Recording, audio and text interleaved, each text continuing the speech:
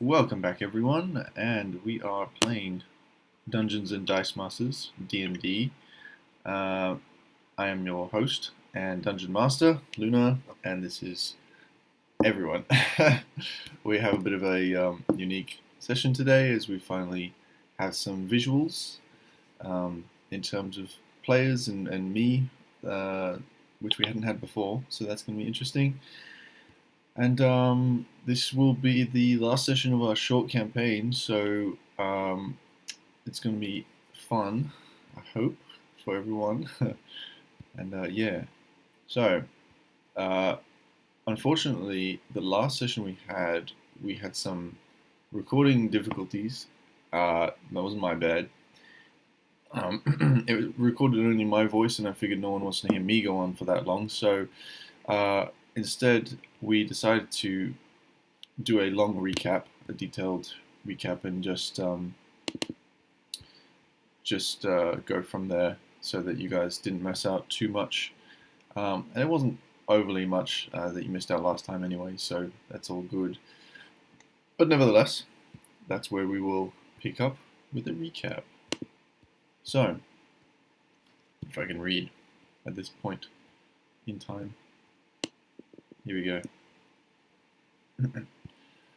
So, in the warmth of fireplaces within Cravath, a new development town posted in the dividing plains between Amon and Westruun, a party of adventurers set out on a quest given by upper-class dressed dwarf with orange beard called Karth. The quest involved investigating the disappearance of his white-haired young daughter, Miora. Upon further investigation, the party found themselves attacked by bandits on the Iron Skater, heading for the Old Rock Ruin, while in pursuit of a red tiefling girl called Kyla, apparently with Miora at the time or thereabouts of disappearance. The bandit leader had mentioned that they had been paid to stop followers of the tiefling, and before too long jumped out of the window, never to be seen again, dead or alive. Finding the case mysteriously building, the party finds themselves traveling through Old Rock Ruin and the surrounding snow-blanketed forests in search of hints or signs of the little girls. To their dismay, they're met with an albino werewolf wandering around for prey to devour in the chill of the evening snow. After defeating it, though not without some casualties, they set up camp. Even though hours passed for a rough rest before a great streak of vibrant green energy passed through the sky and struck something in the distance beyond the forest edge, and a thunderous sound echoed through the hazy snowstorm, the adventurers snapped to attention and bolted to the source, finding a cave sitting in the hillside. An unsuccessful scout by ferret and a swarm of bloodthirsty bats later, the group made their way through the cold, eerily lit cavern system before stumbling upon the source of the mysteriously colored glow upon the walls. A 5 by 5 foot crystal held by stalagmite and stalactite, deducted by the wizard of the group, was winding down from the use previously and then charging for another event. The party discussed heatedly in a flurry of voices and impulses not followed through, and without care for their antics, the crystal let off a low explosion of light and a soft sound of rocks scraping together. With the detect magic spell up by a member of the party, necromantic magic had just worn off previously, and transmutation had just finished its process. Standing there, dazed and speechless for unforgettable moments, the group stood and stared at the now dormant crystal on the floor.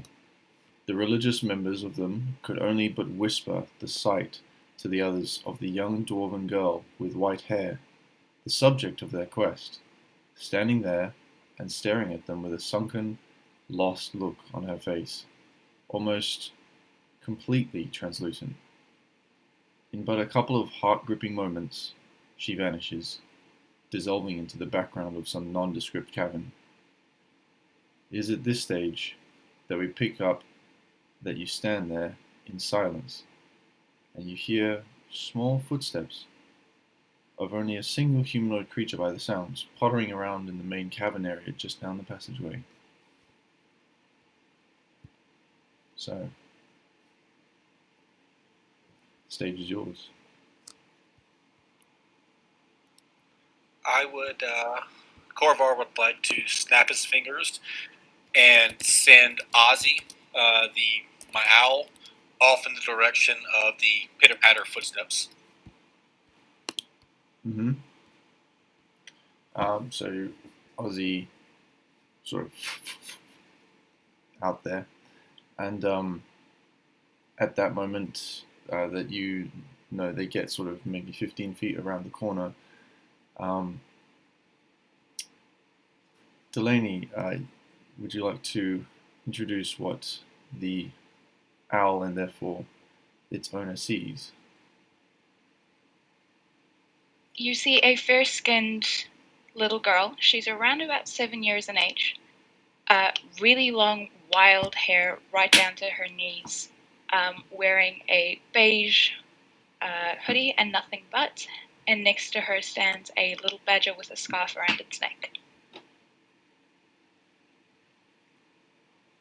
Seeing all this through Ozzy's eyes, I quickly describe what I see and start reaching my hands out for his shoulders. And we need to go.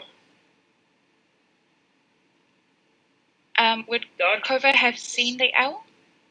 Yes, she would have.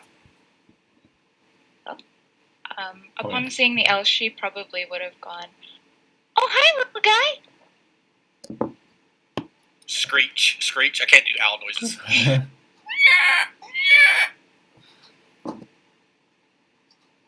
Where do you come from?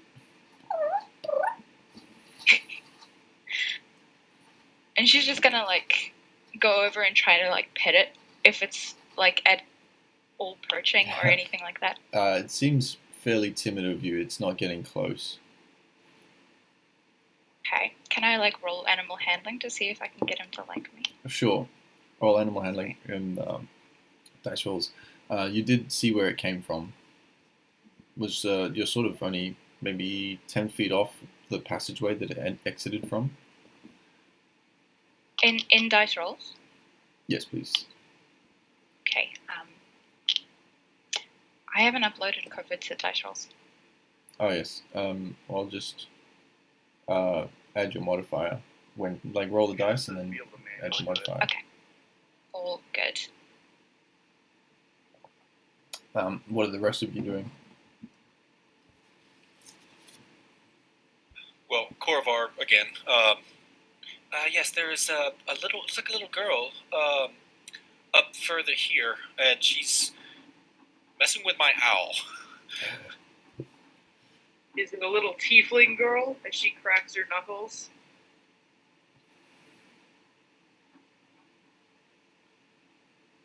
No, unless she's in some type of disguise.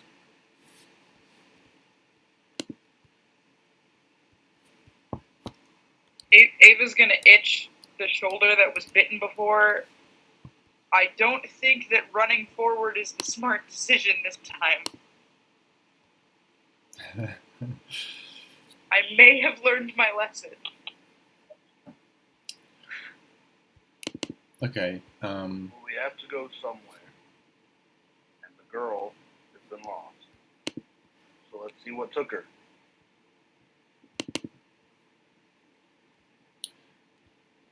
So I can go first if you want. Good. Sorry, what was your character's name exactly again? I forget. I get confused with the other one. Kova. Kova. Okay. Kova. With that check, you do get its attention, and it's definitely interested in you, but it seems somewhat unusually distant for a natural creature. There's something a bit strange about it. Kind of acting in the way that maybe a very, very, very trained owl would towards a master. She'd probably just leave it and continue along her way. Okay. Which way is that? That's sort Toward... Sorry. No? What? Toward the sound of the people that are talking. If they're only 15 feet away, she probably would have heard them, right? Very slightly, yeah. With still seeing through the eyes of Ozzy, seeing that she tried to call the the owl's attention. Ozzy will very tentatively flap and try to land on her shoulder, and then, or if she doesn't allow that, to kind of do a few circles around and kind of motion flat back toward the party. Okay, so yeah, you see I'll allow it. you see the owl just sort of.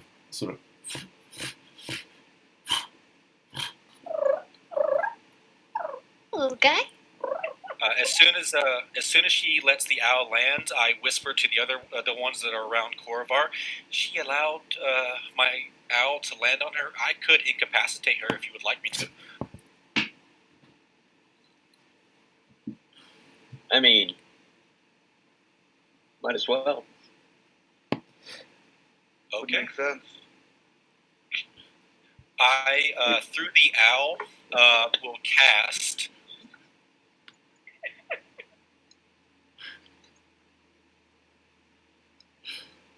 I just want to to be point fair, out that your entire didn't just see quest. Sorry. We did just see a little girl, her soul pretty much get eaten by a crystal, so not feeling warm and fuzzy vibes in this game. I will cast Chill Touch through the owl. Okay. All right. Roll me a general attack roll. I believe Chill Touch is an attack roll. And she's not wearing any metal armor, so that rule doesn't apply. Oh yeah, that's shocking grasp that you're thinking of. Chill Touch is different. Oh yeah, this is the one where she can't recover hit points. Yeah. Are we all witnessing Korvar about to murder a little girl? Oh, no. You guys all I think incapacitate.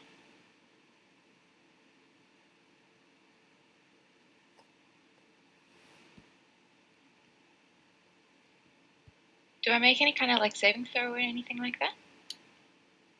I don't think so with Chill Touch. 16. 16 hits me. Yes. So that is This is just attacking straight away. 5 points. So as I cast a spell, Ozzy kind of lifts off the ground a little bit and just caws or screeches in her face, and this necrotic blast kind of hits her pretty much right in the face. Okay. We're so friendly. Yeah. I'd like to I just can tell.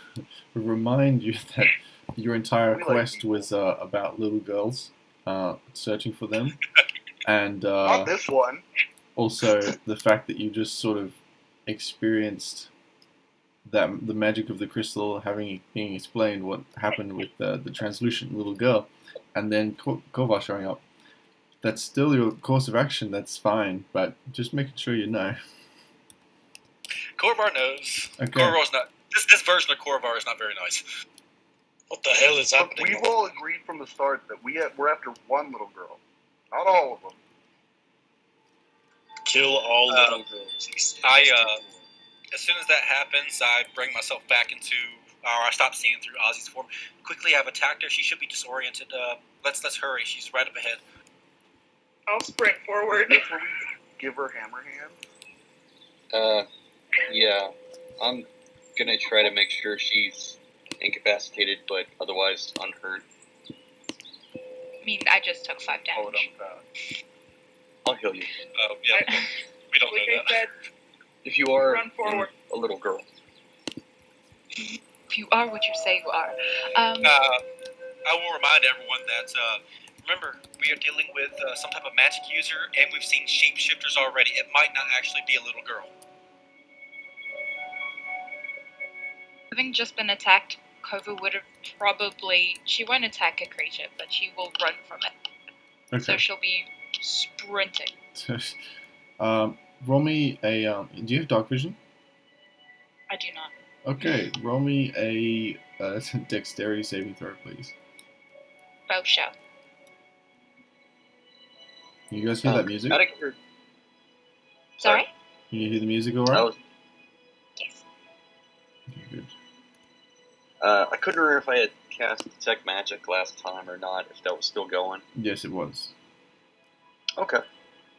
Yeah, I try to see if I can see this little girl they're talking about, see if she has any magical auras or anything like that. Anything that would tip us off that she's maybe not a little girl. Off the bat, no. Doesn't seem like there's anything unusual about this little girl.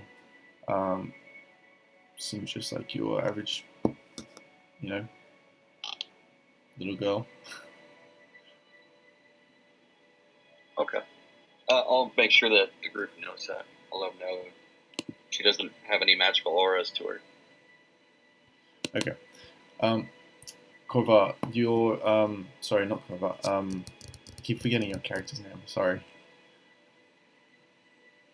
Kova.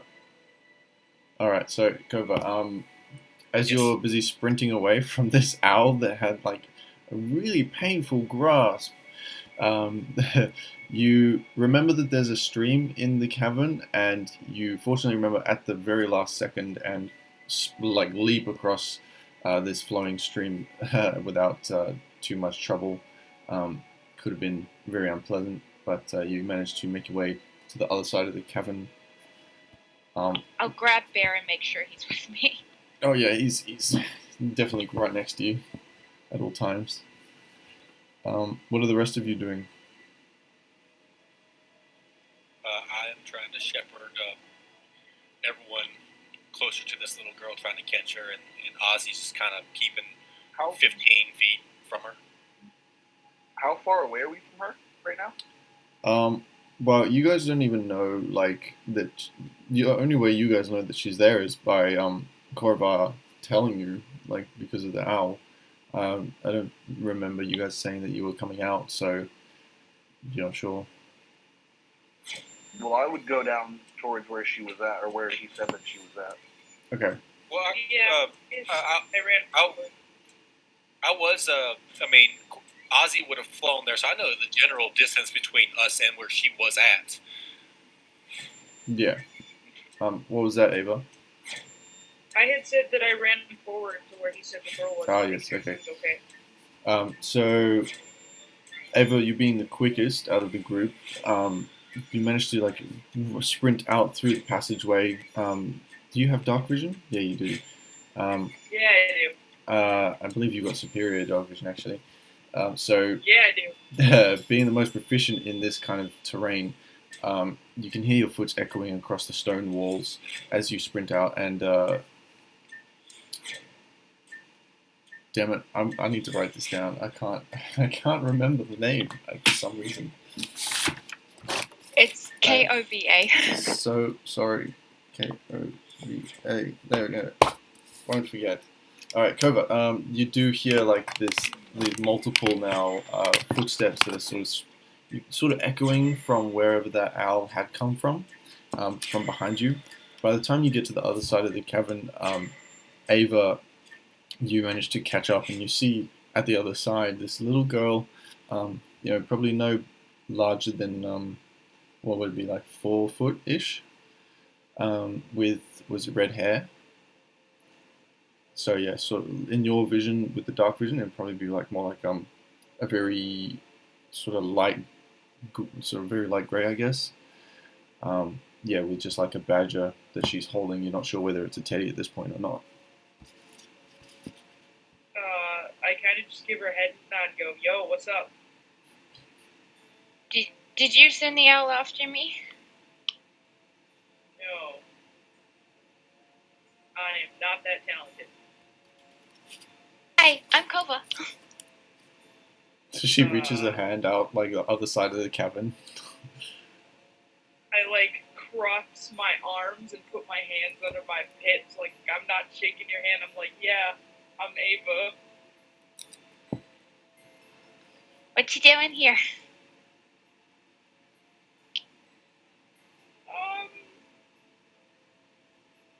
I'm camping with my friends, and I gesture towards the cavern behind me with my friends. At which point, Hrothnir and a couple of the others have made their way out of the passageway. And for those that can see in the dark, you do see Ava standing there talking to I guess you would just see on the cusp of your vision this little girl figure. If I'm right there too, and I'm apologize, I can't remember between all the characters and everything. We have someone in our party that does not have dark vision, correct? Yes. I Yeah, think it's so. me. Yeah. Okay. Well, and I would know that for Rothnir. I throw up my hands, and 4 globules of light appear in the center of the room and kind of spread to the 4 corners. Mhm. I visibly wince, like, oh god, the light, it hurts. Yeah. All right. Cool. So the entire. Too many years underground, Ava. Yeah. Yeah, just stare at the ground. What color are these lights, by the way? It's like iridescent green. Green. Yeah, like a neon iridescent. Okay. So this entire cavern is now lit up this sort of eerie green, kind of similar to what it was before with the crystal glowing in the passageway, except now the entire cavern is glistening on the slightly damp stone across the entire roof, which now you can see is probably, I'd say, a good like 45 feet up. And the pillars themselves kind of just look like these beams of energy coming from the ground on the other side of the cavern. It also, with that, actually lights up these very small patches of what you could only figure to be illuminescent patches of this sort of, I'm not sure if it's algae or moss or something, but it's just small patches here and there. Kind of looks cool.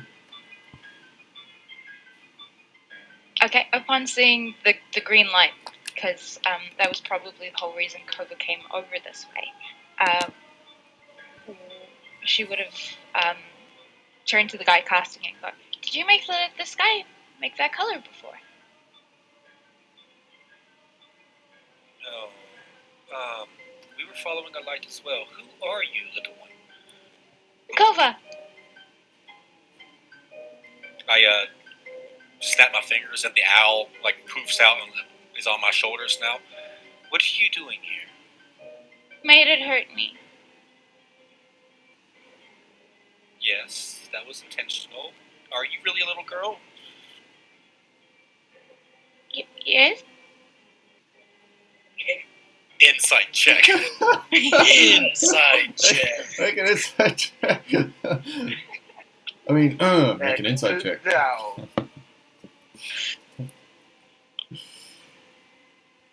I kind of hope you fail this, to be honest. That Yeah, would me be too. pretty funny. Demogorgon underneath. The party 5 years later, she lied. Went to save a little girl, ended up killing another one. Yeah, Korva, I think you successfully determined that she is indeed a little girl. She's definitely not lying Look about at that. you. We can't trust her there. Corvar, knower of girls. That sounded creepy.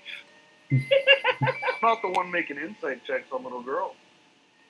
We have encountered shapeshifters and magic users. Everything is suspect right now. Does she appear injured at all from the frost touch or anything like that? She'd probably be somewhat a little shaking, especially considering it's like freezing at this point anyway. Okay. I'm I can't gonna be fired. take off my suit jacket and I'm gonna offer it to her. Is anyone else having a hard time hearing Ava? Sorry, that's my phone. Okay. While Sorry, give me Ava's one doing second.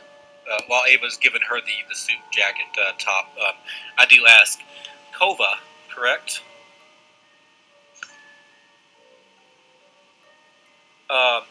Did you see a little dwarven girl or a little tiefling girl before you came in here? I just saw the sky turn green and I came here.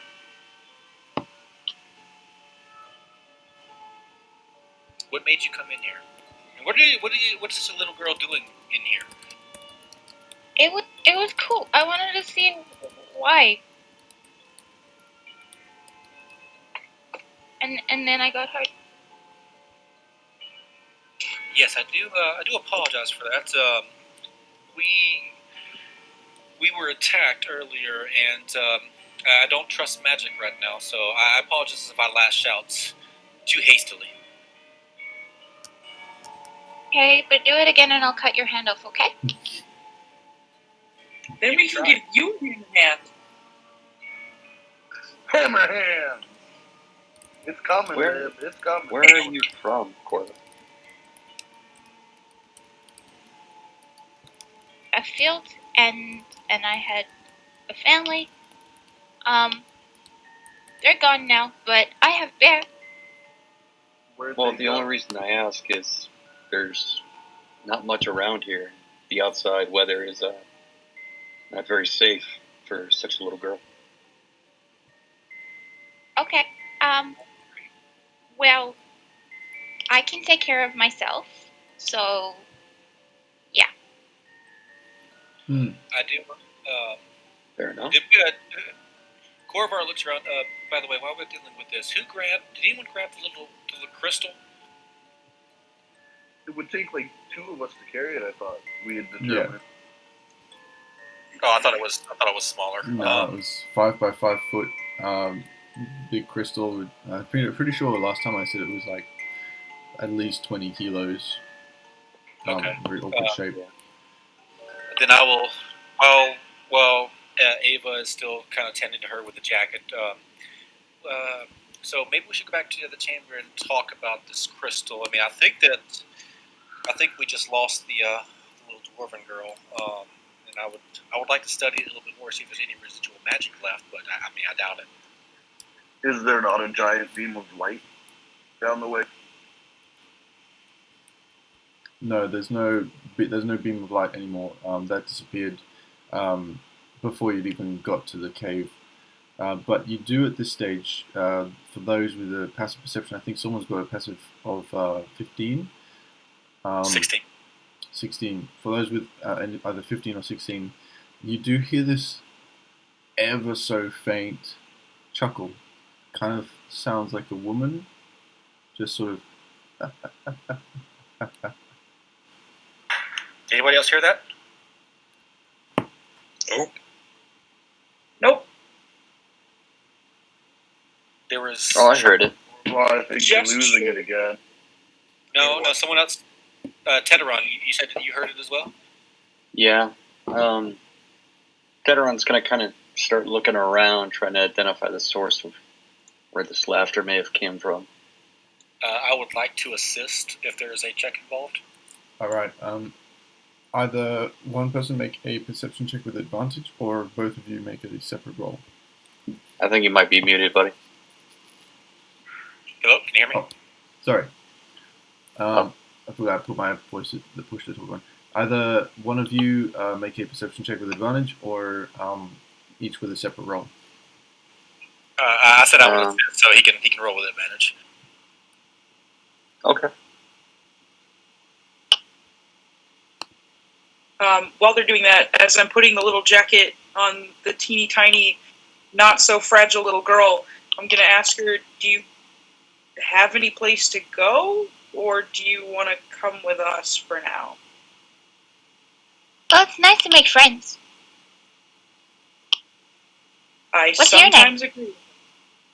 I'm Ava. Right, Oh, with advantage. you said that. I did.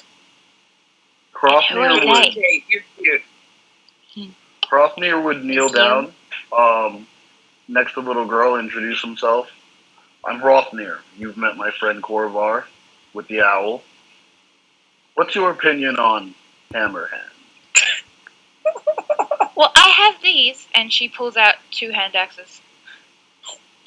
Close enough. Accent. Puts them So- away again. I think my highest one was 11. Yes. Okay. Not an incredibly difficult DC now that you guys have actually heard it, but you do manage to just gather that it's coming from the path that you hadn't taken before, upstream, where you could cross the bridge, and then there was that second path that led further down into the cavern.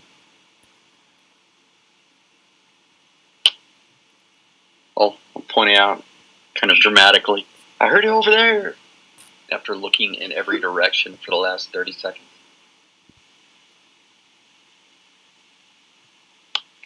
Hey, you have scales.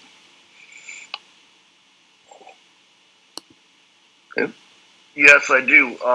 Rothnir stick his arm out so she could touch them. And she does.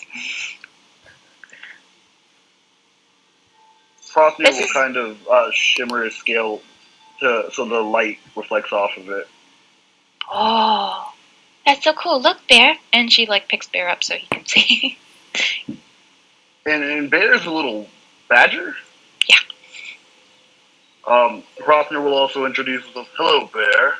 I'm Rothnir. Kova just takes his little paw and waves it at you. Rothnir will return the gesture with his finger before standing back up and looking to where Ted had pointed out. She'll just turn to Bear and be like, yeah, we like that one, don't we? Yeah. Puts them down. Rothnir, if you are don't play with little girl, maybe we should continue on. I don't know, you gonna make another insight check? No, I saw you playing. We have work to do.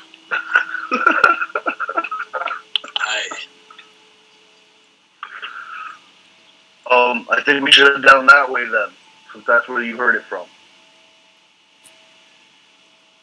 I do ask, does everyone want me to keep the dancing lights up? I can have them follow us. I know that Rothnir, you needed to see, but I don't believe any of us need to actually help see in the dark. I can't see in the dark. Rothnir, would you and Kova like to stay in the back? I'll keep the dancing lights around just so y'all can see, and the rest of us kind of go forward a little bit. That's fine with me. Yeah, I'll stay with Scaleman. Rothnir would kind of offer. Rothnir will kind of offer his tail. I don't know if anyone. Yeah, he's got his tail, and you just gotta push it around the girl. And take it. Start moving with the.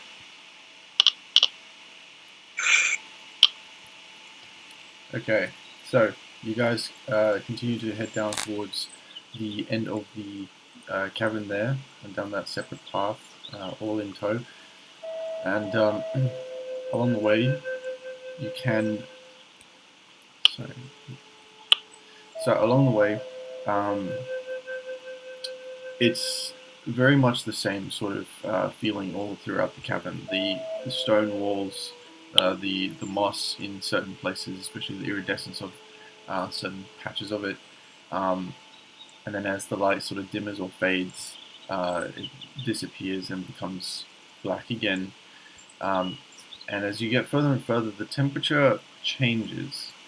As you're wandering down this path, it turns from this sort of natural cavern system to a more rough, carved out tunnel system, until it gets to a point where you guys can actually see this very slight orange glow streaking across some of the walls, flickering. And a lot of you know this as torchlight or firelight that is coming from something or somewhere. And the way the curvature works, it sort of bends to the left, and it comes into what you can see is just sort of like what seems to be a standard large area, perhaps. You can't see too much from this point.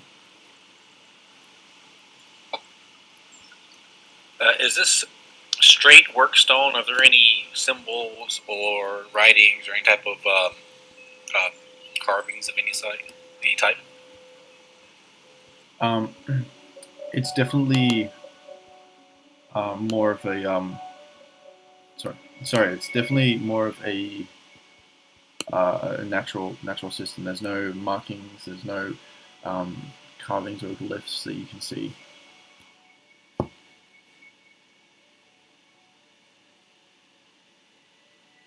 And this is just a lit pathway? Yeah, it's lit from the torchlight that's apparently coming from the room up ahead. Before we go in this room, company. Yeah, I was going to suggest, do you guys want to take a stealthier approach by chance, or how are we wanting to do this?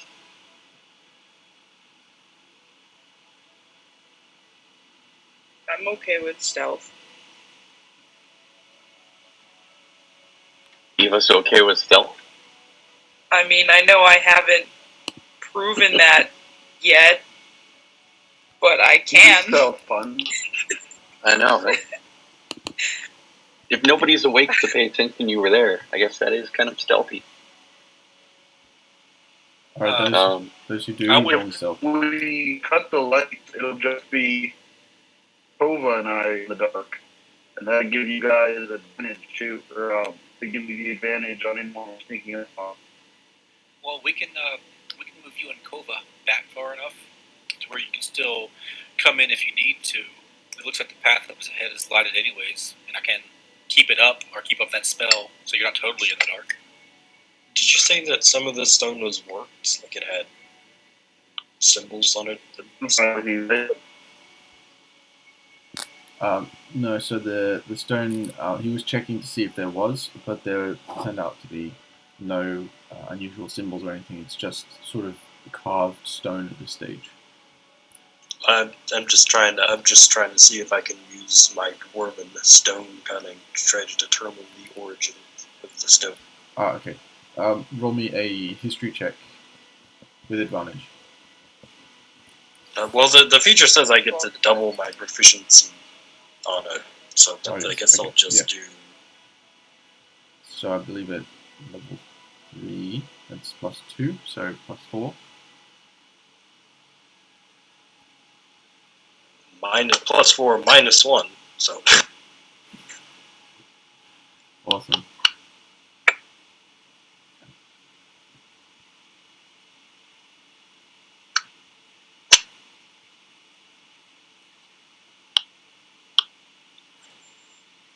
Eh. 12.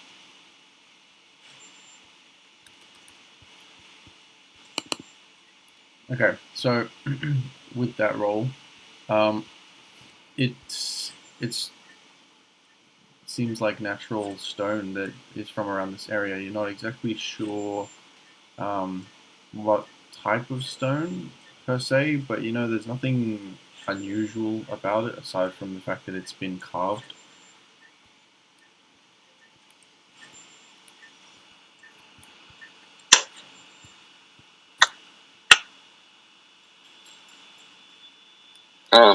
If possible, as we come in here, I'm going to try to either veer to the left or the right, whichever direction kind of opens, and try to make a stealth check to basically kind of duck out of the way, as old habits. Those who want to roll stealth, you may do so. Yeah, Yes, I think I'm please. gonna go the opposite wall from him and try to do the same. What nice thing back there. Someone just... Dan, did you say something?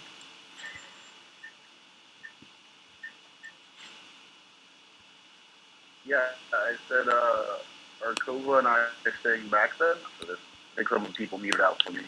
I can barely hear you, man.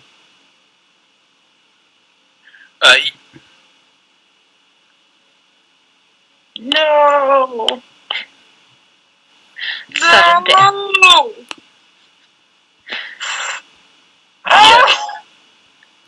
Yeah, that is very Ted. I am proud of that roll. Please don't let me be the highest one with stealth. Ouch. You're not. Oh my god. The exact same number. I'm so proud of you. I rolled twice because I have just. So 8 is mine. You got a 1. Yeah, I have disadvantage as well, but 8's probably... Oh yeah, that's right, I probably need to roll again. What is stealth? Bring out the fanfare, guys! Yep, 8 was good. No, not really. You're still a little muted. How about when I do it like that? Better. It's not, yeah. Yeah, I don't know. Like, I can still just hear you, so it'll work, but, yeah. Might need to check connections next time.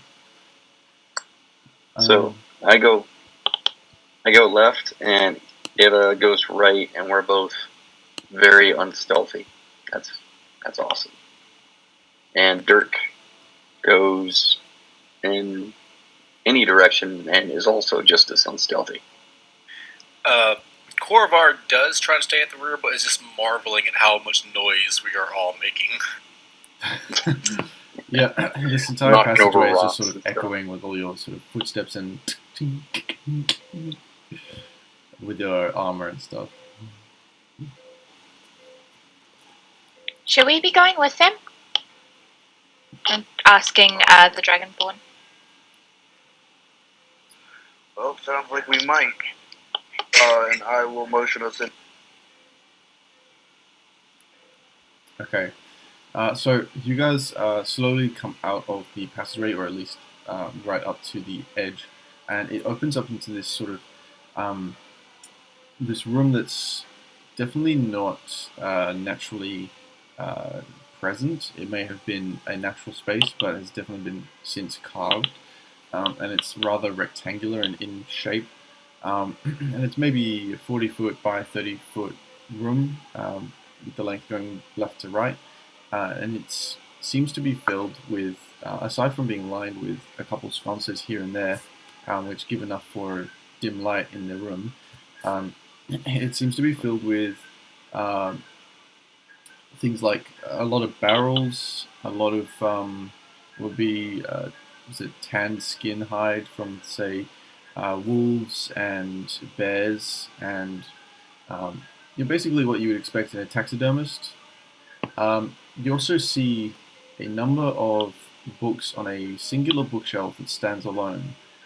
Aside from that, you do notice a second sort of passageway off to the left, where there seems to be an actual sort of rough-strewn door, wood. Well, with a stealth check like mine, I assume I walk in and start opening barrels. Okay, so if you want to go ahead and open some barrels. Why not? Okay, so you guys enter this room and start pilfering through a lot of the barrels. You can hear the as you sort of flick the lid off. Some of them are easy to get off. It's just got a little handle. You just go, and on the inside of most of these is either what looks to be some sort of strange crystals, or stores of food that don't expire, kind of like rations or bags of nuts and stuff like that. Just sort of a mix in every barrel. And at some point, if you continue to do this, one of the barrels towards the back actually contains what you think at first is like another store of perhaps some sort of perishable meats or something. You take a closer look, and then the smell hits you, and there's a corpse in this barrel. I close it immediately. And then I reference Something towards wrong, the Ava? bar. While that was going on, as soon God. as soon as I see Ava start to go through and like open barrels and everything, I go over to. You said there was another passageway that leads to the left, I believe. Correct. But I would go right up to that. Don't go into the passageway, but up to the opening archway or doorway, and just kind of peek down inside of it to see if I see any movement or anything else. Okay, make a perception check.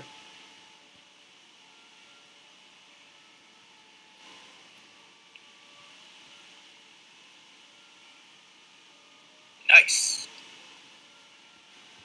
The rest of you, meanwhile, are just sort of looking about the room. There doesn't seem to be, at first glance, anything that catches the unusual. No sort of, obvious standout, like, hey, I'm evil kind of thing, or hey, this is weird kind of thing. Just sort of... Nothing like a corpse in a barrel? No, it just kind of looks like a normal kind of either storage area or perhaps a makeshift living room, sort of.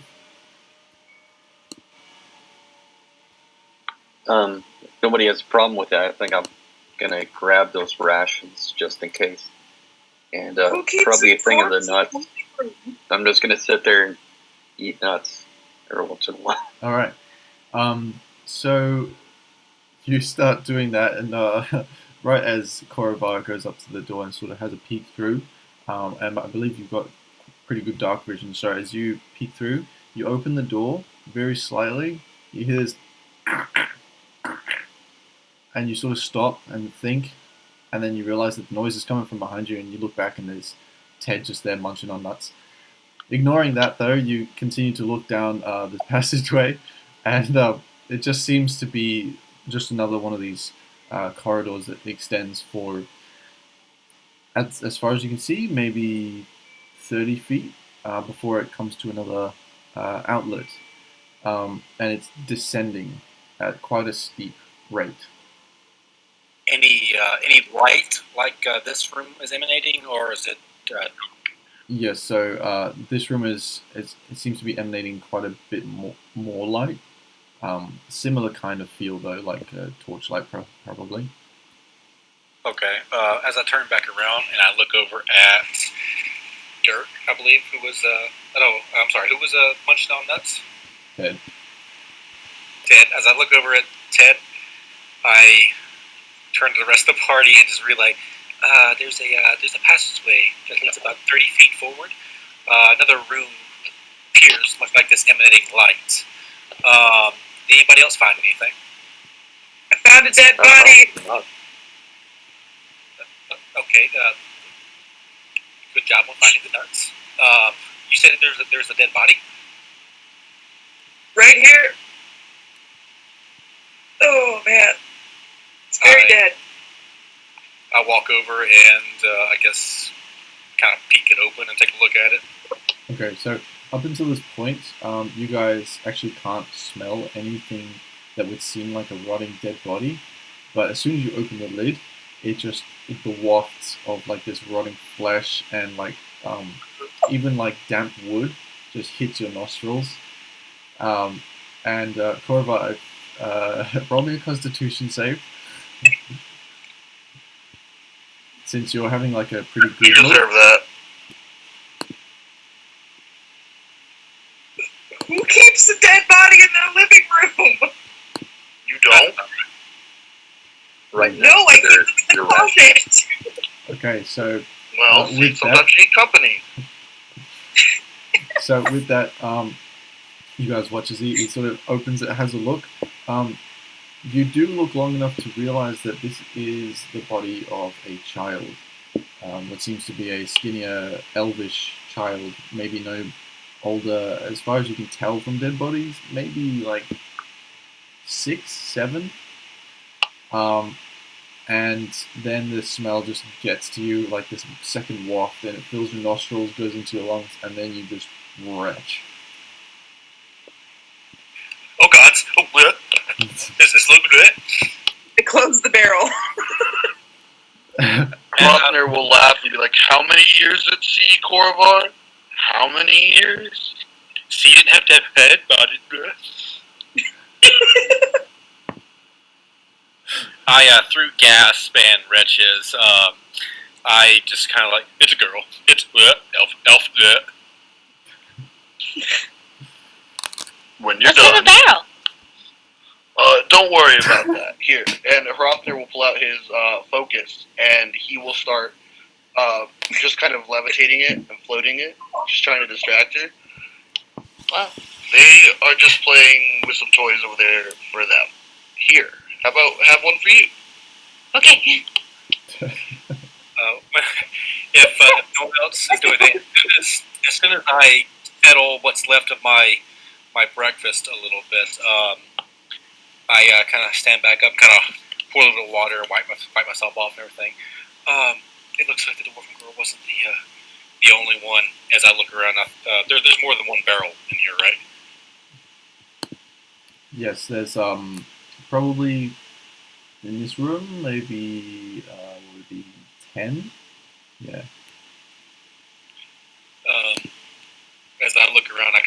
the rest of the barrels. I don't think this has been our young tiefling's first victim, because I got. Now that I don't have my suit jacket on, everything is a lot easier. I'm gonna roll up my sleeves and expose all my awesome, sick tattoos, and I'm gonna get ready for a fight, because I'm ready to punch anyone right now. Alright. With that being Punch a barrel said, full of dead bodies? Ready to punch a tiefling, kid! with that being said, Ted, can you please make me a wisdom saving throw? That I can. It's because he ate the nuts!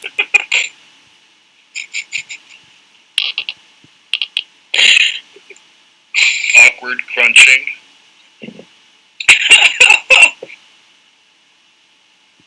So a natural one. As I enjoy my nuts. Alright, so as you're busy there eating these nuts, you hear this voice in your head, and at first it catches you off guard, but then it seems soothing enough to listen for the duration. And you hear it say, good to see you. Why don't you take care of the rabble for me? And you are instructed by sort of a telepathic feel to attack your friends. That's a bad idea. Well, that's ironic, because I suck at attacking. Alright, at that point, I want everyone to roll initiative. So, Who's the closest to me, out of curiosity? give me 1 second. Delaney, don't know if you know how the bot works here, but basically, I start an initiative, and then you can join it with the command. I think it's !init join. But you Any have to, spaces? you have to wait until I started. Okay, there we go. So It's between init and join, but he has to start it. Yeah. Alright, so it's started. So away you go. I don't have my command cheat sheet with me. Oh, that's a hell of an initiative check, Ted. Why? Dex is supposed to be my Somebody thing! got big clocked. Oh shit! Oh, whoops. Look. Ooh. Now everyone's rolling high. Would it be okay if I try to upload covert into this, because it's uploading the wrong character?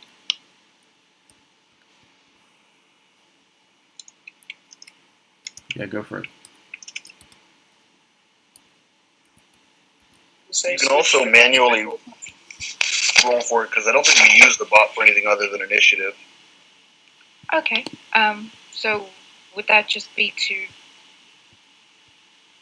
what my modifier? 20 plus you can actually like manually like put 20 plus, like if your initiative's 4, you can put 20 plus 4. Oh, sweet. Okay, sweet. That's awesome. Sorry, guys. Hey, help me out. My brain's not working. What is the command for actually rolling dice again? Yeah. It's !R space. Ah. And then whatever 1d20 or 1d20 plus 4. Yield space. Yep, gotta put a space. Okay. Alright. Ted, what did you roll again? I forget. Ooh, 22. 21 or 22. 22? Yeah. Wait, where did you have? Yeah, I think it was 21. Oh, it was in the okay, sweet. Yeah, Yeah, I'm not crazy.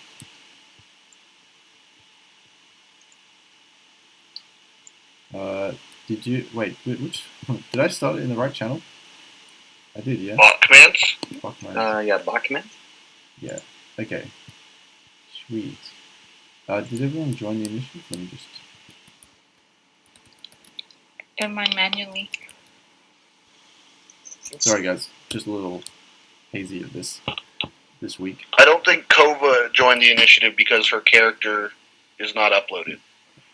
Yes. Oh, I can't. well, I She can't manually upload it rolled as you type. initiative. Okay. Well, that's all good. You're at the bottom of the initiative anyway, Kovar. So if I don't think there's anyone else to join that, so we'll just keep in mind that you're at the bottom. This list is just simply for us to say, okay, whose turn is whose. So, oh wow, what? 23. You guys rolled well on initiative. Damn. All right. Yeah, all of us. Every one of us. Everyone. Not all of Except us. Hrothnir. Yeah, I know, I rolled an 11 8. AC and 17 HP. Ava's having a bad week, guys. Yeah. And They didn't punch hard enough. and I don't know how to I change did, and then I got bit. Mage armor doesn't change anything for AC and everything on Discord, but that's Ooh. actually supposed to be a 17. All right. Good to know. All right. So, Ted, you are actually up first, considering this is considered a surprise round for you. Okay. I was standing there eating nuts, and I said, "Yeah, it's a great idea. I should attack him." And then I'll pull my short sword, and whoever's close enough, just poke. The nuts were in one of the barrels, right? Yeah, I think so. Correct. I think the only two other people by the barrels were me and Korovar, because we were by the dead body barrel. I'm probably gonna stab Korovar. No. All right. So go for it. Roll an You'd attack. be within reason, honestly. It's okay. I'll punch it. Is it just a straight attack roll, or is it at advantage because he may not realize I'm? Oh, it's an stabbing him? advantage. Oh, you're gonna. Sorry, Yeah, Korovar. you gotta just straight up hit him. Oh, that's mean. The chance of me hitting is pretty low, actually. Yeah, this is you being like, I have to attack these people as best as I can. Target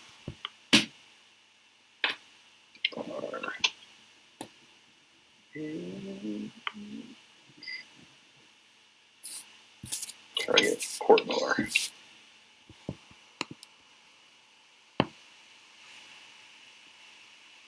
Okay. I forgot to roll that with advantage, but I totally stabbed him. Well, I would suggest rolling advantage because I have something that might stop that unless you roll higher. I got 21 so far, so let me go ahead and roll it again. Yep. And I'm just going to roll the d20 to make it easy.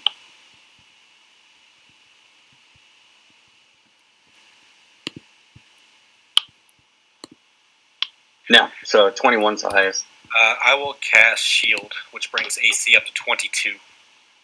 Oh, All right. So look at you. Korva, in the sort of periphery of your vision, as you're busy trying to finish recovering from retching, you sort of catch this glimpse of a light reflecting off some metal, and then you see the arm swing, and you're like, oh shit, and you sort of like dodge out of the way real quick, and as you do, as a reaction, the shield comes up and I'm like, hey. Ted, is that your turn? Do you have a bonus or anything? That's actually a good question, because I do have bonus actions. But I was basically compelled to attack him, right? Yeah, this would be exactly the same as if you guys had encountered an enemy and you're trying to get rid of it. Okay, well, for my bonus action, I'm going to do Spiritual Weapon behind him. All right, roll me an attack. For spiritual weapon.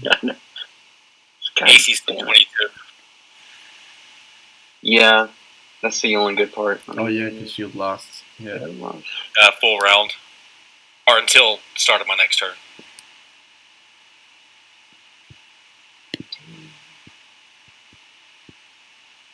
I want to say it's just going to be...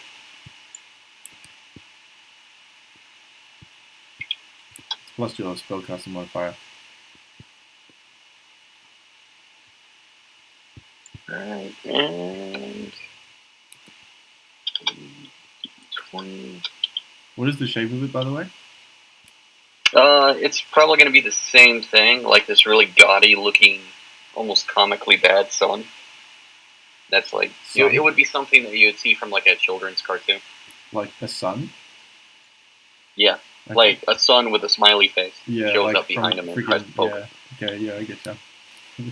Yeah, it's nowhere close to him, but it's still fun. Alright, so Korvar, with that you notice him casting a similar magic that you know of, and behind you you gather that's where it's coming from, and the shield actually rotates to the back and you hear between a clash of magic, as this comical sun apparently just goes whack onto the shield, and you see I'm just Ted, seeing Mark. yeah, you see Ted standing there at the ready with this sort of killer intent in his eyes. One hand with the sword, the other hand still eating nuts. All right, so that's the surprise round. So we're back in normal initiative. So I believe it's Korvar.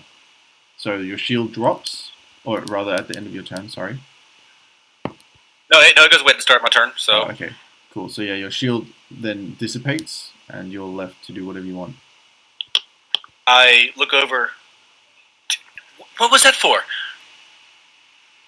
I don't want to injure him because I don't know what's going on. This is weird. What are you doing? Is I just kind of instinctually throw up my hand and a gust of wind comes out, hopefully to like knock him further away from me. All right. Just for the sake of it, roll a strength saving throw. Ted.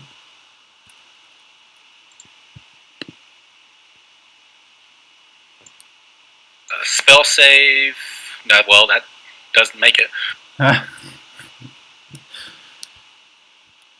Okay. Yeah. I'm going to assume I failed. Yeah, you Yeah, failed. spell save 14. Yeah. So Ted, you're sort of as this reaction. You hear this, and you consciously take it in, but it doesn't ring true like as what it used to. It just sounds like someone's trying to get out of their just desserts. If that makes sense. And you're pushed 5 feet back into one of the barrels, and you sort of prop yourself up with your sword. Then I will use. That was my action, as I just kind of move about 15 feet in the other direction, or getting away from Ted. Just questioning, like, what is going on with you, man? All right. So That's my turn. all right. So next we have Echo. Echo. Oh, no, Echo was my previous character and it added it accidentally. Ah, I see. So, Yeah. scratch so, that. Kova. It's your turn. No, my turn is at the end. I rolled a 7. Oh wait. Oh, I see. Right. I see what's going on. Right. Yeah. Never mind. Yeah. All good. So I guess that would mean Ted. It's your turn again.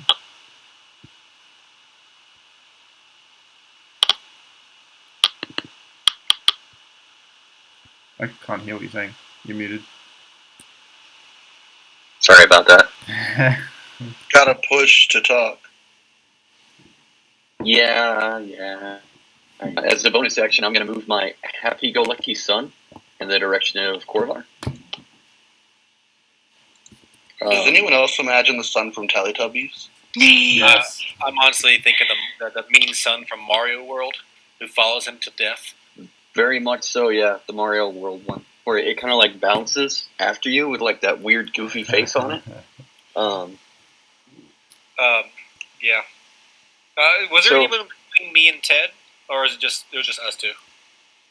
No, well, as far as you know, Ted's just attacked you, and Okay. he seems.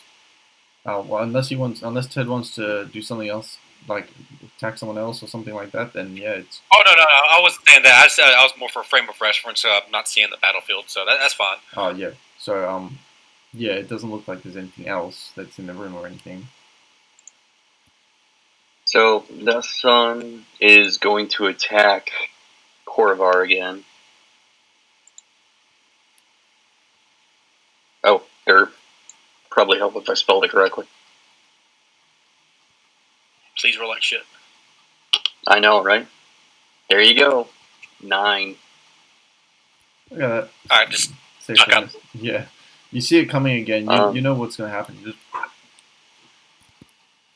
So I'm going to kind of look at Corvar with this really weird look on my face and be like, "You made me drop my nuts." And I'm going to run after him and try to stab him with the short sword again. All right, go for it. Logical. Real logical. I mean, yeah, it makes sense to me. Mainly because right now I'm controlled.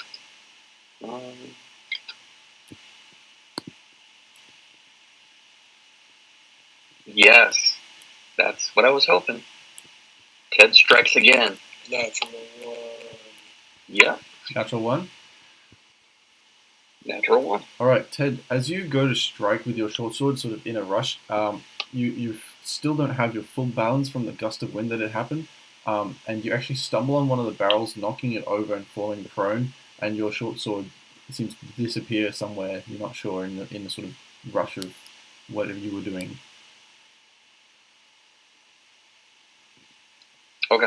And then there are now nuts on the floor, by the way, just sort of everywhere. I'm visibly upset about that.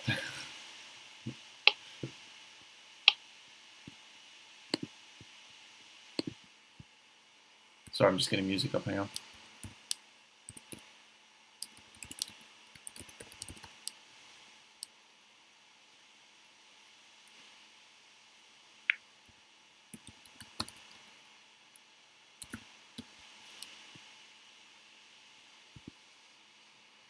Yeah, it should stop playing.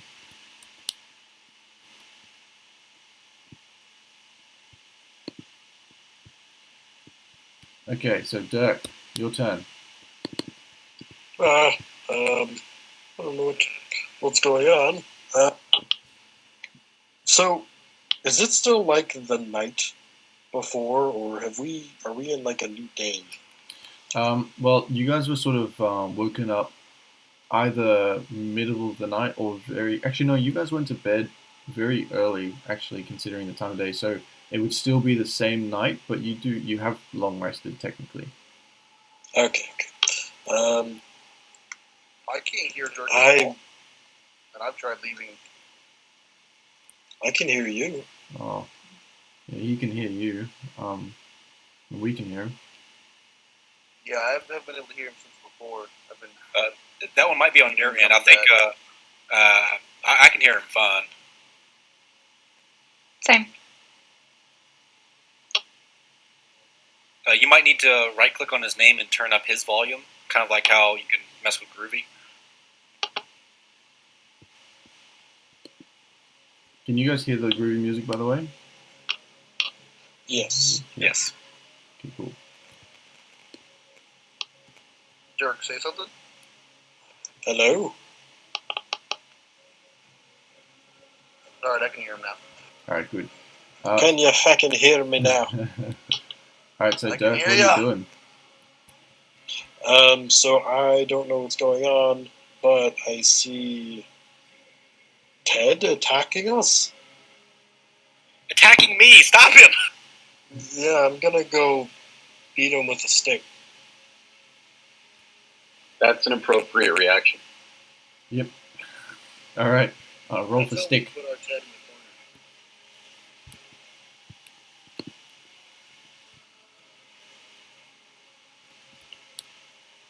the I forget how to do the two-handed version. There's like a command for it. Oh yeah. Oh, I don't know, to be honest. I attack would give you a list.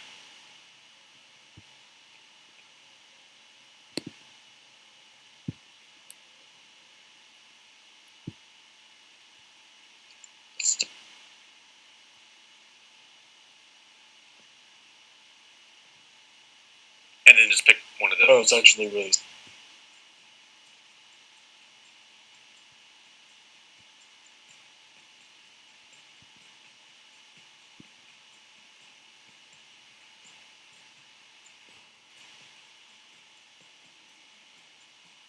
Ooh. All right, 19.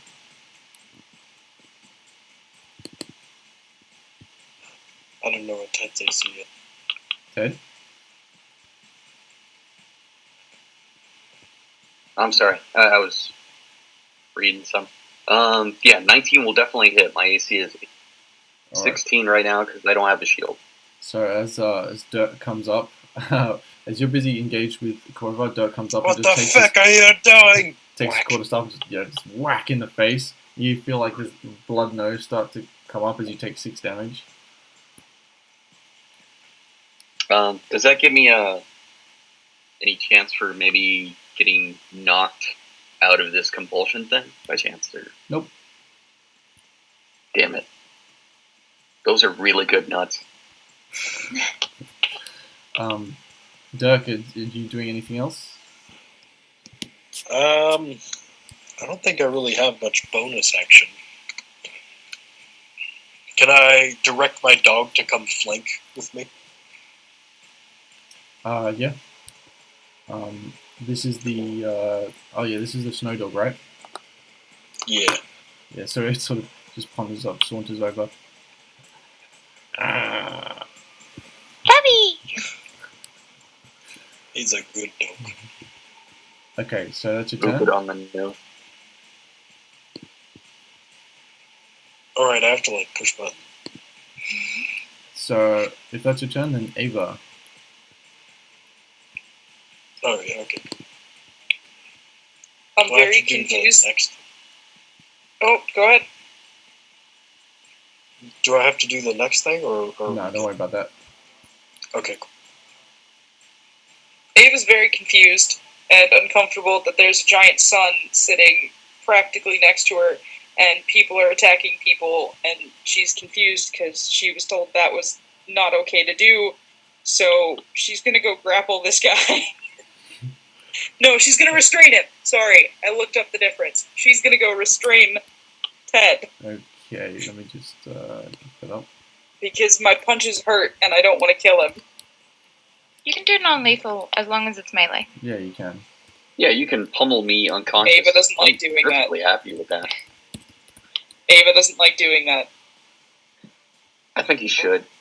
You should go full I'm Ava. gonna restrain don't you. half Ava. Go full Ava.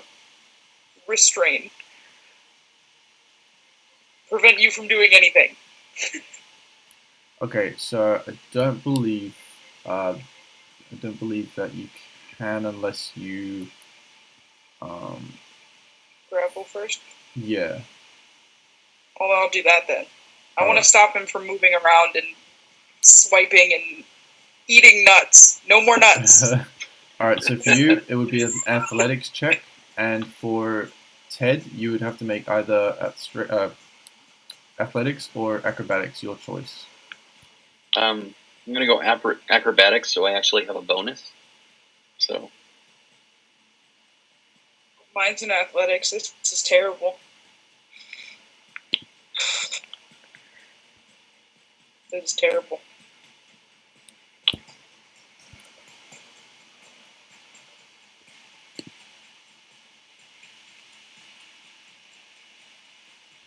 Wow. damn. Alright. So Whoa! Ava, +1! so Ava, you as you sort of are gathering this situation, you're just like, alright, I've had enough of this. You sort of run over and do one of those sort of Stop it! ninja tricks as you sort of like go on your hands, take your legs, wrap it around his neck, do the whole swivel round thing, bring him down to the ground, and just hold him there in a death lock. I'm like trying to I got it, inch forward to guys! get like one more I nut. think I got him! I'd say, yeah, I'd say with that, you're Ted, you're technically restrained just because of the natural 20. I think I got him, guys. Can't stop me from eating them. Yeah, alright. Anything else you want to do, Ava? I'm gonna hold it. I'm gonna sit there and I'm gonna keep him there. Yeah, okay. He's not moving. Okay, so you're doing that. Hrofnir. Wait, oh yeah. I run across this problem where I don't think I know anything non-lethal. Yeah, spells are not non-lethal. Yeah. You can always choose to do non-lethal damage with your weapons. With my ball? With your what? My focus. It's the only weapon I carry. Oh, your bow? Focus. It's a crystal ball. Crystal ball. Oh yeah, you can totally do non-lethal with that. Then I will tell Kova to wait here, and I will run up and just take my crystal ball and clonk him on the head with it. Roll me a strength attack. Would it be an advantage because I'm restrained? Yes, technically. Yeah. Not that I want to get knocked unconscious, but I kind of want to get knocked unconscious.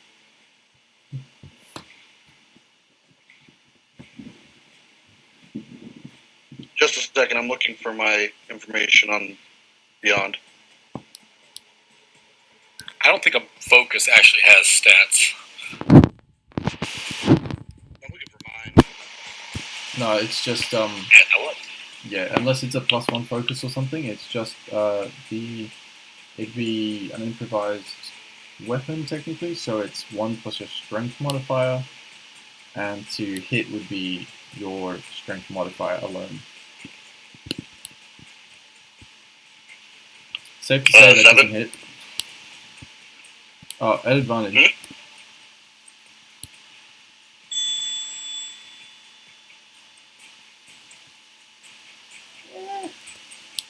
I don't think 13 hits. Yeah, I still have a 16 AC. So, well, unless you take away my dex bonus. No, so basically what happens is, Frothnir, you sort of saunter up, take your crystal ball, and just like, just smack him in the head.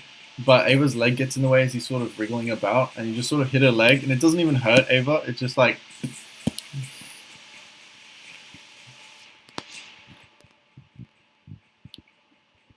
Sorry, Ava. Anything else? It's okay, I think I got him. Yeah, unfortunately in this No, I'm situation, good. the sorcerer is kind of I could breathe lightning at him. Will that help? Please don't. I think Ava might not like that very much. But, yeah, Okay. it's beat on Ted Day. Alright, It so sounds really painful. with that, so I'm just trying to get the general picture. Is everyone now sort of coming around this situation? I mean, I'm 15 feet away from that. But yeah, I mean, my full focus is on Ted. Okay. I'm So, all up in that. yeah. Alright, so Kova, your turn. Okay. What is the guy that is being restrained wearing? Like, is it armor, or is there, like, a cape? Yeah. Let me check what type of armor real quick. Isn't yours like a I chain am shirt or wearing something? scale mail. Oh, damn it. Okay. So do you have, like, any floaty bits, or is it all, like, quite tightly compact? It's kind of like because he's wood elf. It's kind of designed after like leaves and foliage, so it's a little loose and it moves around a bit, but it's still metal. It can still all technically be like one part. Okay. All right. No, I was just wondering because, like, I was looking at pinning you down, but if none of your clothes can, like, I would Like actually have petting to. me down. Yeah. So, like, if you had a cape or something, I would have, like, pinned you with the cape. He's to the ground. grappled right now. Yeah. So, Yeah. Kobe will Restrained. probably just kind of run over Restrained. and help Ava hold him down. Okay. Girl power!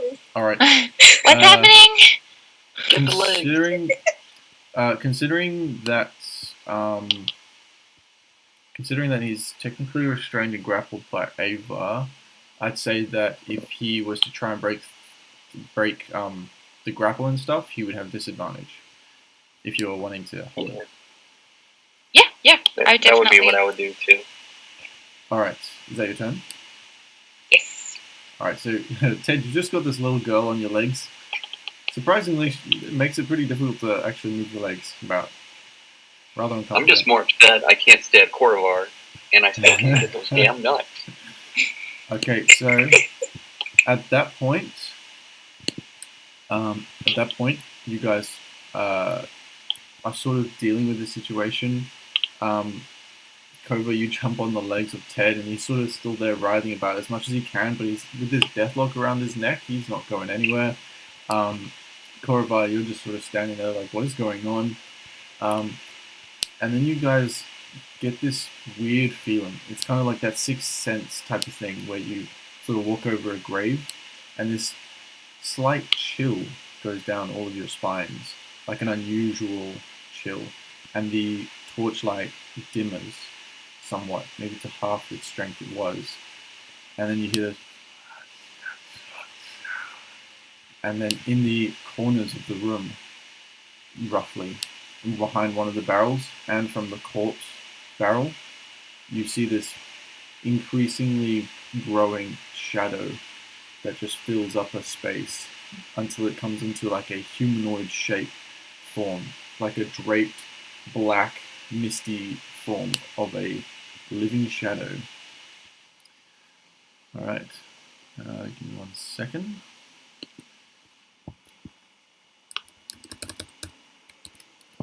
BBEG.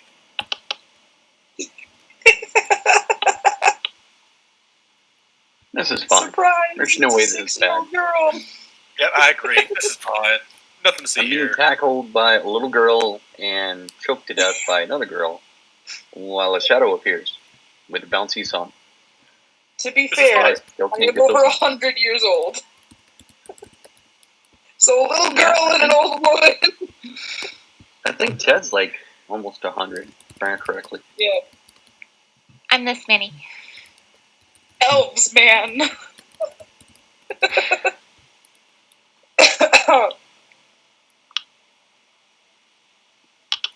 Okay, And I'm sorry, is Kova an elf? Like, what is Kova? A human or appears to be human. She's a little girl. We insight checked this. This is true. dice don't lie, man? Okay, She is so totally a demon. You need to attack her. Korvar and so it'd be Korvar, Hrothnir, Dirk, and would be who else is in there? I'd say actually probably Ava. What are your AC? Mine's 16. That's a good sign. That is a good 18 sign. for me. I don't like it when you ask that. 17 right now. It's 11. 16. Yeah, 16 for Dirk. 16. Hrothnir? Go. 11 for Go mage Hrothnir, armor. 11. 17. Alright. So Go no armor with a 16. guys, at this stage while all this is happening and these shadows appear, they sort of drift eerily towards you and you're just sort of like, whoa, what is going on? And at this stage they sort of move at an unnatural speed, sort of like a they're sort of right up in your face as Ava, out of nowhere, this sort of dagger just comes and stabs you in the chest. Hrothnir, you feel the sharp pain in your back, and the other two, you feel this glistening, scraping sound as the knife actually sort of glints off of your armor. So damage-wise, guys, you take 10 points of necrotic damage, and your strength score, note your score, not your modifier, is reduced by 2 points. So that's equal to 1 point of modifier. All of That's us? just to the No, two that was- people that you said. Just the 2 people that got Yeah. hit. Which were who again? Just to clarify. Ava and I.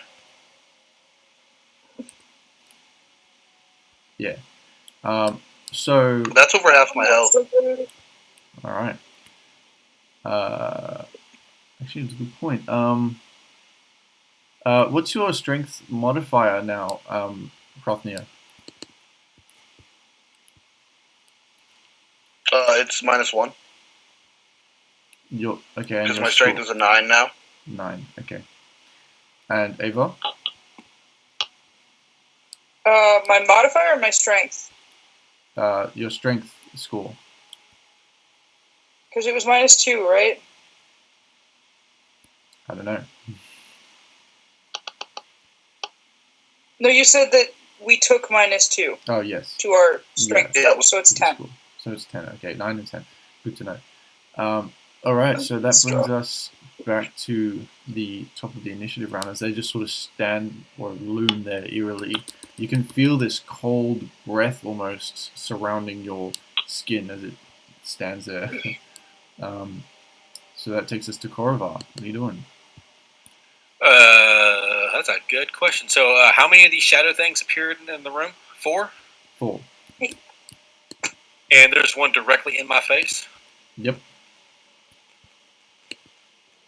Good to know. Okay.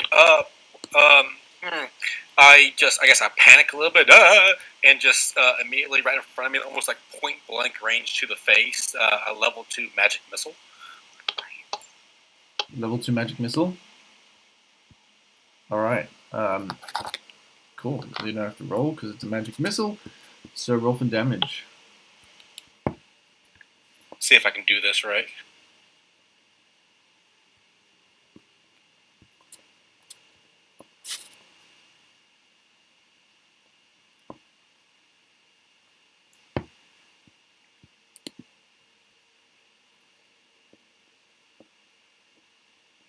$14 points of damage for 4 bolts. Is that right? Yeah, 14. Damn. Straight up, like in the face. Jeez, yeah, actually, that was a really good roll. Do you add the 4 at the end? Are you sure? Yes, because it's +1 per bolt. The 4 bolts for level 2. Ah, okay. Nice. All right. So yeah, the one that you hit sort of let off this as it shoots missiles through the face, and it leaves these holes in the face as they slowly and then rebuild and into like this misty aura. And as you finish casting, and this finishes healing up, it takes on a different form. It's almost like the mist fades somewhat, and it's reduced to this sort of smaller creature, still humanoid, and then you see the details of a face come through, and it looks to be somewhat reminiscent of another little girl, probably tiefling in nature. Oh, son of a gods! If I can have, I'm not gonna move, but if I have even the slightest little bit of bonus action, spirits of dead girls, and that's my turn. I'm not gonna move. I guess I'm too terrified of what's in front of me. All right. So that takes us to Ted.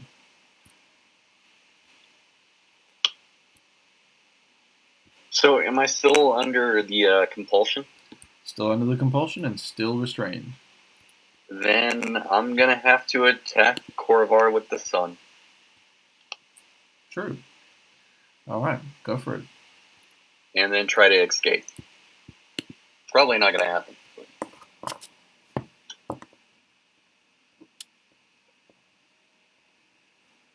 Go for it. Yeah, 23 to hit. Yeah, I think that Yeah, hits. I can't. Shield's not gonna block that. All right, so the sun hits you in the back as you're busy focusing on this spirited, shadowy little girl that's just appeared in your face. Roll for damage. Excuse me. All right, that sucks. Oh, that's good. Only 4 points of damage. I'm a wizard, though. I know. I feel bad, but for some reason he's like, yeah, I'm gonna go for that guy. And then I'm gonna try to escape the girl tackle. So I'm not sure what to roll for that though. Is that acrobatics or athletics? We're doing, sorry? Breaking the grapple? Yeah. Yeah, just roll for you. This would be either acrobatics or athletics to do escape, and you got disadvantage.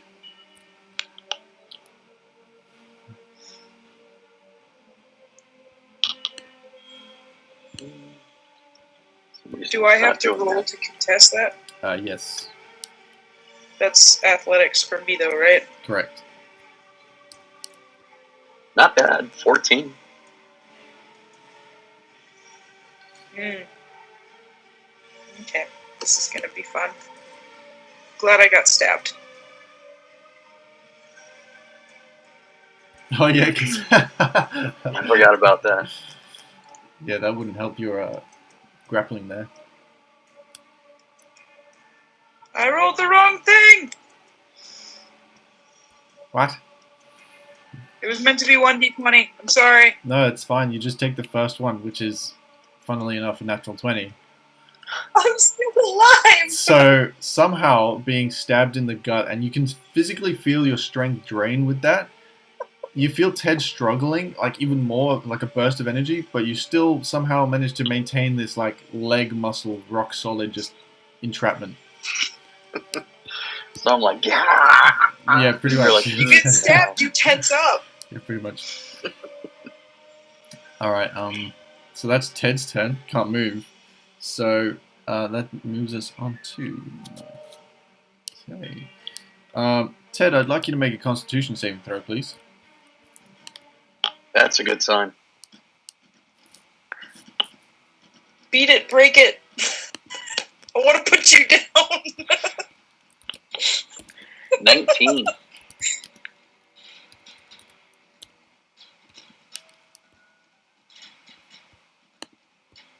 $19, huh?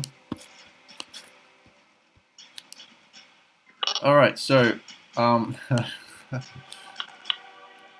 so you guys watch in sort of shock horror almost as you're busy distracted with all these shadows sort of appearing.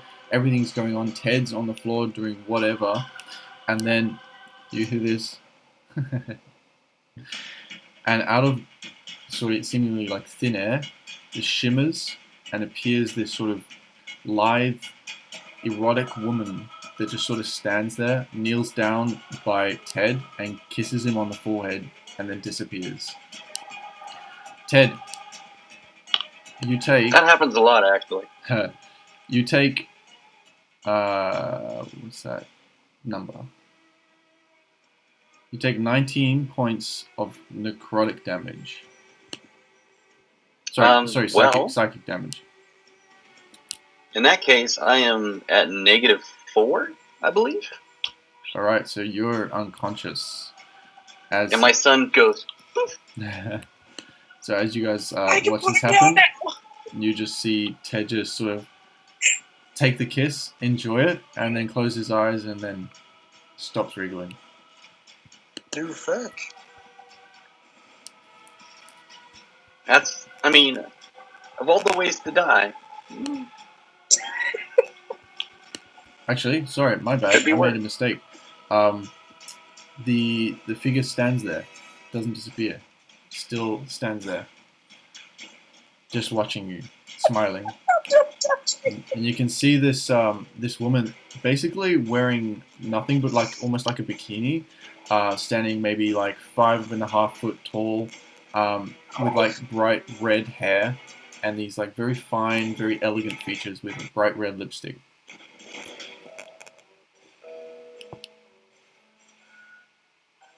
I don't like it. So that brings us to the next turn, which is, I believe, Ted. No, sorry, Ted, you had your turn. Dirk. Ah! Where the hell did you come from? So, me and my dog were flanking Ted when he got restrained by... Yeah. So is pretty woman walking down the street next... So the way it's sort of set up is you guys, most of you are kind of on the other side of Ted, or just like that semicircle area. you're sort of on the left on this side, like towards where you guys came from. She's sort of standing right next to you. So you technically wouldn't be flanking her, but she's standing like 5 feet from you. Well, she's obviously terrible. I don't like what just happened. So I'm going to whack her with my stick, and my dog's gonna bite. Okay. Because it looks like she did just kill Ted, even though he was acting weird. I died with a smile on my face. All right. Roll your attack there.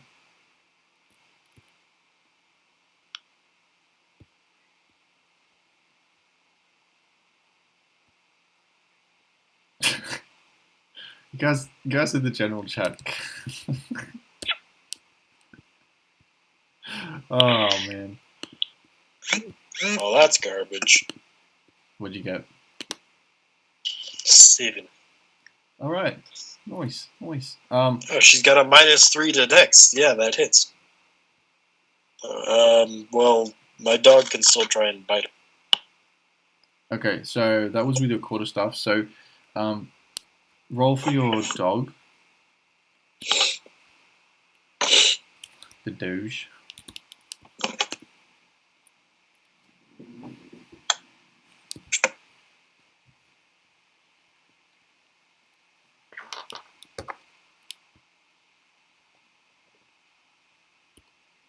Harrow? Sorry, I just had to look it up because I don't think his stats are into. They should be in your extras portion of your D&D Beyond. Well, it's in D&D Beyond, but I don't know how to make that work in Discord because I don't have a bite attack in this. Just RD20 plus the modifier. Yeah, that's what I'm going to do.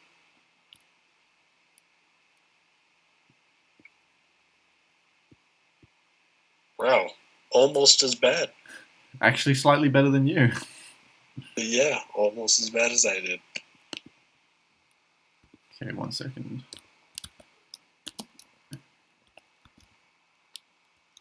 He does have pack tactics. Is there anybody else engaged with it? Um, Well, actually, since I'm there, he should get advantage anyway because there just has to be an ally within all right, 5. I'll allow it. Within.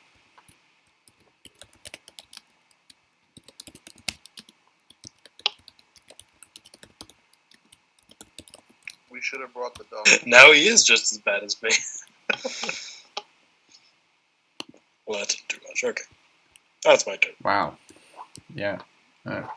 Okay, so basically what happens is you sort of see this appear and you're sort of stunned and you're very hesitant to hit this lady that just appeared, especially considering like what she looks like, and you take your staff, you kind of hold back somewhat without realizing you go to hit her, and she just sort of turns a little bit and you slap her, and she just sort of smiles at you as the dog sort of tries to attack and just sort of like leaps past her.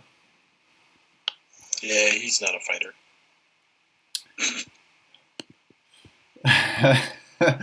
So, do you want to move? No, I think I'm gonna stay there. I'm gonna try to see if I can help Ted out next turn, and maybe he's better now that he's unconscious. Okay. So, that brings us to Ava. Oh boy. I don't like this thing. I've noticed that Ted has gone unconscious, so I'm gonna drop him and immediately stand up and try to roundhouse kick in her direction. Okay. Oh god.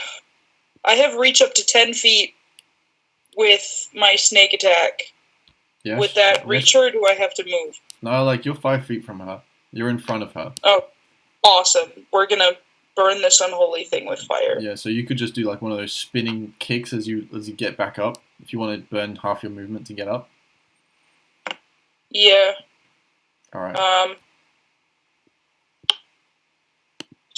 plus.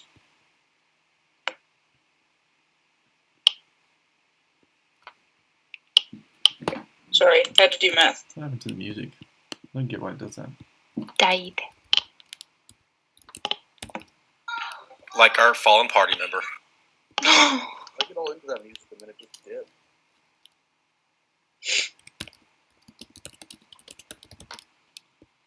I regret nothing. Except dying. I regret that. Does a 19 hit? Not having more of those A buttons. 19 does hit. My screen's taking a second to load. But if I spend an additional key point when it hits, I'm allowed to do extra damage. Alright. How much extra damage are you doing? If it would load, that would be amazing. I believe it's an extra D10.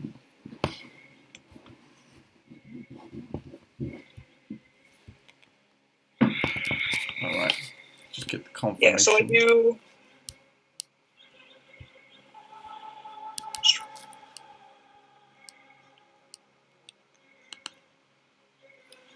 There's a lot to read through, sorry. I'm That's okay. trying to.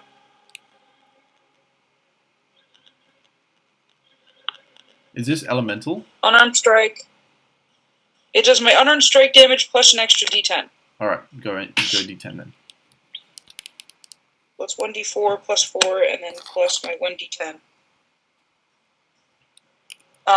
For our newest party member, what you see is I roundhouse kick in her direction, and a snake comes flying off of my body made of fire, and it latches onto her. That's so cool. Nice. So is this elemental damage, or is this straight damage? Yeah, so the 1d4 is strike damage, which is why I'm rolling that first. So that's 8 bludgeoning damage. And then 1d10 fire damage. Ah, I see. Okay, good.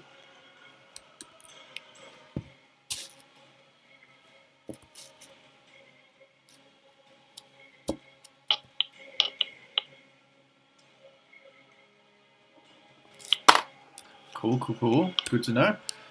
Alright, so you sort of, yeah, as you do the spinning kick, you just sort of whack straight in sort of like the chest area. And she goes, but she still like smiles at you and gives you a wink. That was all fire damage. I read it wrong. A hit with this attack deals fire damage instead of bludgeoning. Alright. Sorry. So there's a slight scorch mark as it sort of trails across her body, but then just sort of disappears. Still gives you the wink. And I get a bonus attack. Go for it. So I'm gonna just punch her. Naturally. Ooh, wait. Bonus action. I can flurry of blows. You can.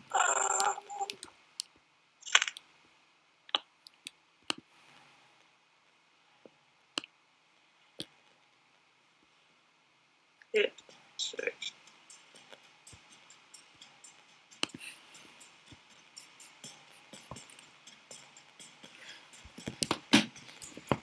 Um,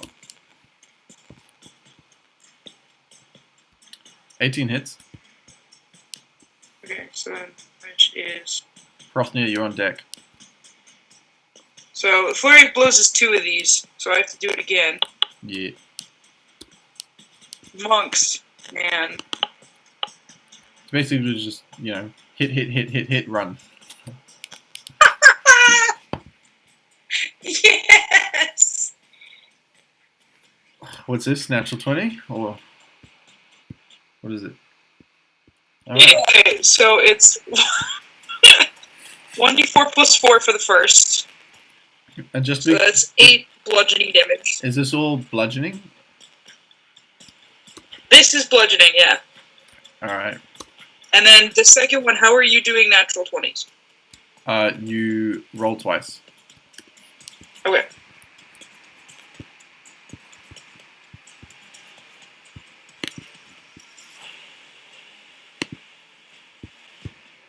This is, yeah, wow. Go monk. Oof. Rough on the 1. Yeah. But, so that's total damage of 7 plus 8, so 15. bludgeoning. Okay. Oof. Plus the My punches hurt. fire damage beforehand. Ouch.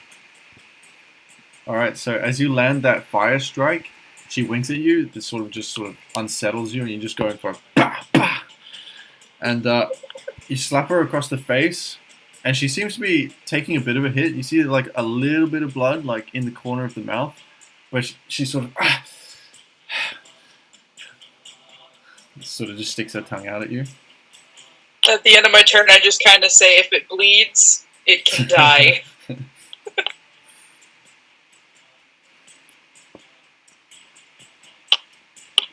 Ouch, okay. Good job. Alright, so next up is Hrothnir.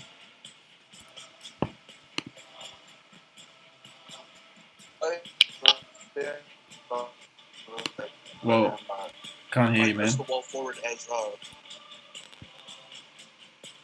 is that better? Hello? Not really. You're very quiet.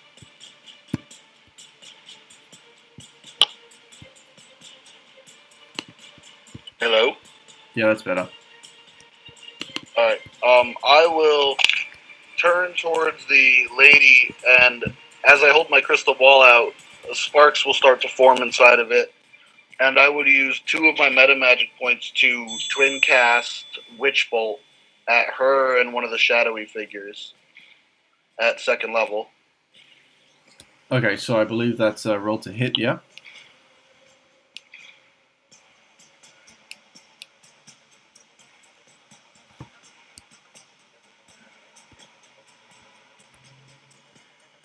Hrothnir?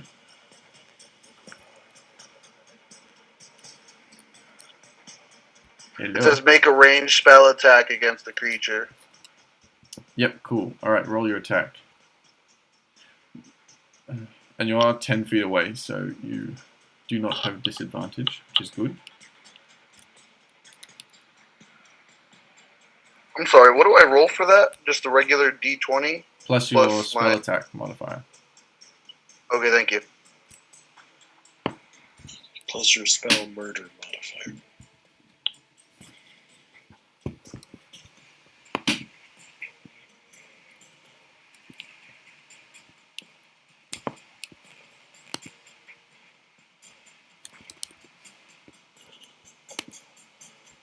You forgot the space there, lad.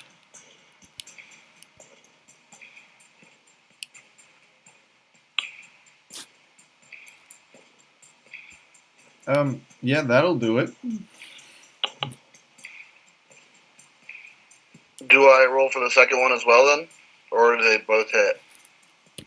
Isn't Witch Bolt a continuous stream? Mm-hmm.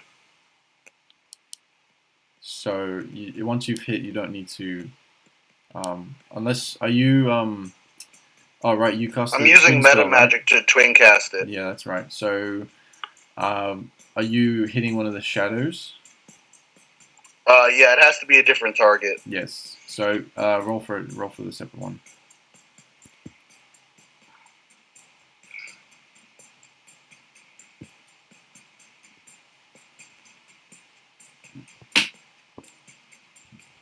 That also hits.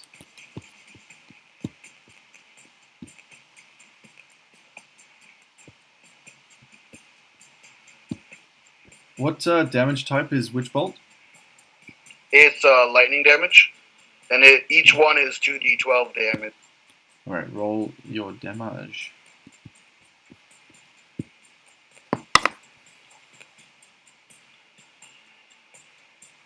Alright, so it's 14 for the woman and 10 for the shadow.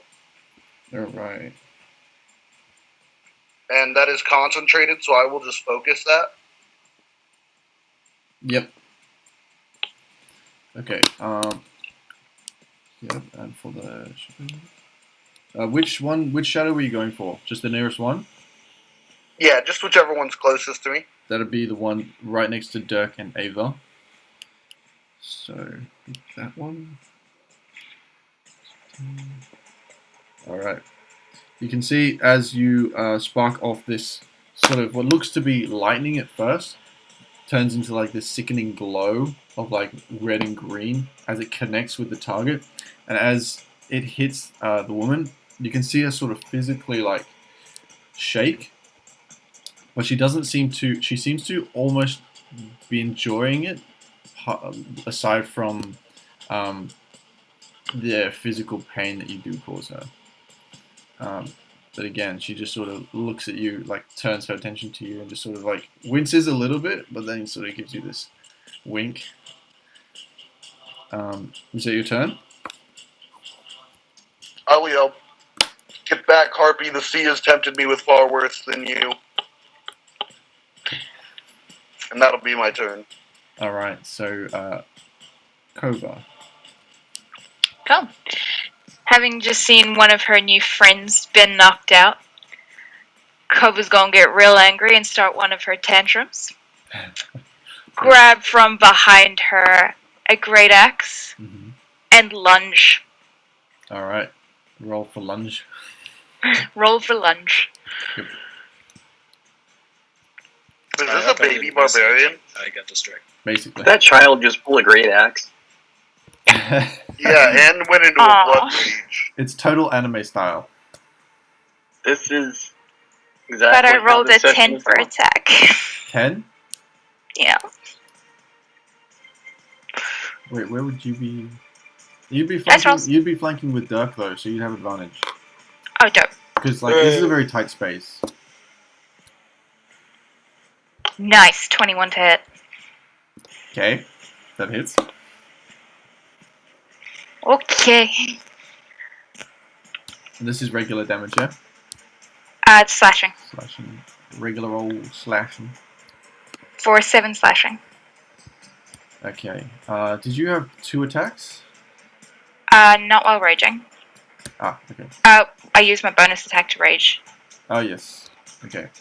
Bonus action. Is that your turn? Yes, that Alright, would be so me. as this little child of a little girl just pulls this massive great axe from her back and just sort of like starts kicking up a fuss and then just lunges for this chick, slashing into her arm. It causes her to bleed a little bit. This is the first time that you see a physical like reaction of just disdain and unpleasantness in her face as she turns towards you, Kova, and just sort of gives you like this evil glare. I give her like that little girl like. That like frustrated, yeah. Okay, so what is that, 7? Okay. No, math. I can do math. Can I? Yes. All right. There we go. Cool. So that's your turn.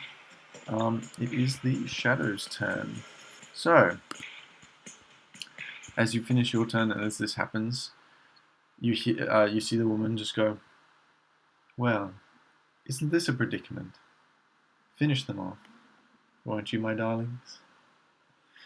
And she sort of takes like just a little step back, just sort of for flavor, and the shadows sort of focus their attention on her, it seems, and then turns back to all of you and makes their attack. So it's going to be an attack on your left. Okay, so that will be on Korvar, on Ava, on Dirk, and Hrothnir. That's a 17 to hit. 17 for everybody? Yeah, that is. Yep, that is.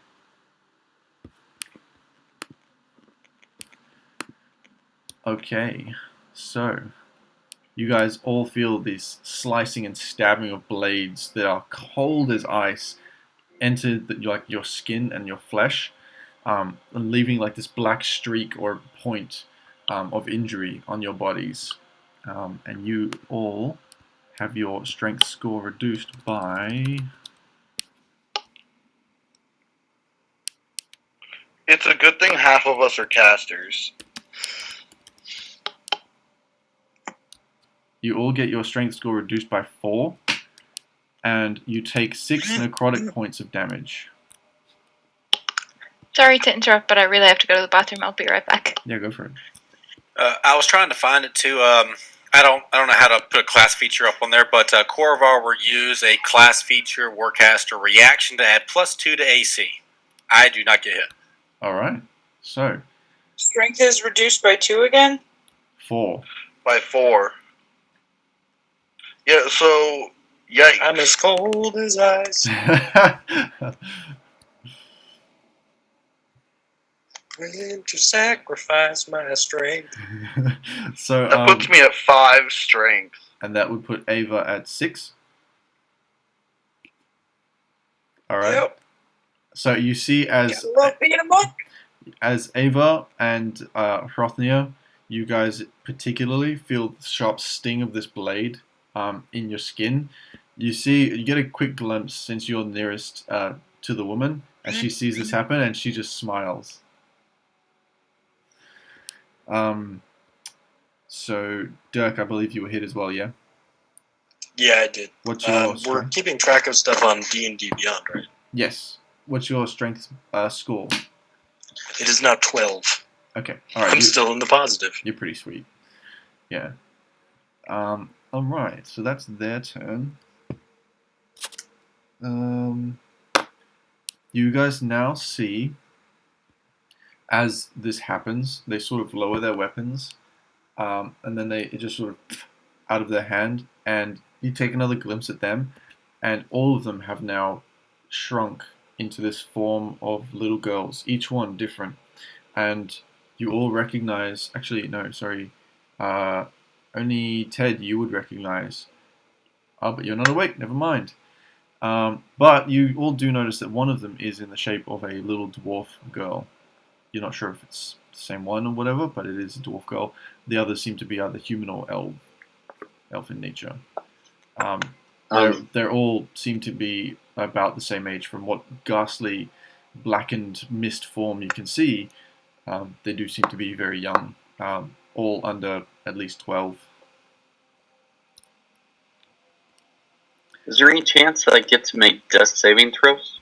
Well, we're going to the top of the initiative round now, so it'd be Corva, and then when it comes to your turn, you'd be rolling saving throw.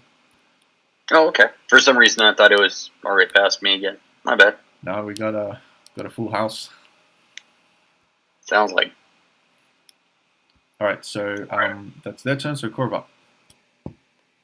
Okay, so I have 4 ghosts in the shape of little girls surrounding us, and the woman in bikini who's laughing at us is how far away from me? From you would be 15 feet, and that one that you'd blasted before with the magic missile, you can see it's still the shape of the little girl, but you see notably parts of the mist and stuff drop like liquid, and then kind of like dry ice effect where it hits the floor and just doesn't seem to be doing well. Okay, for the bikini woman, does she tiefling? What was her description? Well, as far as you can tell, she looks either human or elvish. Her hair kind of covers her ears, and she's got like these very fine, beautiful, sleek features with red lipstick, bright red hair.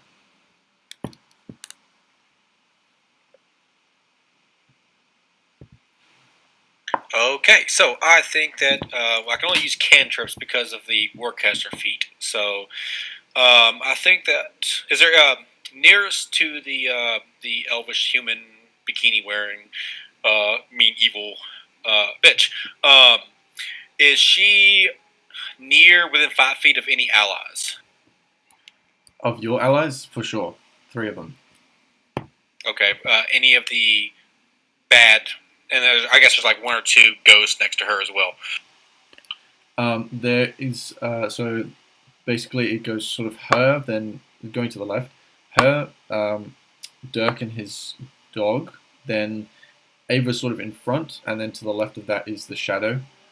Then there's the shadow right next to you, then there's a shadow to the right where Kova was standing, and then there's another where would be who else was hit? Hrothnir. So it's sort of in the middle there.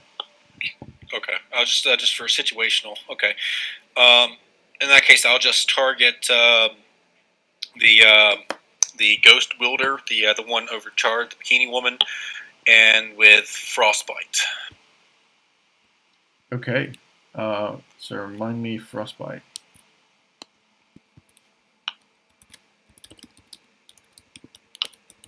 Well, I don't think it matters. Oh yes, it actually does. I only do 1 point of cold damage, but it's a con save. Okay. Who's saving? The bikini woman. Ah, yes. Okay. Let's roll a bikini save. Bikini save. DC's 14.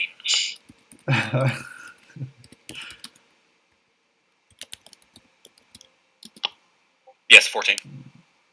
And it is a con, yeah?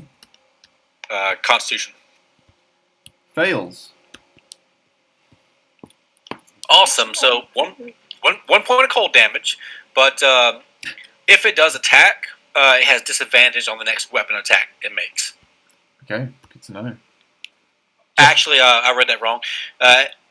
Yeah, on the next weapon attack it makes before the end of its next turn, if it makes one at all. Yeah, I've got it up here. Cool. All right. So yeah, you do see this thin layer of film of frost just sort of permeate her skin. She sort of looks down a little confused, then looks at you, just smiles at you like knowingly. To deflect attention off of me, I kind of like motion over to Rothnir, like he's been on the sea for a long time. He's never really denied anything. Just throwing it out there. Wow, I kind of cower. one hell, Down. my guy. I didn't know that. Oh gee. Okay. Wrong number. Okay. So. Okay, so next it is Ted. So Ted, can you please make a death saving throw for me? That I can do. Let's see here.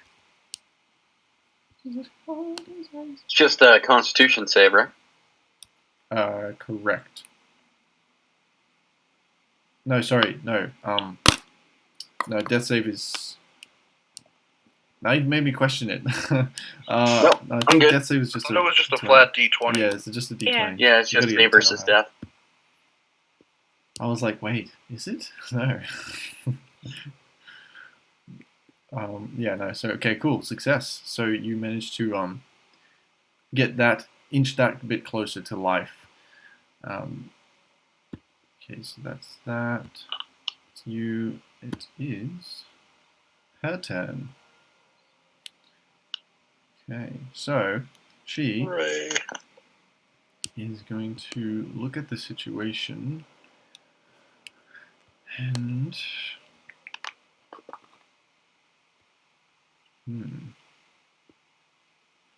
okay. She's going to look at you, Korvar, and wink, and then just disappear, shimmer out of existence. And you will see her just sort of disappear. Oh shit! So that's her turn. Next, it would be Dirk. Your turn. So I'm gonna do something weird. Hmm. I cast Goodberry. Is that an action? Yeah, it's an action. I can't really do much else. All right. Yep. So I believe Goodberry has a number of berries that appear in your hand. Yes. As sustenance for a day.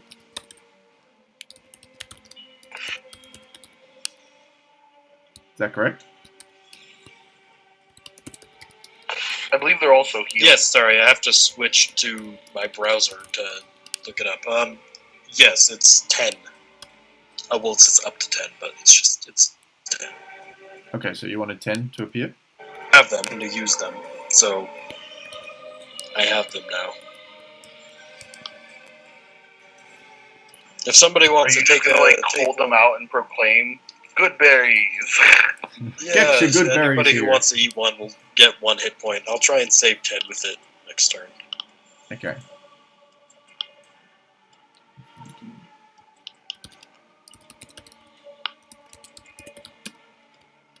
Okay, so that's your turn. I guess my dog could try to bite the Okay, yeah. Go. lady. Well, the lady has disappeared, Oh, that's right. but it can go He's for just a gonna shadow. stay next to me then and just, I guess, attack any enemy that gets close. All right, that's your turn. So it's sort of. Ava, your turn. I don't know what I'm gonna do. I'm like surrounded by people. Is the taller shadow still in the corner? The what? Sorry. So we have the 4 shadow girls around us, right? Yep. And then is that taller shadow the one commanding them still in the corner? There's no taller shadow. They're all the same. All the same. So height. I mean the shadow that's commanding the 4 girls, is she Oh no, she's one of the 4? The girl, or is the she... lady vanished. yeah. The lady isn't a shadow. She's like fully like fleshed out and everything. The others are shadows. Okay. Well, there's not much I can do, so I'm just gonna punch stuff All like right, I usually do. go punch things. I'm Punch some shadow. I'm just gonna punch at the nearest one. Team solving our problems with violence. Love it. That's what I do. Roll to hit.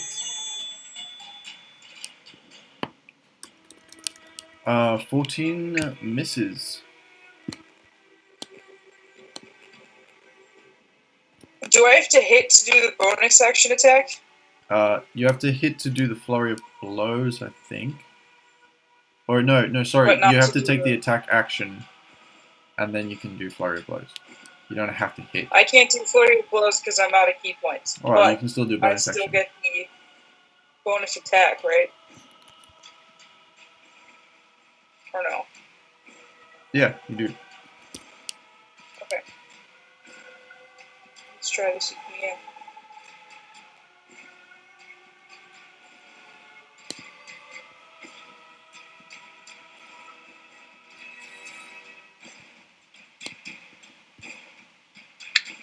$19. That hits. You're going for the closest one. Yeah.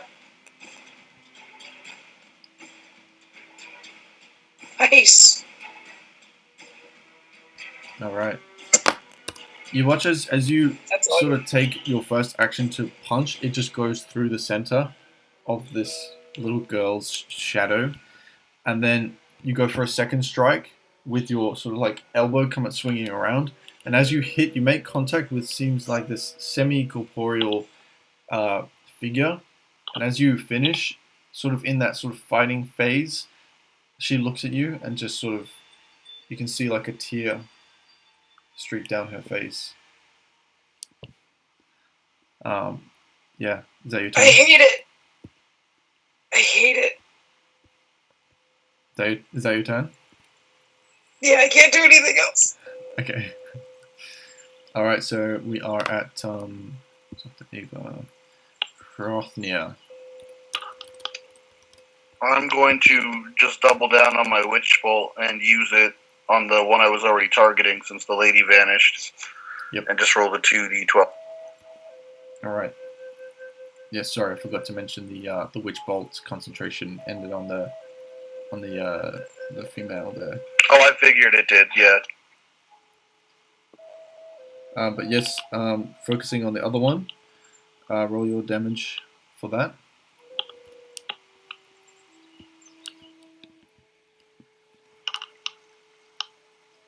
I don't think you have to roll to hit every time, do you? No, it's the 2d12 is the damage. Oh, sorry, that's a 2d12. Damn. What? 2d12 is the damage. It's a level 2 spell. That's pretty good. It's a pretty good roll there. It's my only one. It's what I contribute to the team for this whole campaign. Did you say it was lightning damage? Yes. Okay, yeah. Alright. Well, which one did you Just checking. It was the one that was close to Dirk last round. Okay. Yeah, alright, that'll do it. So as you concentrate on your spell on this one, you can see the electricity shoot and like continue to penetrate the shadow form, and it sort of lights up almost like a storm in this thundercloud within the body, and it shoots through all the limbs, and then you see this painful face of this little girl in terrible agonizing pain as she sort of just crumbles, and as she crumbles, you just see this tear go down her face. And Be gone, demon! Hooray! I think. As you that kills off that one. I don't think these are demons, guys.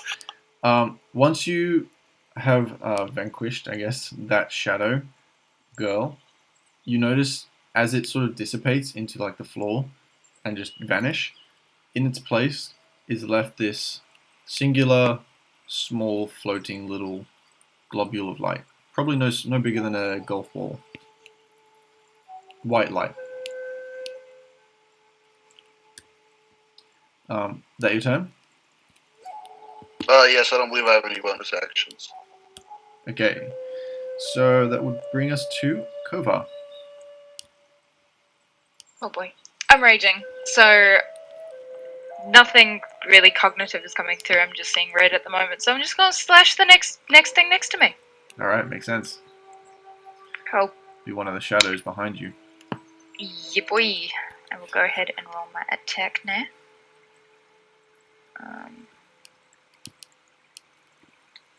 That's a 22 to hit. That hits.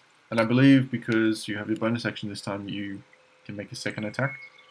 Not with a great axe. I could if I were wielding 2 hand axes, but because it's a Oh, do you not have heavy your extra weapon. attack yet? No, that's a 5th level. Ah, I see, okay. Yeah. I'm thinking of a different thing. Alright. 10 damage. Nice. Slashing.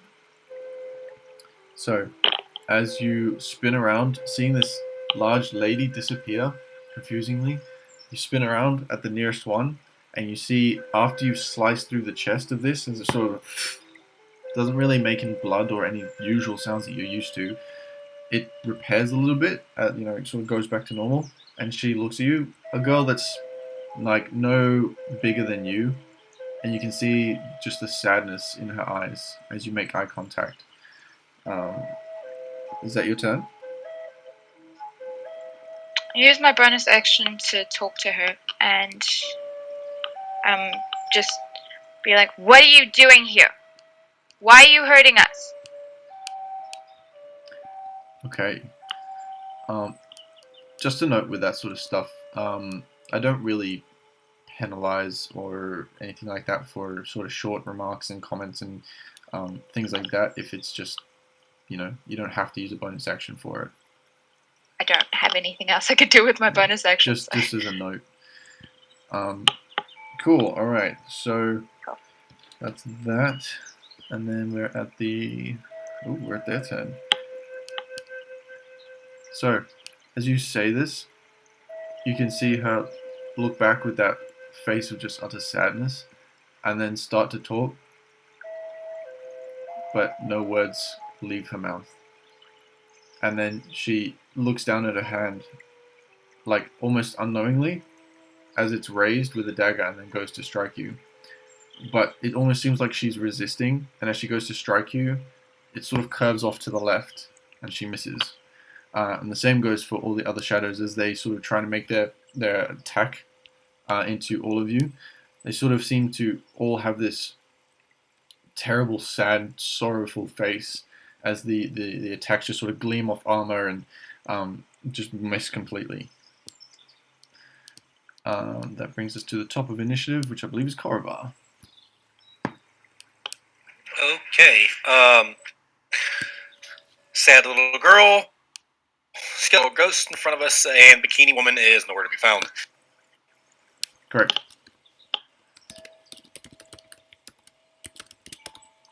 I guess that I won't move, but I will hold action for a second level, my last second level, magic missile on the hope that the bikini woman shows up. Okay, so you're holding your action. I am holding an action for second level magic missile, hoping that the bikini woman shows up. Okay. So, as a note, if it doesn't happen, the spell is lost. Okay. I do have a question and this never came up before, for held actions. Can I just initiate the spell before the end of before it's up, or is it gone? Yeah. So if you want to trigger it early, you can do that. Okay, then I'm gonna change that wording a little bit. I'm holding a magic missile for the first aggressive action toward my friends. Okay. Same thing, second level magic missile. So first aggressive action, which hopefully includes her showing up, will trigger magic missile. All right. Coolio.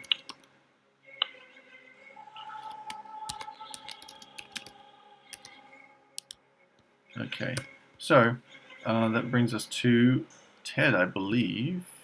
If I'm not mistaken. Yep. So Ted, can you please make me another death save? Yeah, that's not good news. 1 and 1. Might be dead, Ted. Dead Ted. Fortunately for you, as you try in your unconscious inch your way closer to the light, your physical body is not getting attacked currently, so there's still some hope.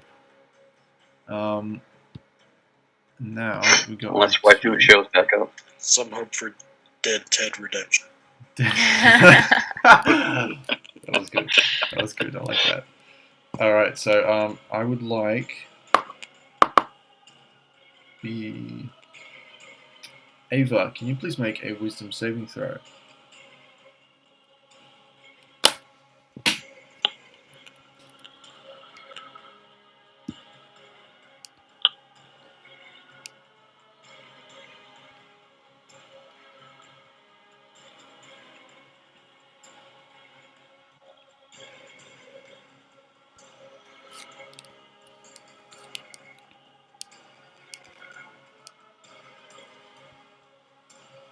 Good.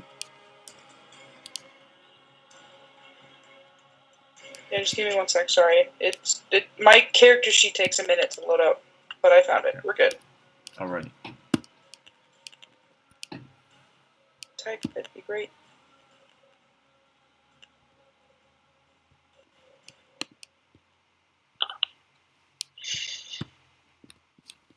All right. You fail. Is it my turn? Ava. Yeah.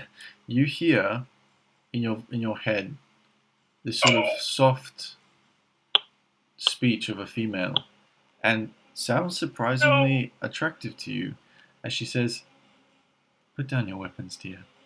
There's no need to attack. Go wait in the room." I can't. And you are commanded to go and drop your attack. Attack. Ugh, can't speak.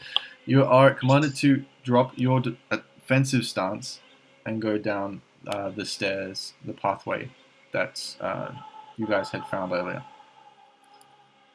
So on your turn, you need to use all your movement and action to just walk away. Okay. But I can't put my weapons down, just for clarification. Well, just drop the offensive stance. So that brings us to... Put your hands on the ground. brings us to Dirk. Put your hands on the ground. I'm going to try to shove a berry in Ted's face. Okay, that'd be your action to do so. And his nose. Be an action to do so. So do me a favor and roll me a general medicine check. I'm going to choke on a berry, aren't I? I'm good at that. I'm gonna die. Death by berry. That's like good berry.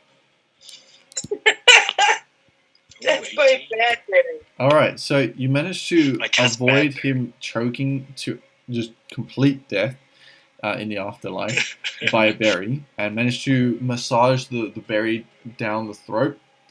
Let me bring something up here.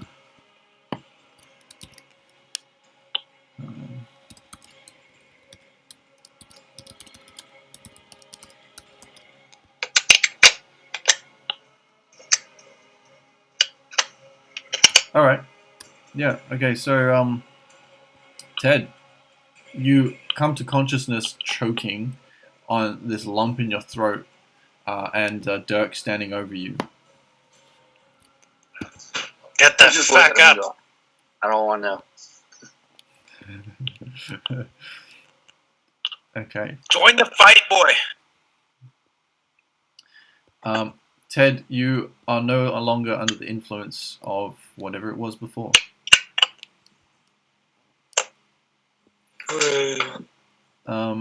Let's see. So, is that your turn, Dirk?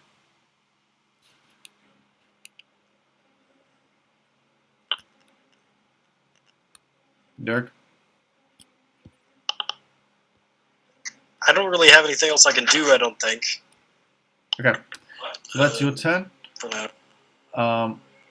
Ava, you spend your turn just walking on down that way. You manage to get to the door and start walking down that Literally passage. 80 feet.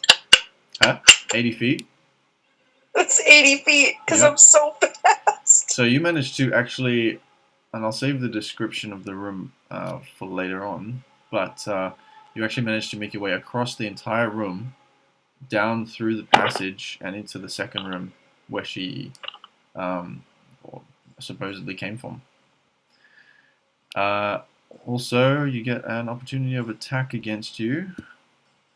That's going to be a 14 to hit. That misses! Oh, thank God. Alright. So, I don't have a lot. you can see as you're walking, even though you're in this sort of state where you can't control your body, and it seems like a really good idea to just walk away from this fight, the shadow that had been attacking you previously sort of looks at you go, watches you for a second, takes the knife. You can see the face on the child, just like afraid of the knife that she's wielding, and just sort of instinctually go to stab you, and somehow just misses. Seems like either she's holding back, or just generally not good at wielding a knife as a child. Okay, so that's your turn, which brings us to Hrothnir. I am going to use Metamagic to turn my Scorching Ray into a level 1 spell with the Quicken spell. And I will cast Scorching Ray and pull up, and I will try to throw one at each of the still standing shadows. Okay, roll me a separate attack for each ray.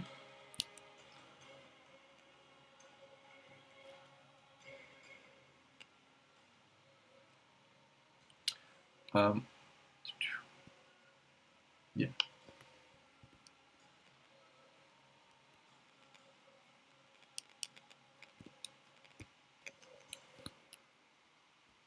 Just FYI, I'm kind of not initiating break yet, just because we're in the middle of combat, and also it's the final session of this short campaign. So if you guys do need anything, you can just go off for a couple minutes, come back while we're doing this. No worries. Alright, so that's... Wait, did you roll the result? What is that? 1299. I rolled the 1d20 plus 5 for each of the bolts. Oh, I see. I see what you're saying. So that would be 1299. None of them hit. All the rays just sort of, whether it's your subconscious or whether it's just that they're elusive in their form, all of the rays just sort of causing light to emanate in those corners of the room. And one of the, actually, you managed to hit the bookshelf in the far corner, and it starts to catch fire. I lit it on fire. Okay. So that's your turn. Yeah? Yeah, that's all I got. Kova. Seeing that she can't physically speak to me, I'm going to link minds and ask her in her head, how can I help you? How can we help you? And that would drop my rage because I'm not attacking. You know, this is actually a very interesting point given what you are. Ah, okay. I'd say it connects. Considering it's their turn now, you hear this little voice. I'm scared. Please stop it hurting. And that's going to be your response. And as she says that, you can see again that look of fear in her face as she looks down towards her hand, looks back at you multiple times, and this knife is being raised in her hand. You get the sense that she's not willingly doing this. So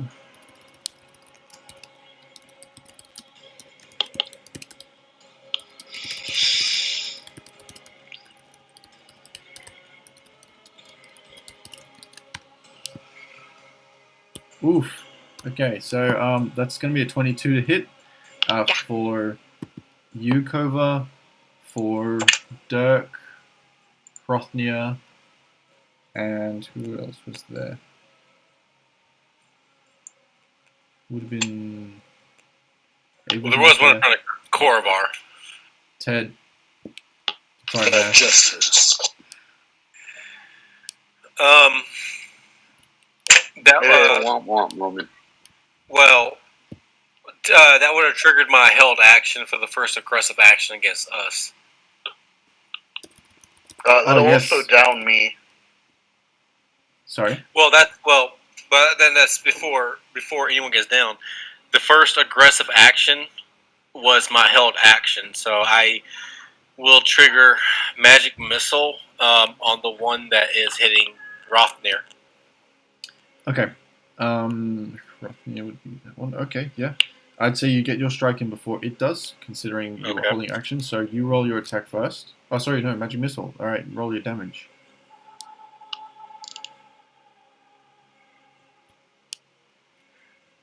But for those others, other than Hrothnia, at the moment, those that got hits, which I believe was everyone in the room, you take 9 points of necrotic damage, and your strength score is reduced by 3. Out of curiosity, does the resistance I have affect the strength, or just the damage? If you have resistance to necrotic, it would just stop that, but you don't stop the strength sap. Okay, cool. Two things for past. Oh, go ahead. Sorry, go ahead. My apologies. You started first. Go ahead. Two questions. First is 16. 16 hitting the one that's attacking Rothnir. Does that just dissipate that spirit? And yes. So as you fire off your magic missiles, as she's sort of halfway through the curvature of her attack, the magic missiles pierce sort of all through her body, one straight through the head, and you see on her face as you do this sort of look of pain, and then it fades into nothing, and leaving this small globule of light on the ground again. And what was the attack roll against us for that for the hit from the ghost? Because I know I took one of those too. Or Korvar took one of those. That's a good point, actually. One of them doesn't exist anymore. Forgot about that. So that would be Dirk. Rewind that for Dirk, because that one doesn't exist anymore. Oh, I don't take that damage? You do not take that damage. Sorry. And that's why I'm asking, because if not, I'm going to use my reaction to either cast Arcane Deflection or Shield, so I'm trying to see that roll. Okay. So you mean the one that's hitting you?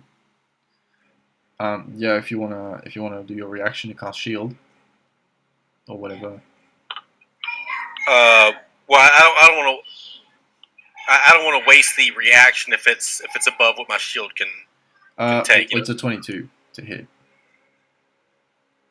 Yeah, I'm not going to cast you. I'll just take that hit then.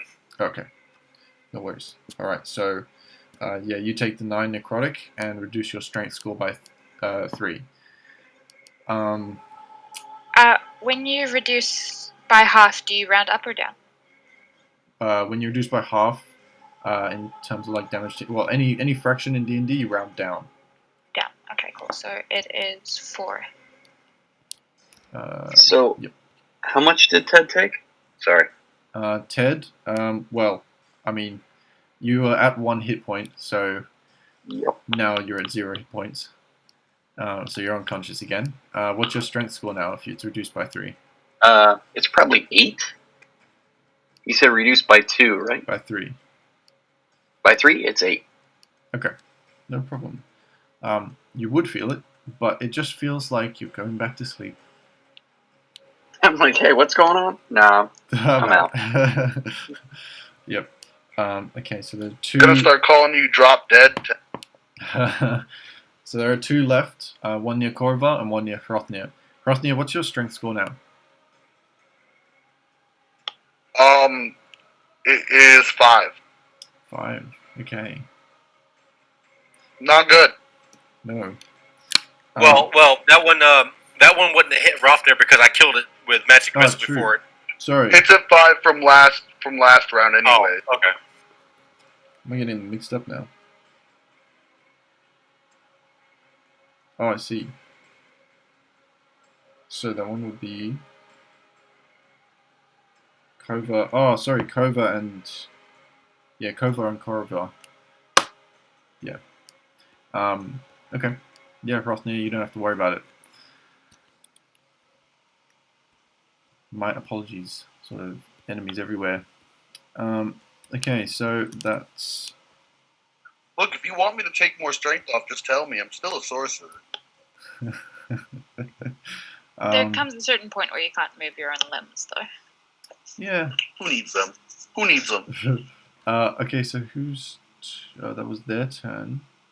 A lot of reactions happening there. So Korva, I believe, would be your turn again. Okay, so now there are 2 ghosts left, and the bikini woman is still nowhere to be seen. Correct. And Ava's wandered off. And Ava's wandered off. And Ted is unconscious again. Yep. What a family.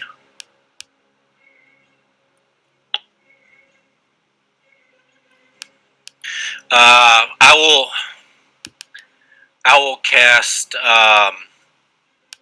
Frostbite on the ghost that's hovering over Ted. Okay. Let me just pull that up. I'm sorry, why can you only cast cantrips now? Because I'm running out of spell slots. Oh, that's fair. Honestly, that's fair. Me too. Yeah, well, I mean, I've Actually, used no, I'm not opening. I've used shield once, mage armor, and 2 second-level magic missiles. I'm trying to save everyone here, and I'm doing an okay job, but I'm running out of slots. So that's why I'm trying to conserve what I can. Okay, so it fails. So it takes 2 cold damage, and the next weapon attack is... Disadvantage. Okay, so 2 cold damage. This is, which one is this against? I'm bypassing the one that's in front of me, because that one's still up, so I'm hitting the one that's in front of Ted. Okay, yep. It doesn't do as much damage as you think, but there is that thin film of frost that covers its sort of misty form, and every, you can see there's a little damage now, and every hit that happens, you know, pieces of it start to drip a little more, like, and especially now with the frost over it, there's like dry ice sensation as the droplets hit the floor. Just. I think Michael knows, I think, what's going on, but does Korvar realize that these are prop girls, or the little kids that's inside the barrels? You could probably make that assumption. I figured. There's Corvar is pissed and sad and upset, and there's a wave of emotions over this wizard that he doesn't know really how to deal with right now, so he's going to compartmentalize that, and just, as he casts a spell, turn and look at the ghost in front of him, and I guess end his turn and ready a reaction. All right. Ted, you're up. Make a death saving throw. And they've reset now, so... This is just my life. That's all. Or the end of it? Yeah, that too. Okay. Oh, So didn't reset. 1 second. That's okay. It's a success, so that's one success. Yeah, that's a just as well. He just got 10. Okay, Fair so enough. that's your turn.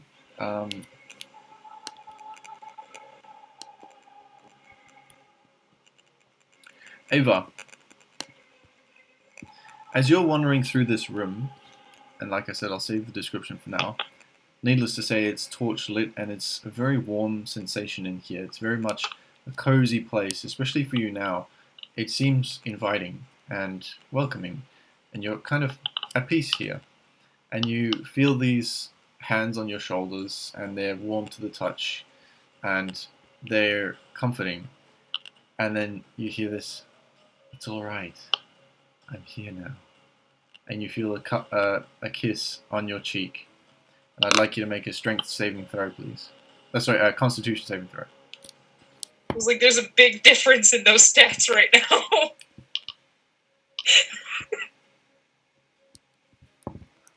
Okay.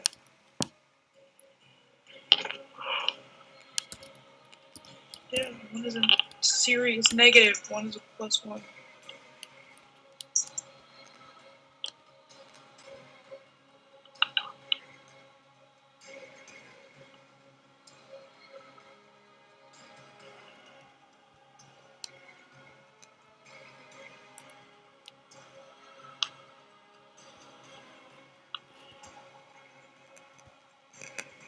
At the type.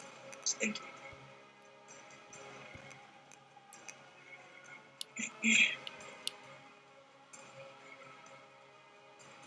GG, guys. What are your current hit points? 9. Okay. So,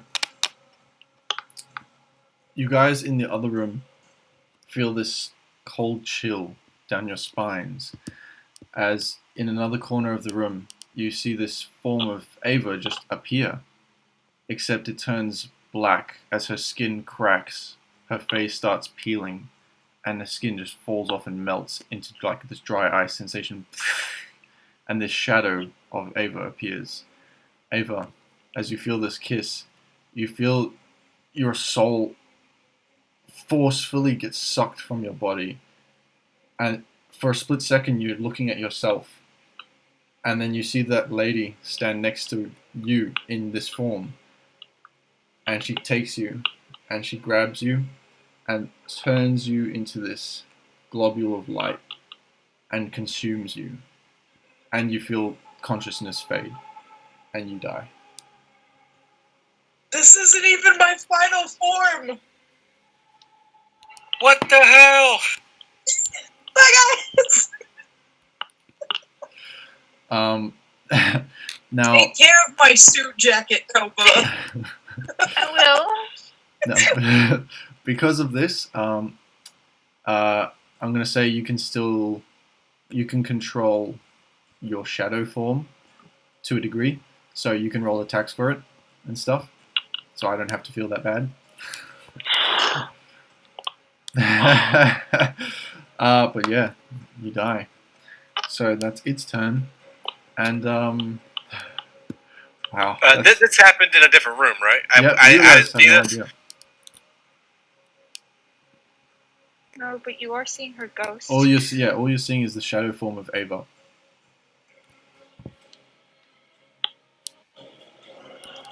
So that leads us to Dirk.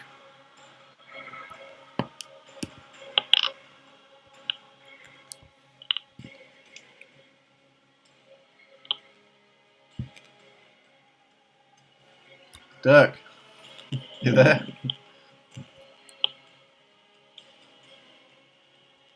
Ooh. Push to talk.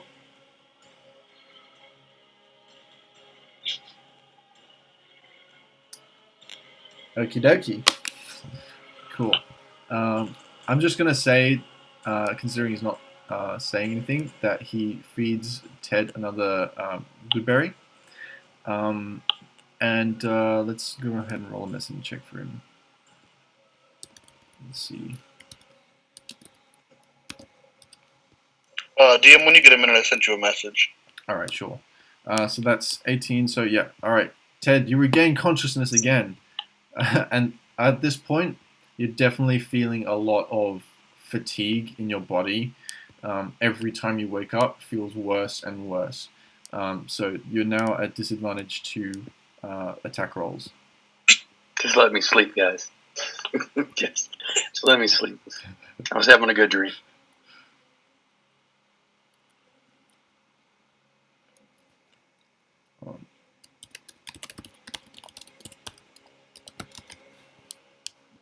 Okay, so that's Dirk, which leads us to Ava is dead. Sorry, rip. Hrothnir. I'm not sorry, I'm dead. Hrothnir, your turn. Yeah, that was why I was asking about the thing in the DM. Yeah. Okay. So. Because I was reading it, it says it has to be attuned to a spellcaster, and I mean, I am technically a spellcaster, so can I use it on him, or is it me only? You are a spellcaster. Let me check the item real quick. All right.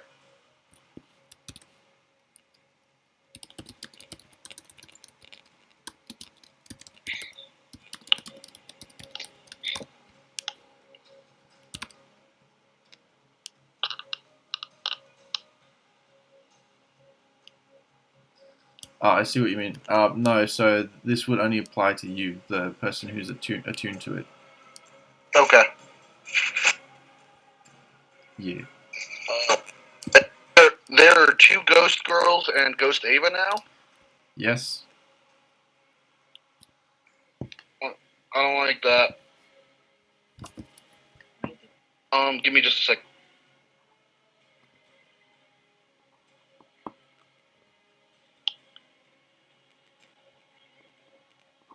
Hello? Who that? What? Hello? Who's saying hello? I am going to It's fucking cast. I bet. Hi, Dirk. I'm going to cast Witch Bolt at second level on Ava. Okay. Roll her attack. Smart idea! Oh crap! I left my coffee. Is anyone else's mic and stuff sort of going all crackly? A little staticky. Yeah. And echoey. Yeah, I'm hearing yeah, that wasn't me though. I mean, that's my voice, but someone has their mic on loud or something. It's not me, is it? Just gonna try do that. See if that helps. Okay, so blah, blah, blah. Yes, which bolts?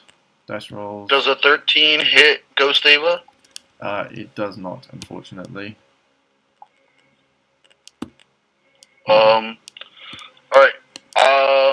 I would like to use meta magic my last meta magic point to turn Scorching Ray Witch Bolt into a bonus action and cast it again. Okay, yeah. Roll for attack. Your first one sort of streaks off into the door behind where that room was, and the door starts to sort of get a little scorched. Might start to catch fire soon, you're not sure. There's definitely embers on it. 25 to hit. That definitely hits. Oh, nat 20, by the way. Okay, so I don't remember exactly what the specific rule was for natural 20s on magic as rules is written, but I still apply the critical rule. So just roll the same amount doubled? Correct. Well, yeah, roll twice, yeah.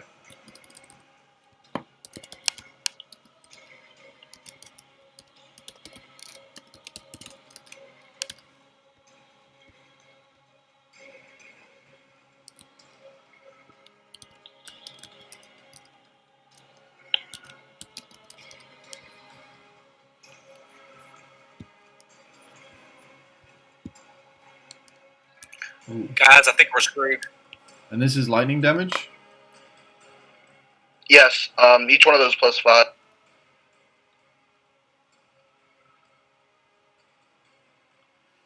Sorry? So that's... Oh, right. Isn't it... No, I'm pretty sure it's the 2d12 plus 5, and then 2d12 plus 5.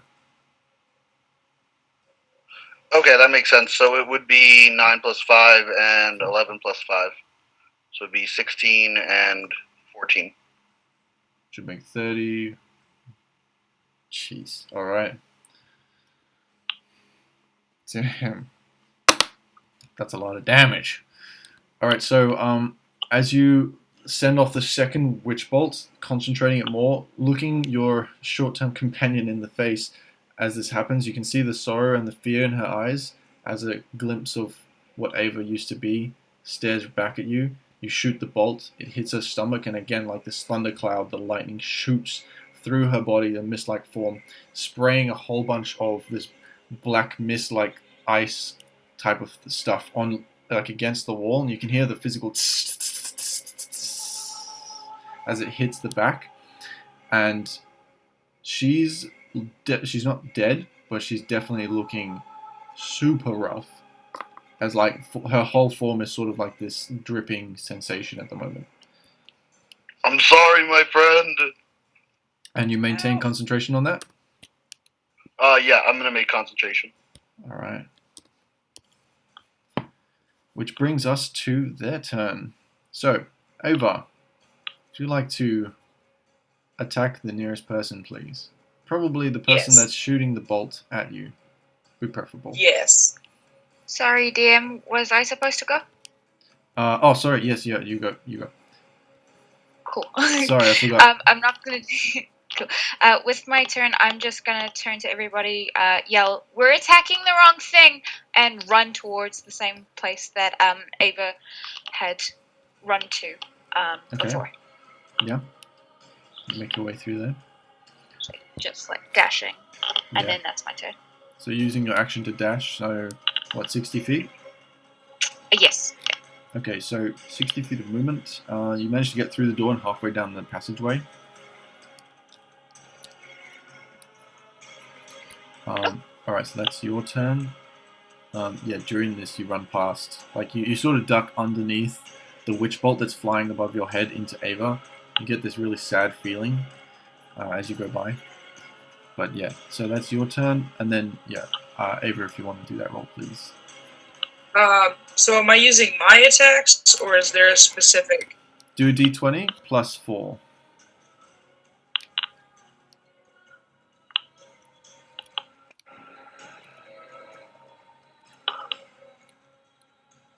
I need you to roll like Ted for a little while, please. I do. I got a 6. Alright. Okay. It doesn't hit! Holy crap, something doesn't hit me! So the power of this witch bolt that is busy coursing into your shadow-like form stops you enough from getting too close, and you're just short of slicing into him. Hrothnir, as yeah, so you see that as well. I need to remember which one's which.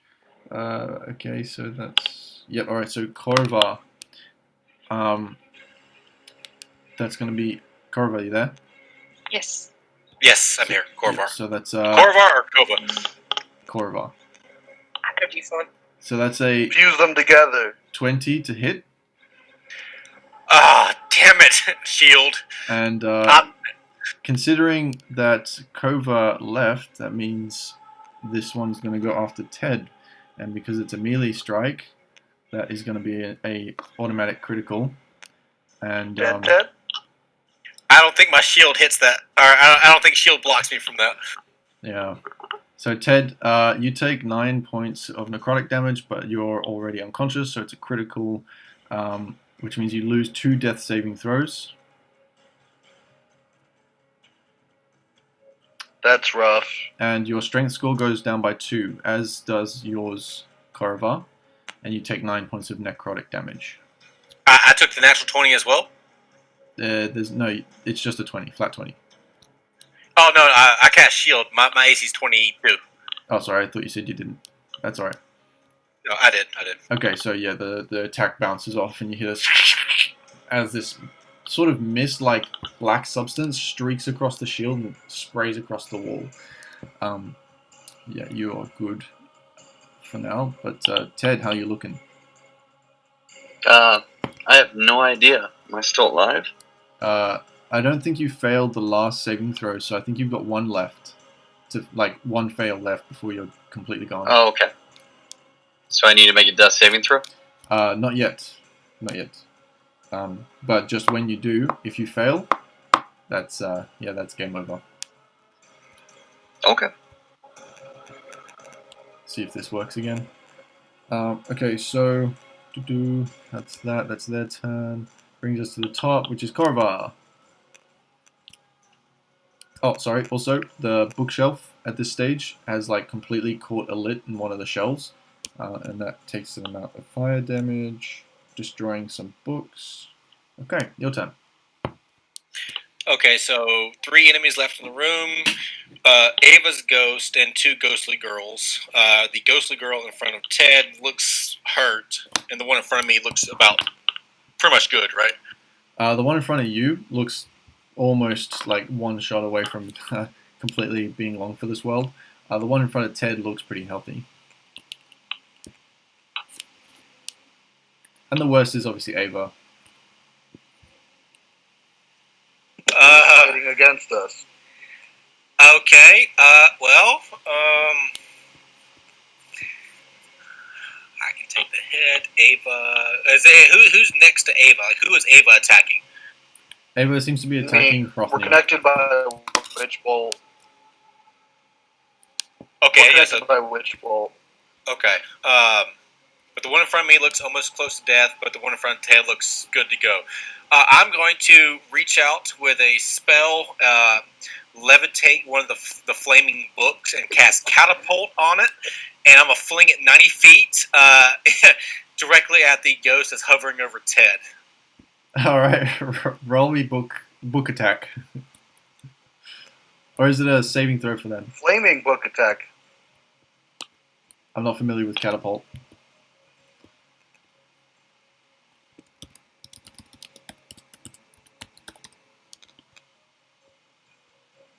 That needs to be a dex save, so it's 16 for full, 8 for half. Alright, okay.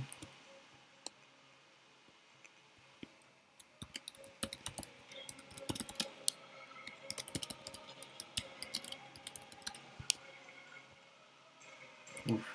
That's a 19 for a save. That saves, it takes half damage, so that's still 8. Alright, and then that's fire damage, yeah? It's a burning book. Yes. So, okay. So it definitely took... Oh, no, I read that wrong.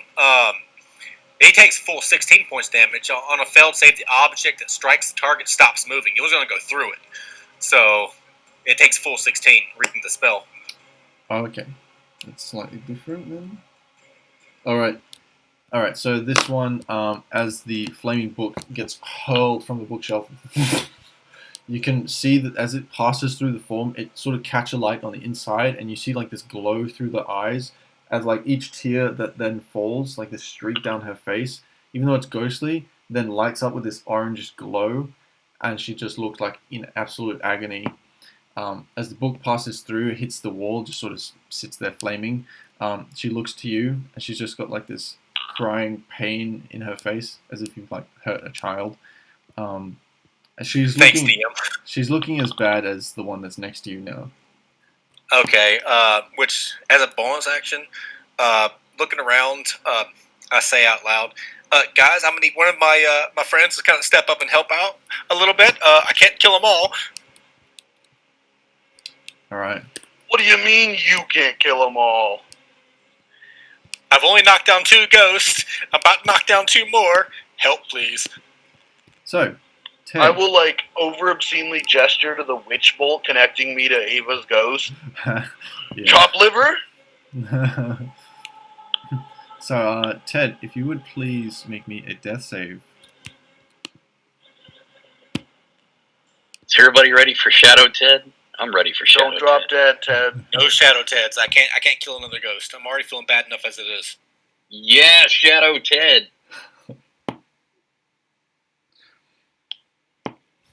Okay. Ted, who I is will your know Ava deity? as soon as I Ted become a is Shadow. Yeah. Ted, who's your deity? Paylor, Middle. Alright, fitting. which is ironic. Yeah. Killed by a shadow. Worship God the Sun. So, Ted, as you're in this semi-conscious state where you feel like you're drifting through a dream, where you've got your companions next to you, you've had this brilliant adventure, you're taking a rest as you feel your limbs aching, and then you feel this almost as if you've been hung by a string just around your waist. You feel the string snap, and you just feel this falling sensation, but a good fall, as you land in a meadow of like rose petals, pillows, anything that you find most pleasant to you. And as you land, you see a light in the distance, and it grows larger.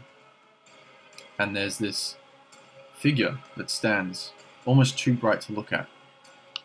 A figure in golden, beautiful armor, with a head completely of just torchlight, almost burning as bright as the sun. You fought well, Teteron. Come, 'tis time for you to move on. And he extends a hand. As you take it, you get up and you disappear into the land beyond. So, you die. Deuces. Pour one out for Ted. So that's your turn. Killy boy down. Yeah, ironically. Yeah, we really could have used you. I'm sitting here on 1 health. Okay, let's see. Yeah. I was planning, guys, but sorry. It's at this point. Best laid plan.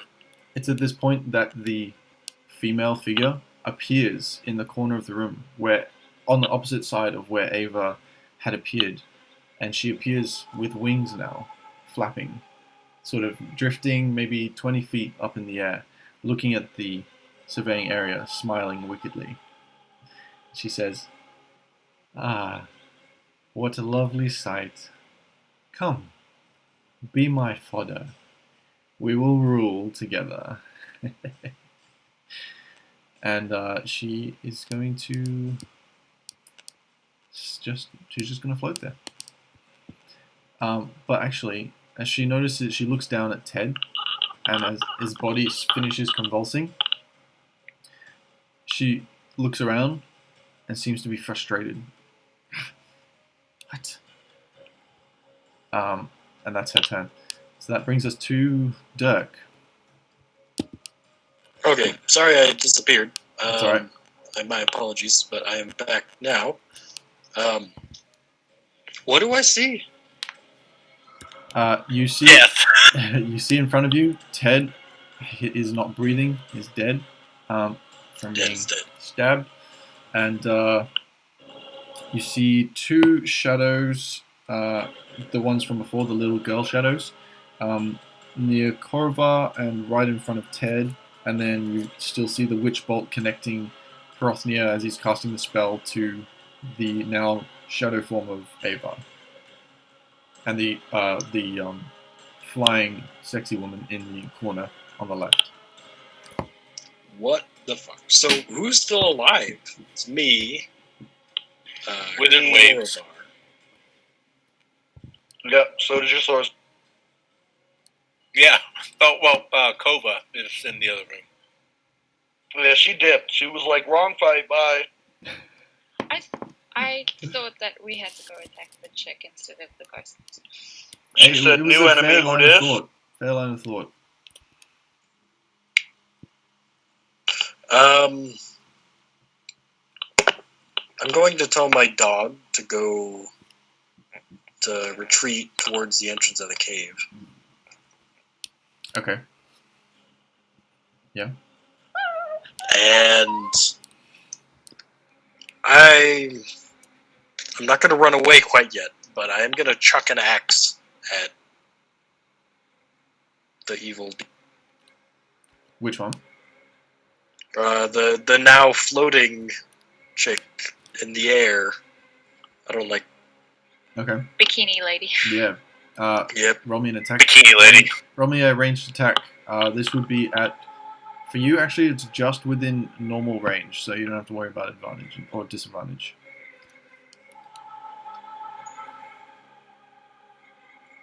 I'm gonna see which one the ranged or. It's just 20/30 or something like that. Because right now it thinks my strength is +3. Nice. So I think it would. Yes. It's normal damage.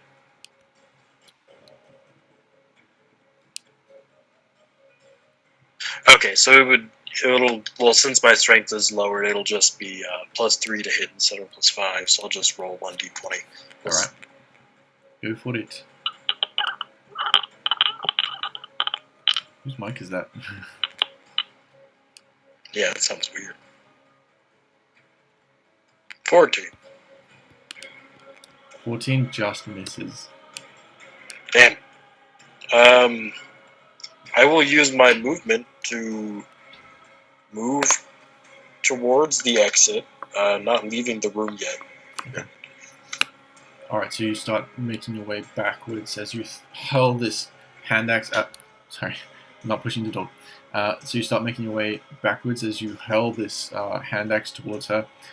She sort of dodges out the way just in time as it sort of skims across what now looks to be like this plated armor that appears as it deflects and then disappears back into her sort of bikini form and sort of embeds itself in the wall. And she just looks at you and smiles. Where do you think you're going? Is that your turn? Yeah, that's... Alright, Ava's dead. Hrothnir. I will once more double down on my Witch Bolt and do another Witch Bolt on Ava's ghost. Alright, so that's just rolling damage, yeah? Yeah, it's just straight damage. Alright, roll damage.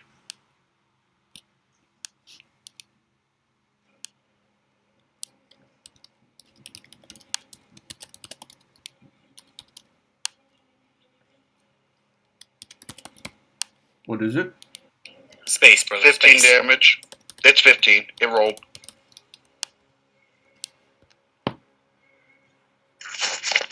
It's 15 to hit. Or 15 damage. 15 damage? Alright. Yes. With that, you see the Witch Bolt sort of course through whatever form she's taking, causing immense pain. And then at some point you feel this connection where the spell fades and you realize that the entity that you're attacking has lost the source of its life. And as the Witch Bolt fades away and the last bit of lightning courses through it and finishes, you see the cracking and dripping and then melting into the floor. And just before it disapparates, you see Ava look at you, first with sadness, and then with a look of appreciation and thankfulness, and then dissipates.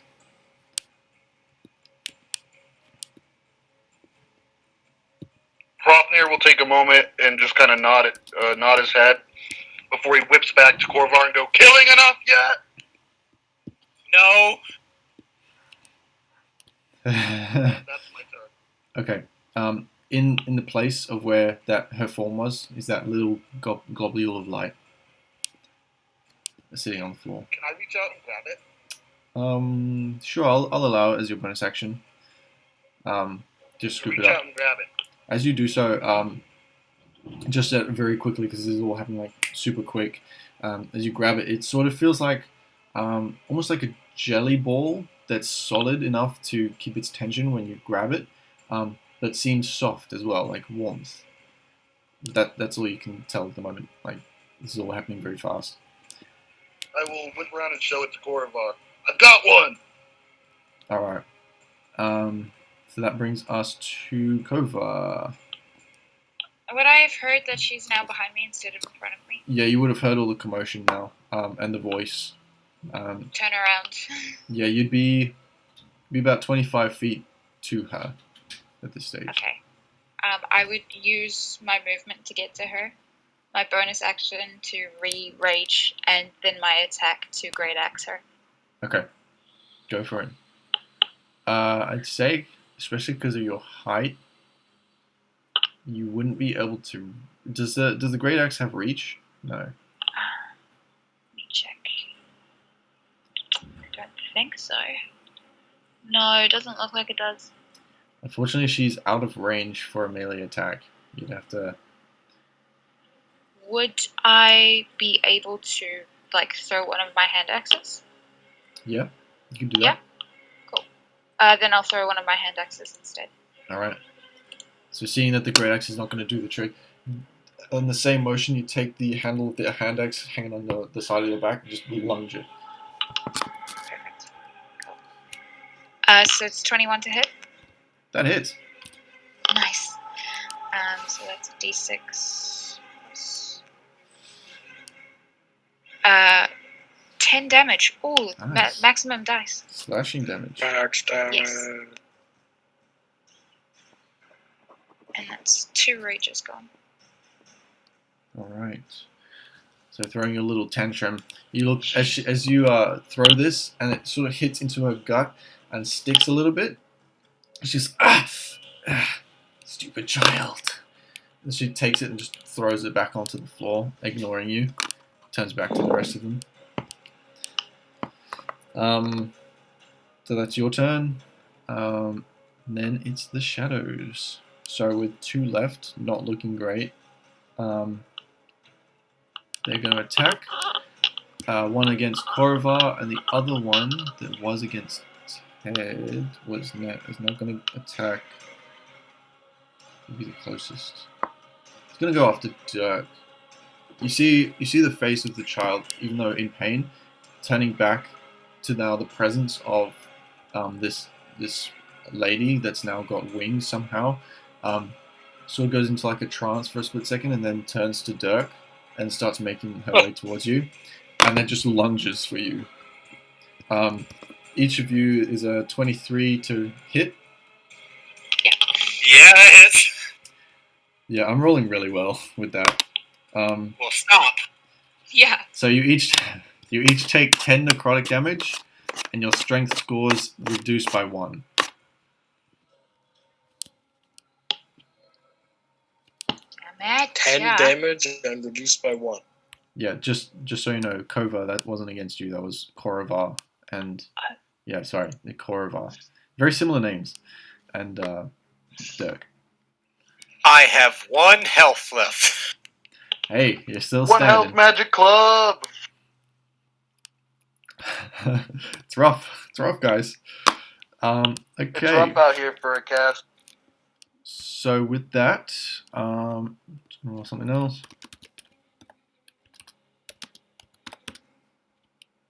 Oh, that's not good. All right. So after that, you notice that the bookshelf just completely combusts, starts to catch the entire bookshelf in flames. If there's anything that was going to be salvageable, it might only be half as much now, if at all. Damn, who set that thing on fire?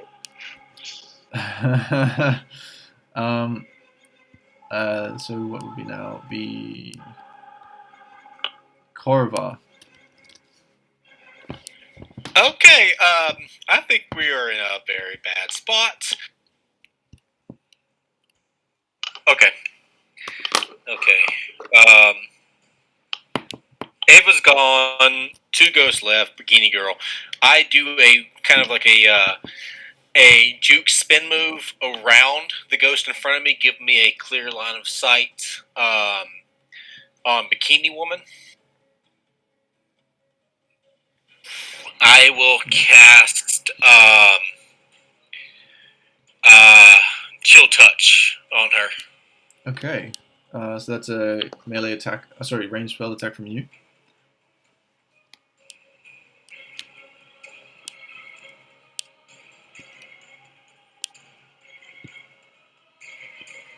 That's a natural 20. Yep.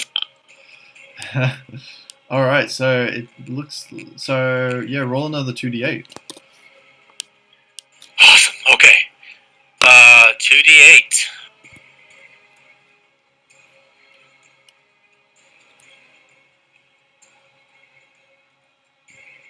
Wow. Okay. Nice. So 17 total. All right. Oof.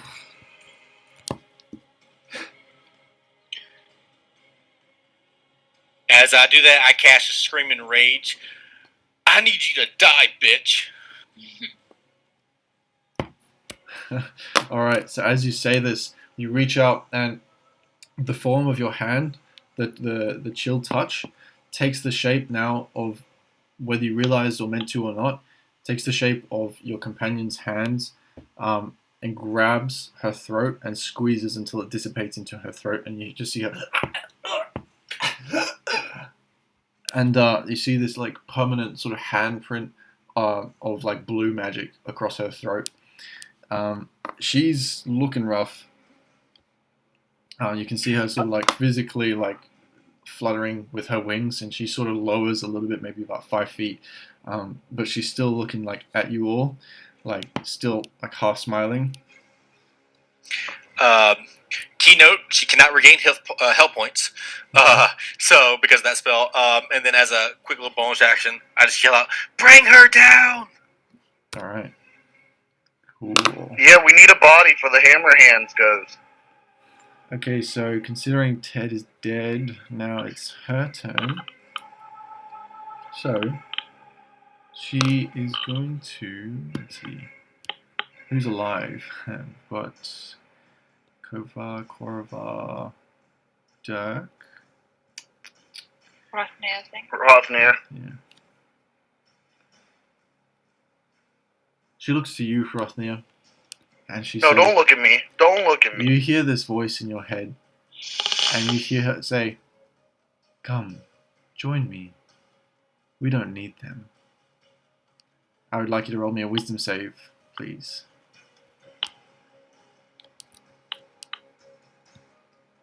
Alright, let me check to make sure what my wisdom modifier is real quick. Could I use an intimidation or anything to make that directed at me, please? Anything at all. That would have been your action. Push to talk. DM.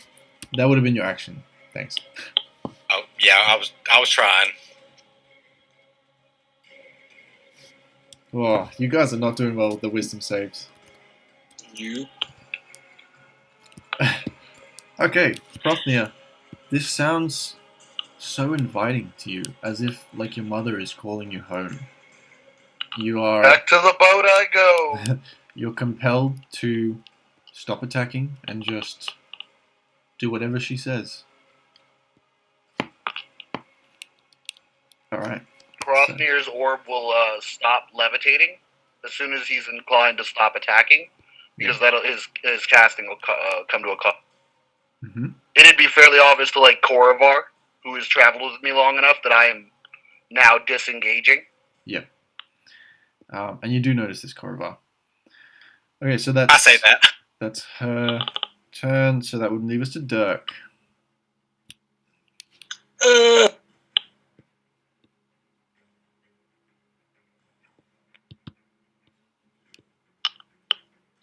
I'm gonna drop my stick and I'm gonna draw my longbow. Okay. Does that take an action? Nah, it's fine. Okay, I'm gonna try and shoot. All right, shoot her.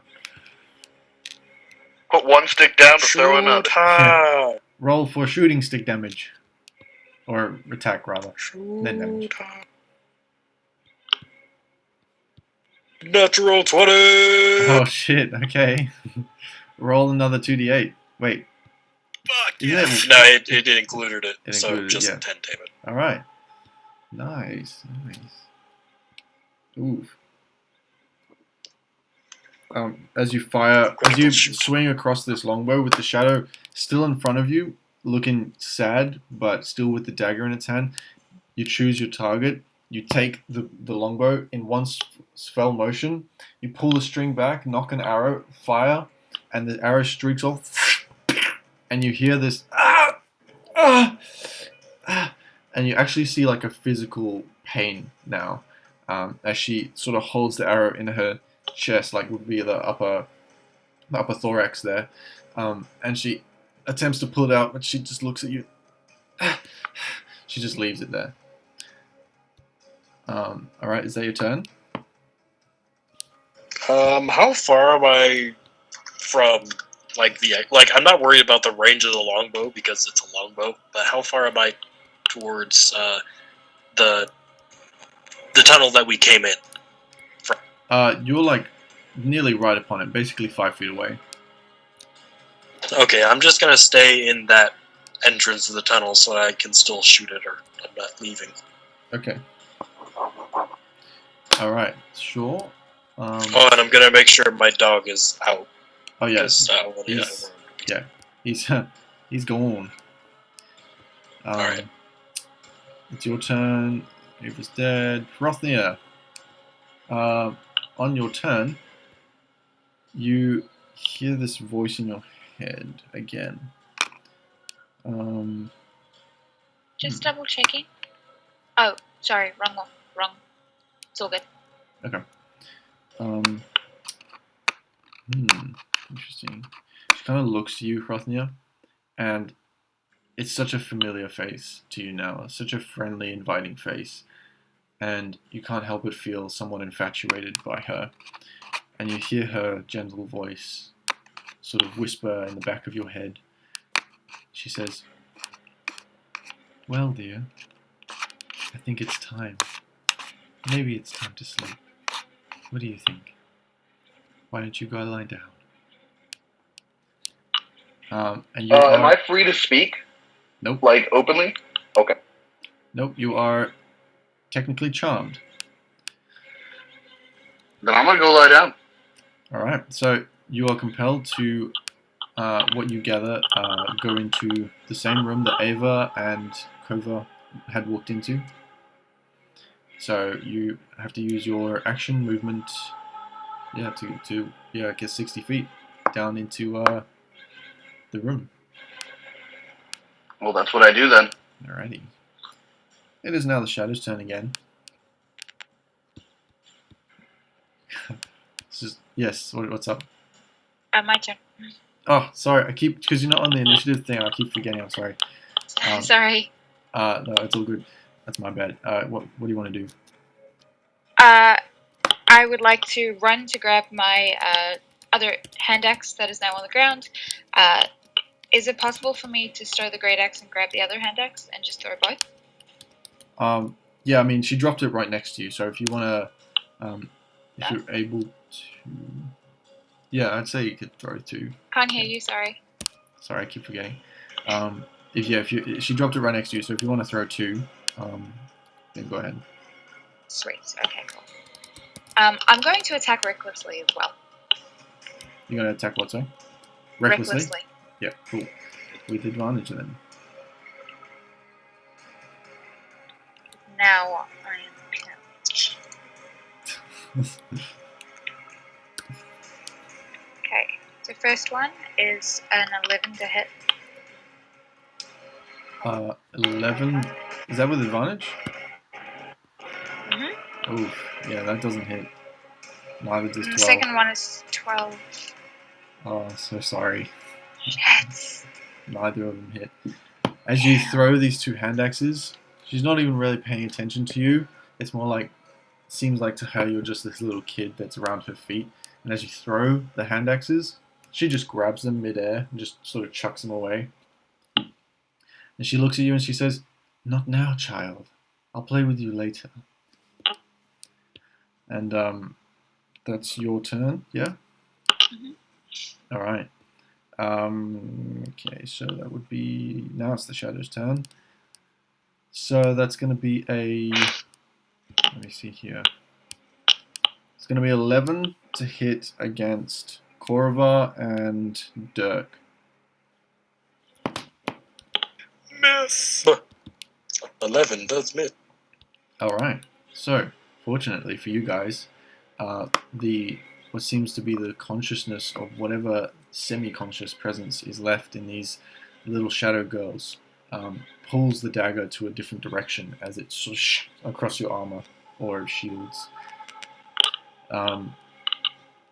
So that's their turn. Top of the round, the bookcase is now producing a heavy amount of smoke. You guys are starting to choke a little bit, sort of cough, as the smoke starts to swell in the room. And it's getting hot, especially for you, Korva, since you're really close to it. You're starting to sweat profusely. That's that, and then it's your turn. Okay. Well, second verse, same as the first. I look up, and I actually turn and look down at the ghost beside me, even almost like I can feel her missing on purpose. Give me the strength to bring this monster down as I reach over and everything I have into a chill touch to yank her out of the sky. All right. So, chill touch. Sorry, chill touch. I don't know. With another natural 20. Are you serious? 26. Damn it. Come on. Amazing. Roll another 2d8, I guess. You guys, you're rolling really well with that. What the heck? That's 21 points of damage to her. Oh, Rolling really well, he says to the half-dead team. okay. Tell me she's down, DM. Tell me she's down. So, you take your spell, and with that extra strength, you look at her in the eye, launch this hand, and it's sort of like this conglomeration of just many hands now reaching out, almost like revenge for the fallen, that now grasp at her throat and her face and eyes, and just sort of like start tearing down, and she can't help but be pulled down towards the ground, towards Kova, and her wings freeze up, and she falls to the ground, and you can see where the hand sort of dissipated is now just like she's covered in blue handprints everywhere, a mark of the fallen comrades. She's looking incredibly rough as she gets down on the floor. She's She's not dead yet. she's like coughing up blood. Okay, that's your turn. That is. As I end my turn, though, Korvar felt the strength of the fallen comrades, and these ghosts like helped me out with that, and he's just streaming tears. All right, noted. So that would bring us to Ted, and then her turn. I'm gonna roll something. Okay.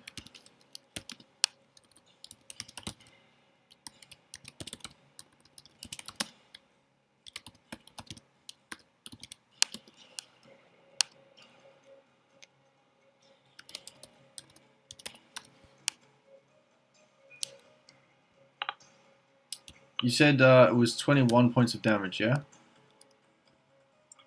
For Korvar? Yes. Alright, okay, so... Damn. Alright, so with that, Yep. as she's sort of retching there on the ground, she looks up, and you can see her, like, try to focus, and you can see a shimmer of magic in her eyes, and there's this sort of spectral bluish green tinge as it Wait, starts to. I think you might have rolled extra damage, Corvo. Did I? Because you don't get 2d8 for cantrips until level 5. The crit made it 2d8 already. It doubled it. You sure? Oh, sorry. I'm not. Oh, I apologize. Then I did not see that. I'm not used to Discord's rolling. I was just rolling the extra 2d8. I didn't think So, yeah, that it would have. I don't think that it would have doubled it automatically for a spell. Yeah, because Yeah, it should just be 1d8 by default. So Okay. I think you only dealt 11 damage. Oh, Sorry. yes, you're right. Actually, I'm reading it now. I didn't see that. It's all good. It is what it is. Moving forward, we'll remember that. So you can see this. She's trying to focus on some sort of magical ability that she has, and as she sort of she kind of reaches out a little bit, and she sort of cringes over and doubles over. Seems like whatever she was trying to do fails. As she looks up again at the rest of you, she clutches her stomach and her chest as she starts to flee. Kova, you get an attack of opportunity as she starts to sprint.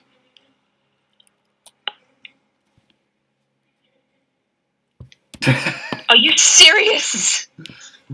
Wait, does reckless attack give you advantage until your next turn, or? Let me check. I think it's just for that attack, but I will double check. It's every time. It's every turn. I think she has to reuse it. Yeah. I'm just checking because this is a reaction, so I don't know if it applies or not. When you make your first attack on your turn, you can decide to attack recklessly, giving you advantage. So it was only the first attack anyway. During this turn, not during this round. Yeah. Okay, so it's still a natural one. So Still in. I assume that was with the great axe, or what was that with? Yeah, because that's the only thing I have left. So taking the great axe and trying to slice down the back, you just miss the tail, and she's surprisingly quick. But as she exits through the doorway, with her wings frozen in place and the speed that she's going, you hear this awful as the wings just snap off and fall to the side. You hear this. Question: does she not have to pass by Dirk as well No. to get through the door? Because I'm on the other side. To the door. She's going deeper inside the cave. Yeah. Oh, she's going the same way I'm going. Yes. Okay. Which is interesting because she'd be right behind you. Actually, she flies overhead of you, so she should kind of just in front of you. And you see her, and you're just like, "Oh, hey," but she's definitely in pain. All right, so she manages to run, and that would lead us to Dirk. Did you see the message I sent you? Let me check. On Discord?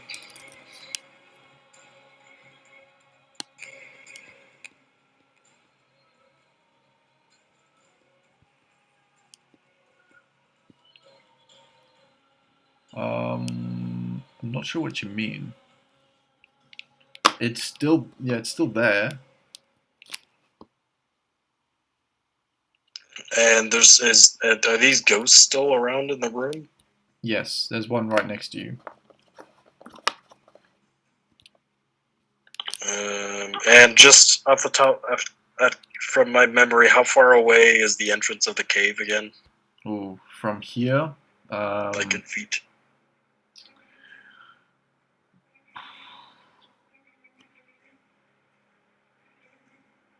Like 300 feet. Jesus, okay. That's a little far away.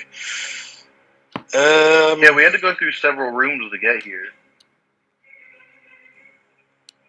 Yeah, that's true. Alright. Well,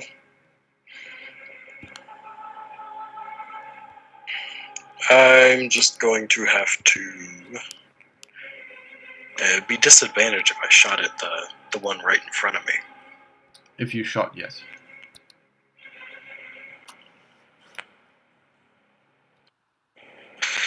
Well, if I shoot at a different target that's not right in front of me? No, then you'd be fine. Like if you shot at the shadow that's near Korrivar. Yeah, can I shoot that one, Eve? Yeah, sure. Roll an attack.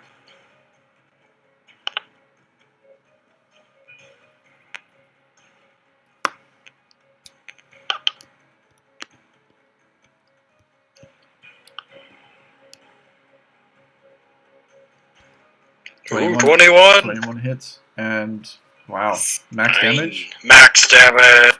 Okay, so with that, as you pull another arrow back and you fire, you can see it's leading up to another strike against Korrivar.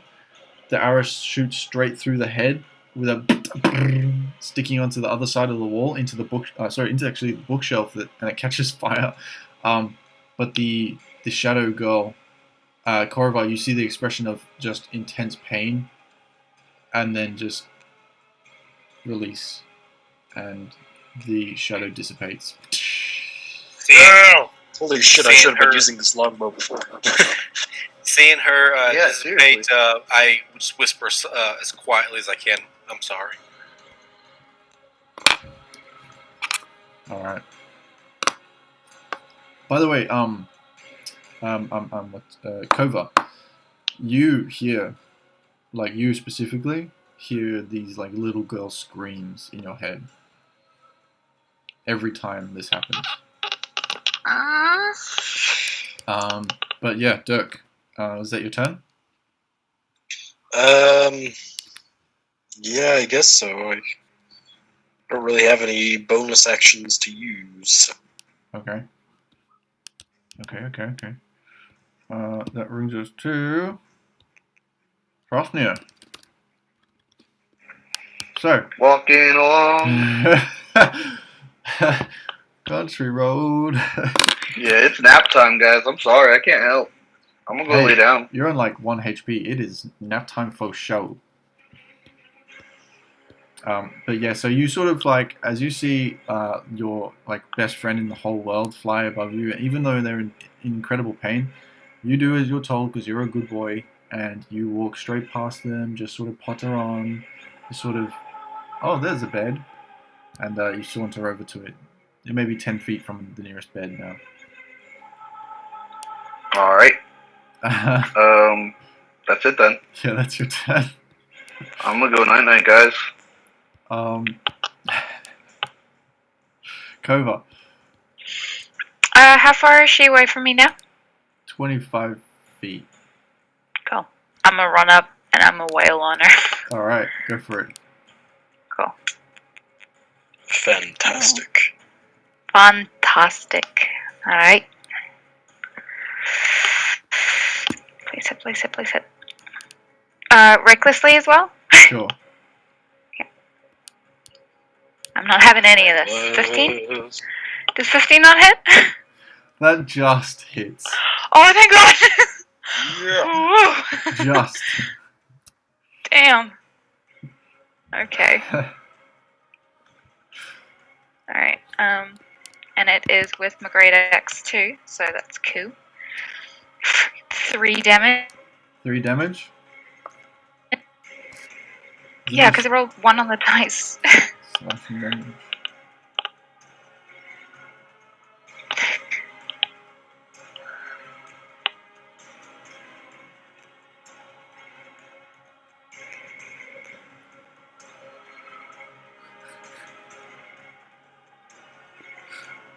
Okay.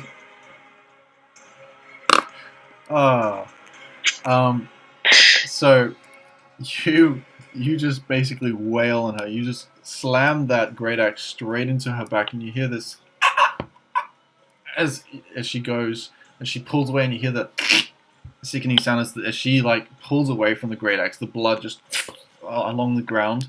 She's still running, but like she like trips and falls and like has to grab the wall as she goes. But she's like looking, like she looks back at you, she looks terrified. 3 damage with a great axe. I know, right? That's really awful.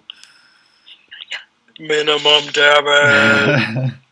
Doesn't help that I had my strength zapped as well. No. Yeah, same. That's half the reason I switched to longbow, because it's dex. Yeah. So that would bring us to the shadow turn.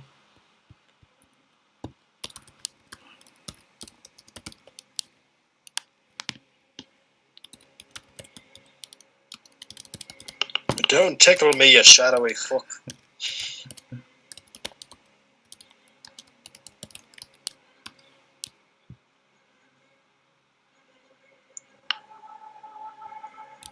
Dirk, does a 14 hit? No, my armor class is 16. Alright, so this little girl, you can see the sadness still in her eyes. Must be pulling back her punches because this blade just does not hit home and shinks off your armor. As like the blade lowers, like you can see, like as you connect with her through eye contact, even for a brief moment, is just probably one of the saddest things you've ever come across. It's just this in pain, constantly sorrowful, agonizing child. That's its turn. Now it is the top of the round. I would like Korovar and Dirk. Who else is in the room? Korovar, Dirk, and Frothnir's not there. Okay, so it's just you two. Korovar and Dirk, can you please make Constitution saving throws? Sure.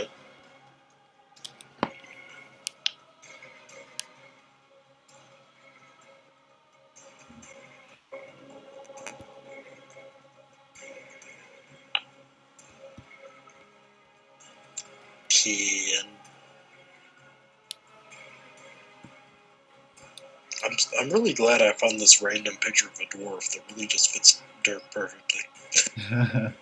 Yeah. Korovar? Sorry, my dog is holding my mouse. Hold on, sorry. Okay. 17. Alright. Yep. You both managed to stave Thanks. away the wrenching of your lungs as the smoke fills your lungs every time you breathe. It's getting thick with smog in here. So top of the round, that is Korovar. I move out of the smoke, hopefully, toward where the bikini woman was flying. Yeah. Full 30 feet. Am I out of the smoke and can I see the bikini woman? The smoke is like, because it's been burning for a little bit now. The smoke is sort of curving around the natural scape of the ceiling and starting to traverse down into the tunnel, which everyone seems to be heading because of Bikini Lady. But you are standing at the door of this passage and you can see straight down. You're given the size. I'd say any ranged attack would be at disadvantage to hit. Just because there's smoke. But mostly because Cobra's right in front of thingy, and it's a. Can it's a they 5 see foot me wide. laying down when they get in the room? They're not in the room yet. Okay, but I can see Bikini Lady. Yes. What's the distance between me and her? Be 10 feet. 15 feet. Sorry, 15 feet. My dog's in the way.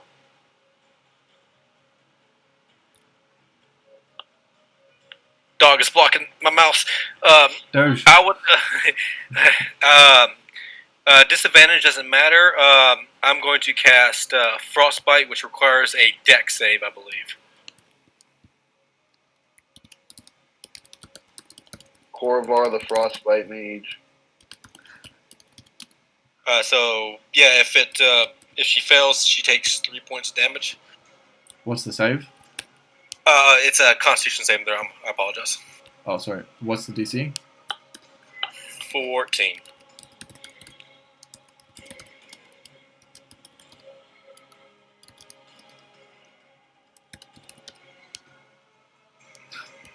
My first roll, because I thought it was Dex, was 13. Second one was 14. Okay. Well, so no damage, but yeah, that's my turn. As I'm coughing and sputtering. Oh man. Sorry, dude. All right. Well, this is it. Guess. Actually, I apologize. She's within 10 feet. Last ditch effort. I'm throwing everything on the table. because I think Ozzy is still in the room, will fly and try to attack Bikini Girl. I don't think familiars can actually attack. Oh, they can't? If it's through the find If they- familiar yeah. spell, Yeah, no, I'm not trying to. I don't have the rules up in front of me, so I'm just gonna. I'll look them up later. So yeah, I'm cool with that. sorry, I feel for you, but yeah, Yeah, Familiars. nothing to be sorry about. It's cool. familiars would just Oh literally yeah. just I see Noah's message. Yeah, I'm cool. Never mind. yeah, Never mind.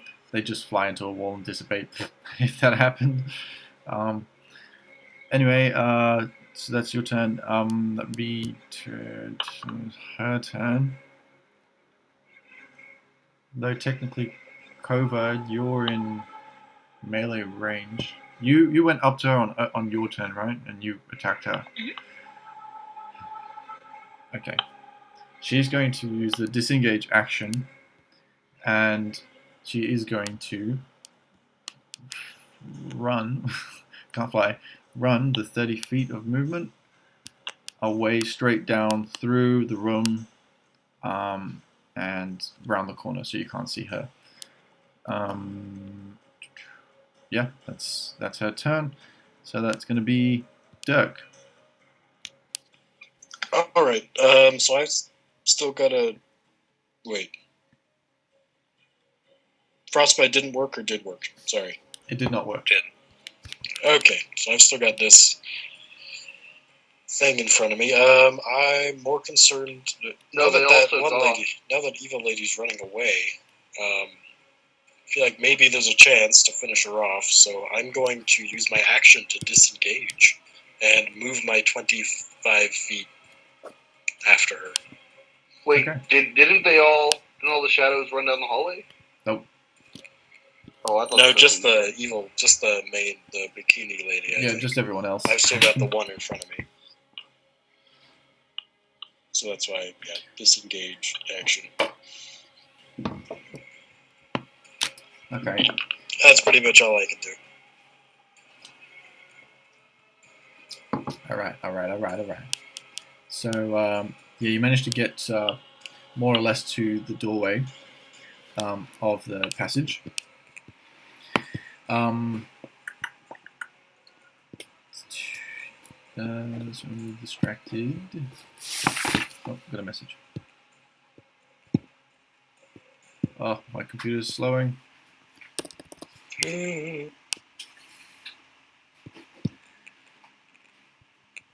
Ooh, that is a good point someone just made. I will address that after. Okay, so that's your turn, Dirk. Hrothnir, you make your way to the bed and just have a little nap. You fall straight to Night, sleep. guys. Sorry, man. Just the way the charm works on this. Loud snoring could be heard from down the hall. Yeah. Dragonborns can snore, guys. Trust. So that's you snugging into bed.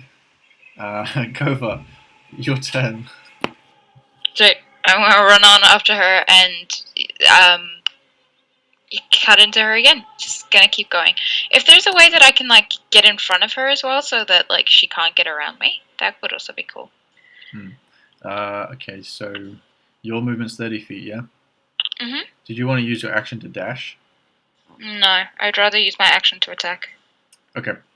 Well, as you go around the corner, you can get within 5 feet of her, but she seems to be. As you come around the corner, you can see one of the cupboards there.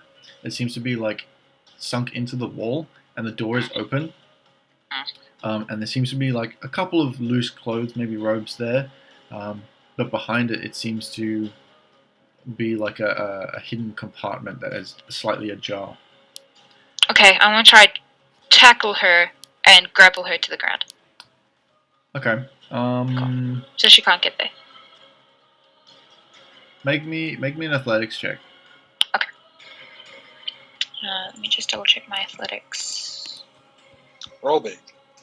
Roll big. Oh, here's hoping. I've been rolling so well recently. So So it's +4. Oh, Christ. What is it? That's a 10. 10. There's still a chance that she rolls even worse.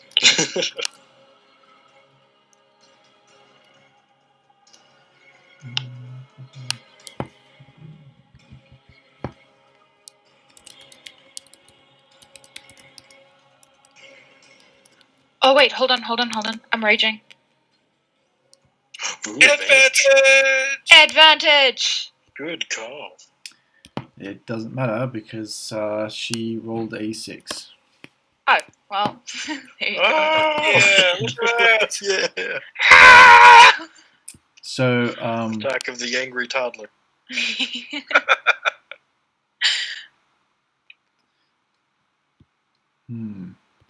Okay. So, sorry. Blah, blah, blah. Yeah, you managed to tackle her to the ground. Like diving through this cupboard, smashing through the board that was slightly ajar. You grab like her legs and pull her to the ground and just like hold her. Awesome. She doesn't put up much of a fight because she doesn't have much strength left in her. Okay, well, I'm going to keep her there for as long as I can. Okay. Toddler grapple. Yeah. Yeah. Okay, so that's that. It's your turn, so that'd be the Shadow's turn. Shadow's gonna go up to Dirk as he ran away. And I'm gonna do a stabby stab. That's fair.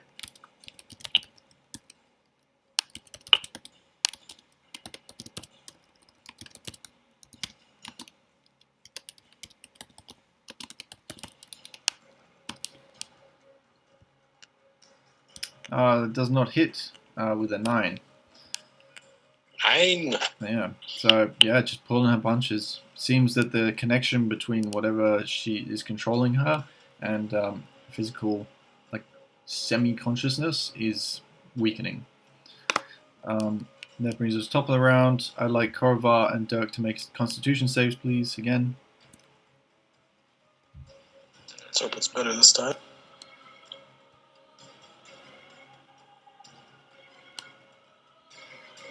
Since I'm pretty sure that fails, I'm going to use the reaction Arcane Deflection to turn that into a 12. Huh. Okay. Interesting. Yeah, I'll post it to the chat.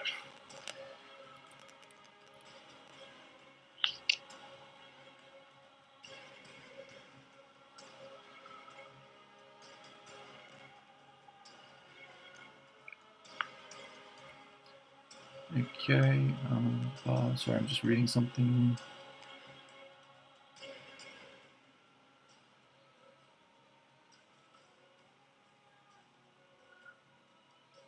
Okay. Dirk has terrible stats, but he rolls really well.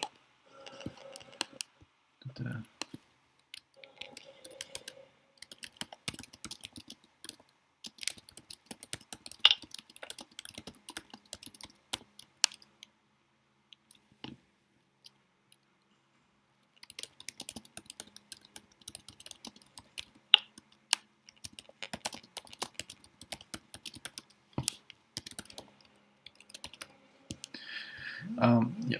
Okay, so, sorry, just sorting something out that could have changed something, but no dice. So, okay, so what was a 22 and a 12, basically? All right, you guys are fine. You managed to not, like, retch from the smoking cough that you're getting from this thick smoke cloud above you, surrounding your heads now. Korovar, it's your turn. Okay, good. I get my reaction back because I need it. I move another... Wait, Bikini Girl is like, what, 10, 15 feet in front of me on the ground? To you... No, she's around the corner. You don't know how far she is. Okay, I will move increments of 5 feet again to try to get out underneath the smoke until I see Bikini Girl. I'd say you'd manage to just get around the corner. She'd probably still be 15 feet from you. Okay, but I can see her. I don't have disadvantage on attacks If it's because of the smoke. If it's a ranged spell attack, you have disadvantage because she's prone. Okay, I will, because the smoke is kind of clearing my way again. I will cast frostbite on the hopefully very near death woman, Indeed. a bikini girl. Yep.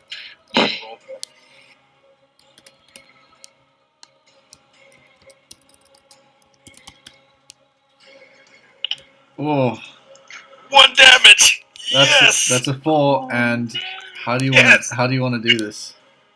Kidding.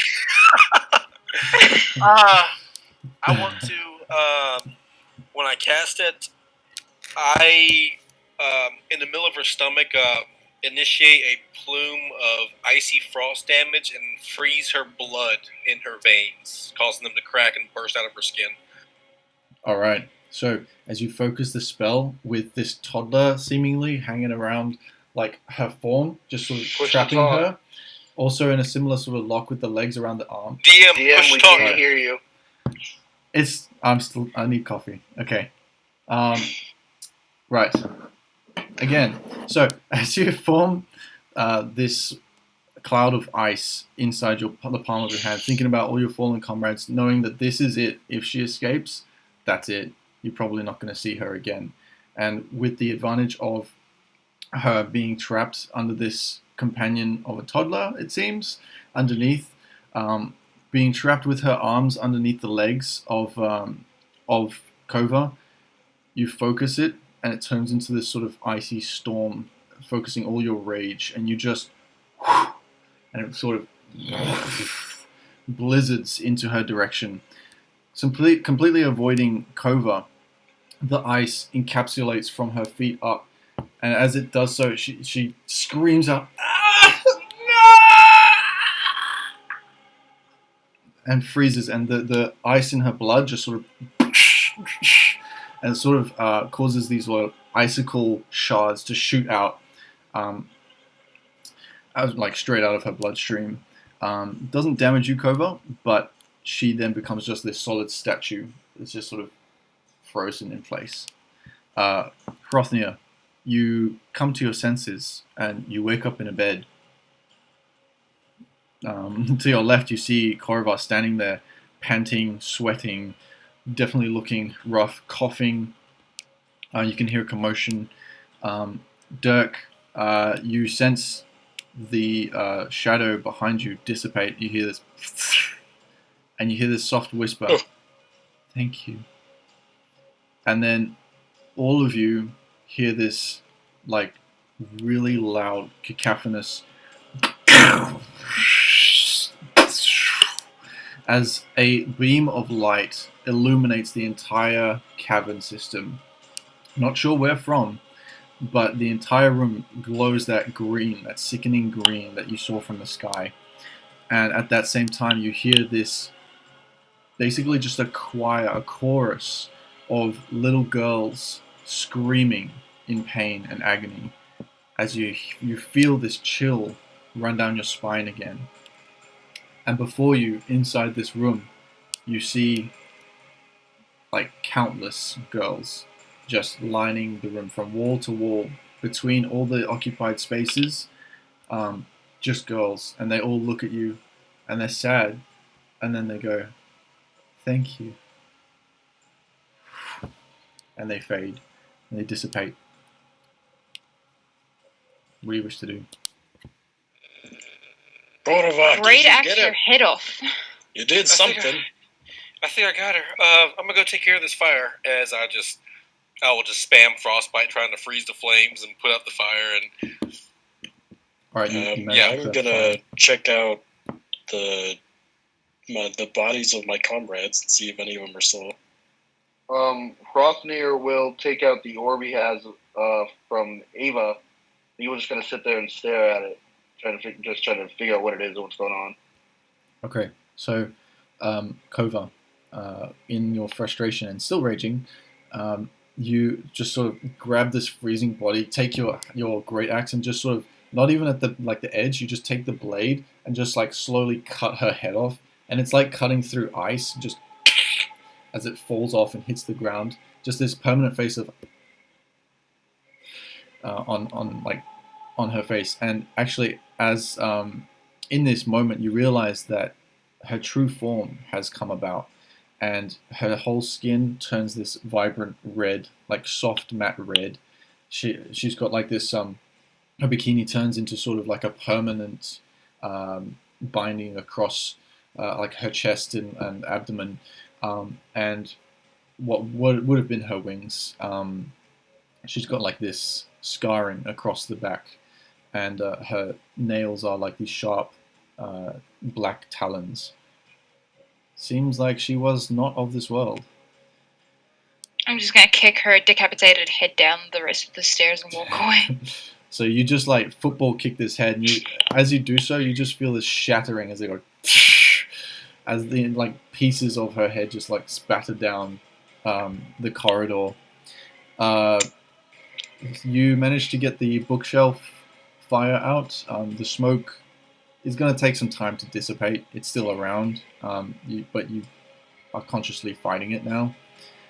Well, for the if the fire is out, then I'll use the rest of the time spamming the gust cantrip to push the smoke up down further to down the tunnel away from us. Fair. Yep. All right. You can definitely start working on that. Still take a little bit. At least, and that's fine. Just try to get the smoke out of our immediate area so we can all breathe normally. As I see Korvar start to gust the room, I will also get up and use gust as well. All right. Gust buddies! All right, so you guys start doing that. Hrothnir, Korvar, you as well. You guys feel horrible, like absolutely horrible. But you stand there, and as you're gusting away, you start to realize something, and something's missing. And as you get back your memories, as somehow you'd forgotten during the fight, you are standing right next to the body of Ted, who's not moving, not breathing, starting to go like a purple color slowly, very slowly. Then you realize, Hrothnir as well, the orb that you were holding of what once was Ava's shadow, still alight, still got that glow. Oh fuck! Consistency. Oh, where was the light that was Ted's soul thing? Ted's body is still there. His body's not there? His body is still there. There's no light. There's no little orb with him too? No, his body's there. Everyone else's body disappeared and like into nothing. His body's still there. I'm gonna stick Ava's soul in Ted's body. I'm not asking any question. No. I stick Ava's soul in Ted's body, completely irregardless to my best friend's warnings. Well, I was just gonna ask that Michael is not intelligent is not as intelligent as Korvar. Can Korvar make an intelligence check to figure that out? You mean like in the split second that it happens, just be like, what? Yeah, not so much to stop him, but to draw the correlation. Because my character is a lot smarter than I am. Make an intelligence check. I'm just gonna like shove the orb down Ted's throat. Just yeah, real, yeah.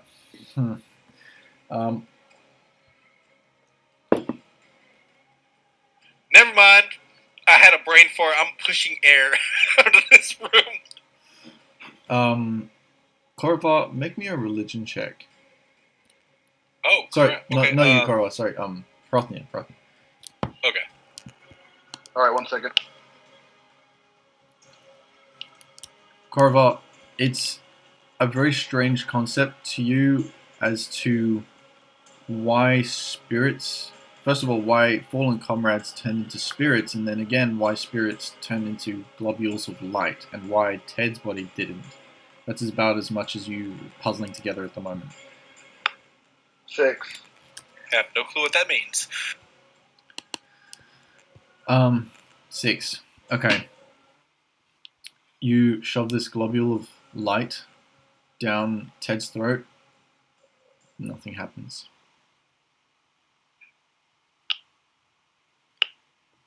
Can I keep going? Like, just keep trying to get the orb to go into him? Like, I try to shove it into his chest? What are you trying? Are you pulling it back out and like shoving it into his chest, or are you just like down the Yeah, I'm throat? just gonna pull the orb out and try again somewhere else, man. I've got an orb and a corpse. Something's got to happen. What a good berry. Roll me another I don't religion think that'll check. help the corpse.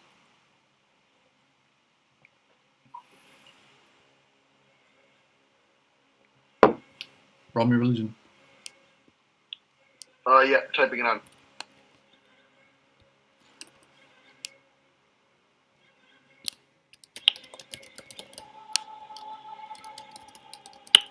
Eight. Got the worst rolls on Earth.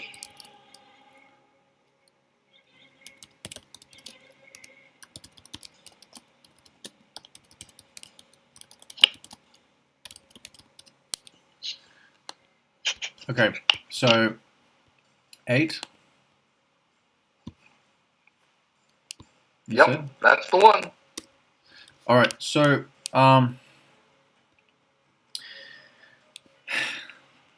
when you I can't believe what's going on.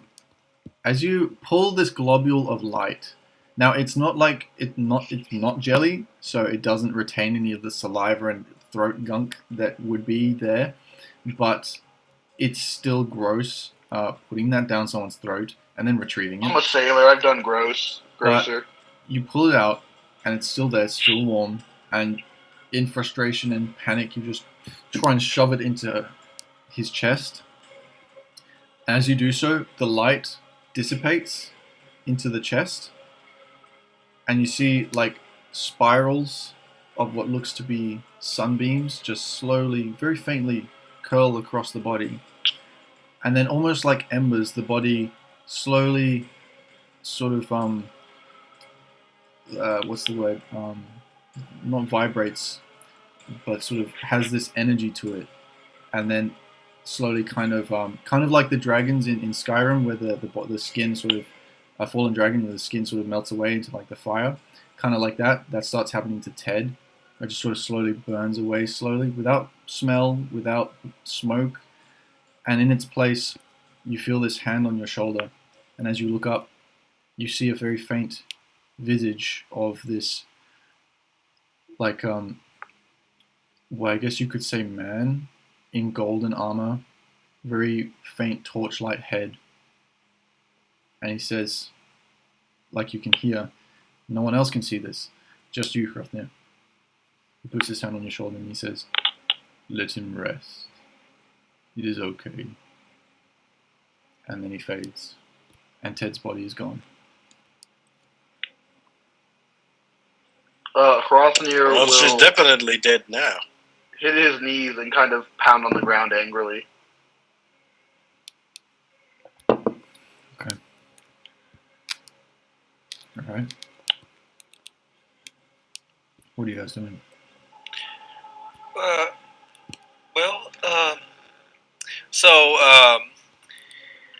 Rofnir, Dirk were the original party. As I turn and look at them, I'm like, so I don't think we're going to be getting paid for saving the dwarf's daughter. Yeah, this went fucking sideways real quick. Very. What do you suppose we do about this? I mean,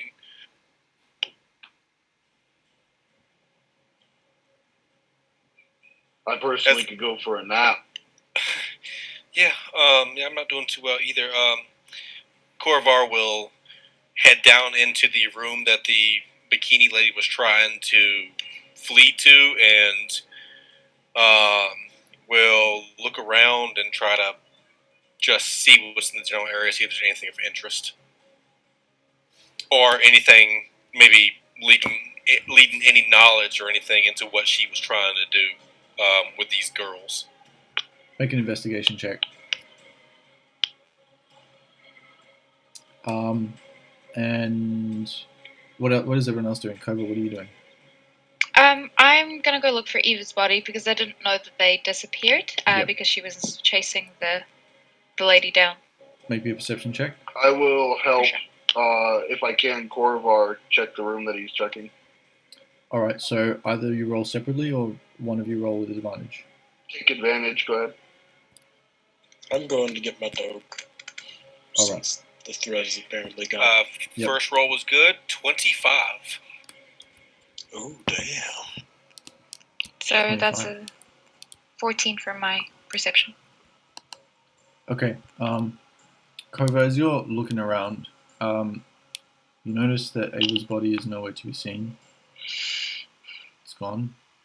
And it's strange. It's as if there's a presence that's there but not. It's kind of weird. Okay. Can I try and like look for this presence? Do like an investigation or something? Make me a religion check. Okay. In terms of you, Korvar, searching for all these kind of hints and whatnot, you start to go through the room. Now this room is like a 30 by 30 foot room. It's kind of square in nature. It's got bookshelves, it's got cupboards, it's got a bed, which is actually very nice. It's got like a velvet red blanket with like this really soft fluff pillow. And Frothnir, you would know it's filled with like down pillow feathers and down feathers. The rest of the room is kind of lit by this low torchlight. There are nice sconces hanging on the walls.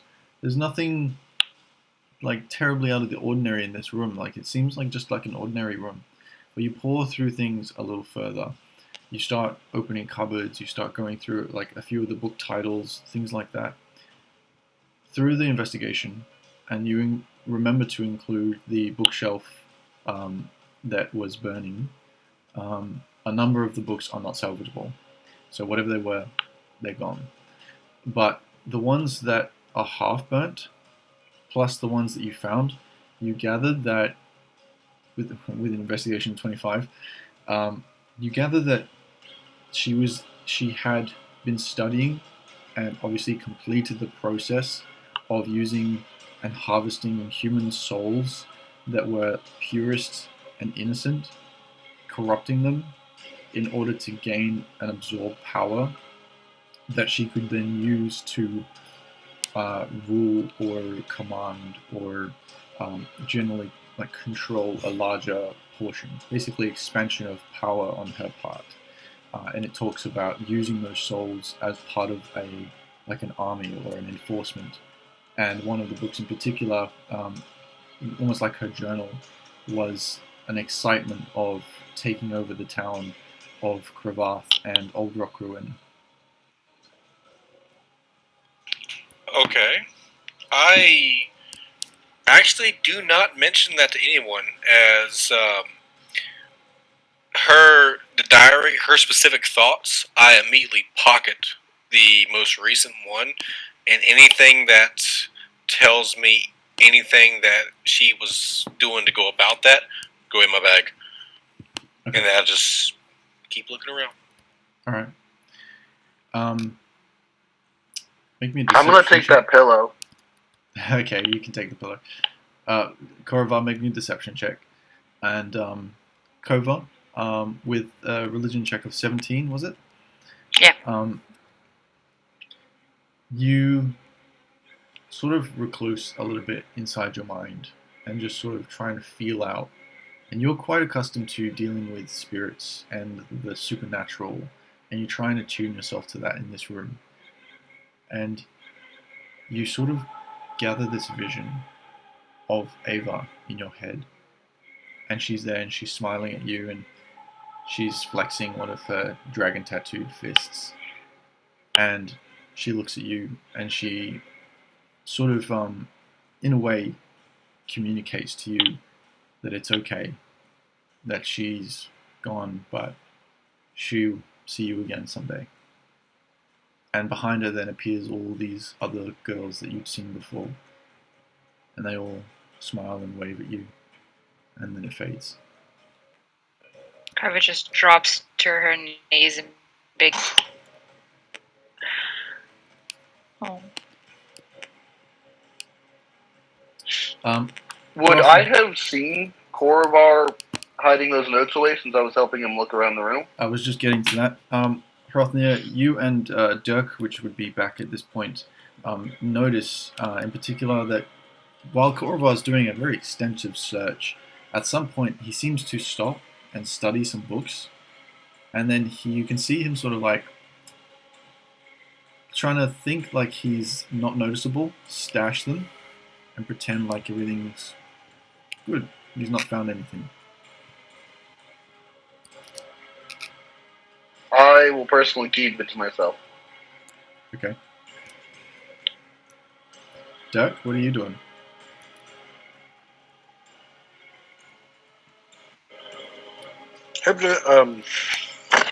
Well, Dirk is kind of confused by all the series of events that just happened.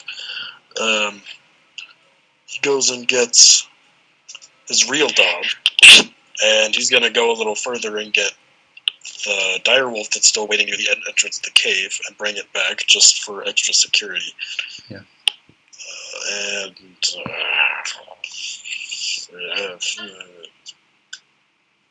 I don't know what to do. I guess we'd better go and tell that poor man that his daughter's gone, but at least it won't be happening to any more little girls.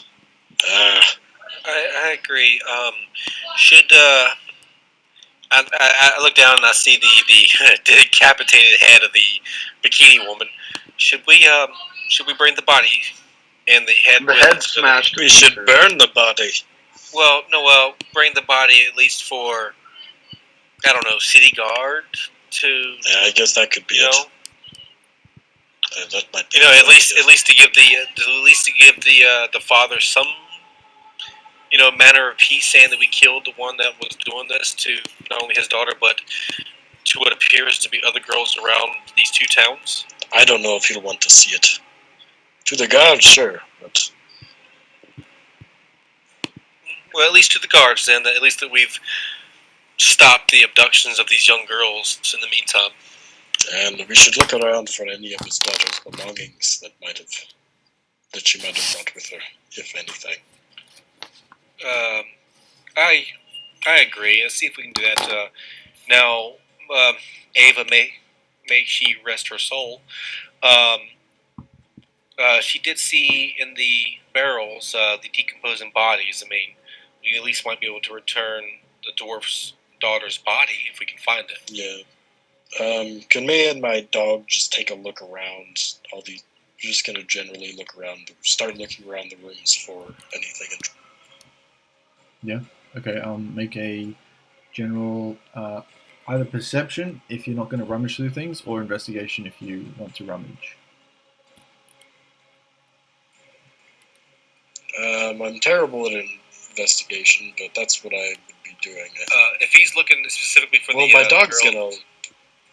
Yeah, my dog's gonna be looking around for the girl's stuff because he has her scent from before. Oh, so if you were doing the search, I roll like you, but not the dog. Well, yeah, I'm gonna go searching, and I'm gonna tell. Can I tell my dog to search around to have a sniff around for her scent while I go rummaging through stuff? Okay, so if you want to make separate rolls, like you investigation and your dog perception. Alright, go for it. I rolled a 0. On investigation. Yeah. Okay. Yeah. You don't find anything. Really plain. Nothing of interest. Just wood. Burning wood. Let me go look at my dog's stuff real quick.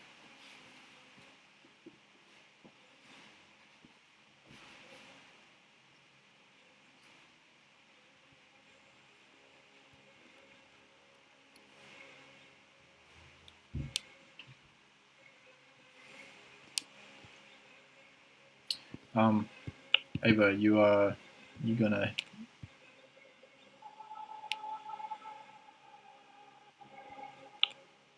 You there?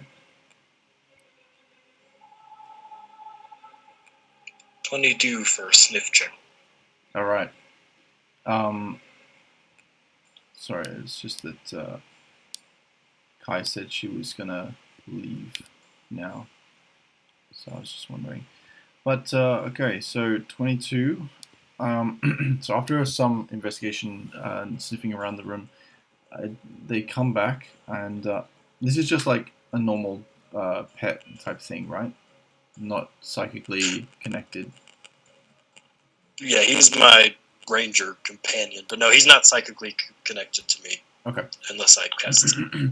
Well, he comes back to you and indicates that he's found something, and he starts to lead you to the barrels. Alright, yeah, we did tracking and finding stuff before, so yeah, he'd totally do that. Alright, good job, boy. I'm gonna open up these barrels. Alright, so you go through the barrels, and especially the ones that he points out, and each one that he's pointed out, there is a body of a girl, a corpse. All different kinds of like timelines, as in like degradation, points of degradation. Jeez. Well, I'll look around for a little dwarven girl that fits the description. I imagine is going to be the most recent one. I would like to help with that search. Okay, so you're trying to find the most recent. Or yeah, try and see if I can find the little girl that we actually came here to look for. Mm-hmm. Which I imagine is going to be the most recent one. Okay. With your investigation checks from before and general intelligence combined, and for sake of brevity, you do find a number. You found about 7 different bodies of young girls, and one in particular seems to be the most recent, and that would be the silver-haired dwarf girl. But interestingly enough, you find her in an offshoot room down in the room with the bed. You realize that you've missed it before. There's like an outcropping that's hidden behind a panel. You move the panel, and there's this room, just sort of like a 10 by 10 foot circular room with like this makeshift stone altar in the middle, and upon it rests the body of the girl. Poor thing. Well, I guess we could take this back to her father so that he can better. Well, yeah, she's dead, right? We're pretty sure. Yeah, I want to check first. Like, is she breathing, or is she like suspended animation, or is she like dead? She's definitely dead, especially considering there's a like a large knife buried in her chest. That would do it. Let's remove the knife and try to clean her up a little bit so that we're not taking back too terrible of a corpse. I agree, and I'll assist with very carefully pulling the knife out, which I also pocket that. Yeah. Okay. So unless there's anything specifically you guys want to do, I'm going to assume that you either wrap up the bodies or just simply like put them in a nicer state and either bring that little girl with you or leave them there. Up to you. And yeah, I think we'll take the other bodies. We'll take the little girl with us so that the father can bury her, but all the other ones we'll just sort of dig shallow graves out in front of the cave and mark them with stones. Well, make small graves for them. Well, I wouldn't. Let's not touch the other bodies. I will tell Ozzy to. I'm telling the group that I'm telling Ozzy to do this. I'll tell Ozzy to fly out and just constantly circle, and to at least mark this position, and we can send the city guard over the New Brass City, and they can come back and properly catalog and find out who all these dead bodies belong to. So so that we're not causing any type of sacrilege or yeah. I guess. Yeah, I getcha. Well, Just take to make sure that they can find them. Yes. Well, the only reason I say that is some cultures don't believe in burial. Some do, burnings and things like that. I'm not religious myself, but I do respect other people's religious rights. Okay. Yeah, so you round them up, have a scout out of the area and stuff like that.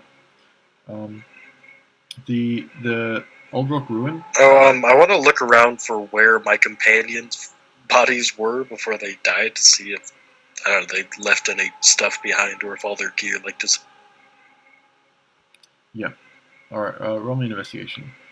Old Rock Ruin itself is only probably, let's say, a good 3-hour walk from where you guys are, I believe, give or take. That's better.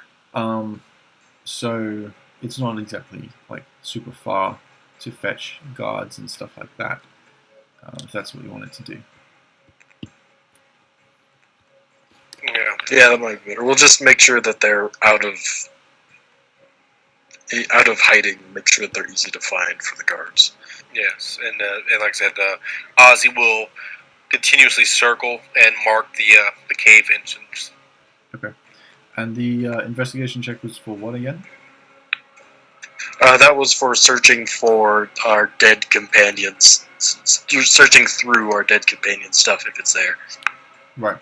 You have a look along the floor, specifically looking for this kind of stuff. You find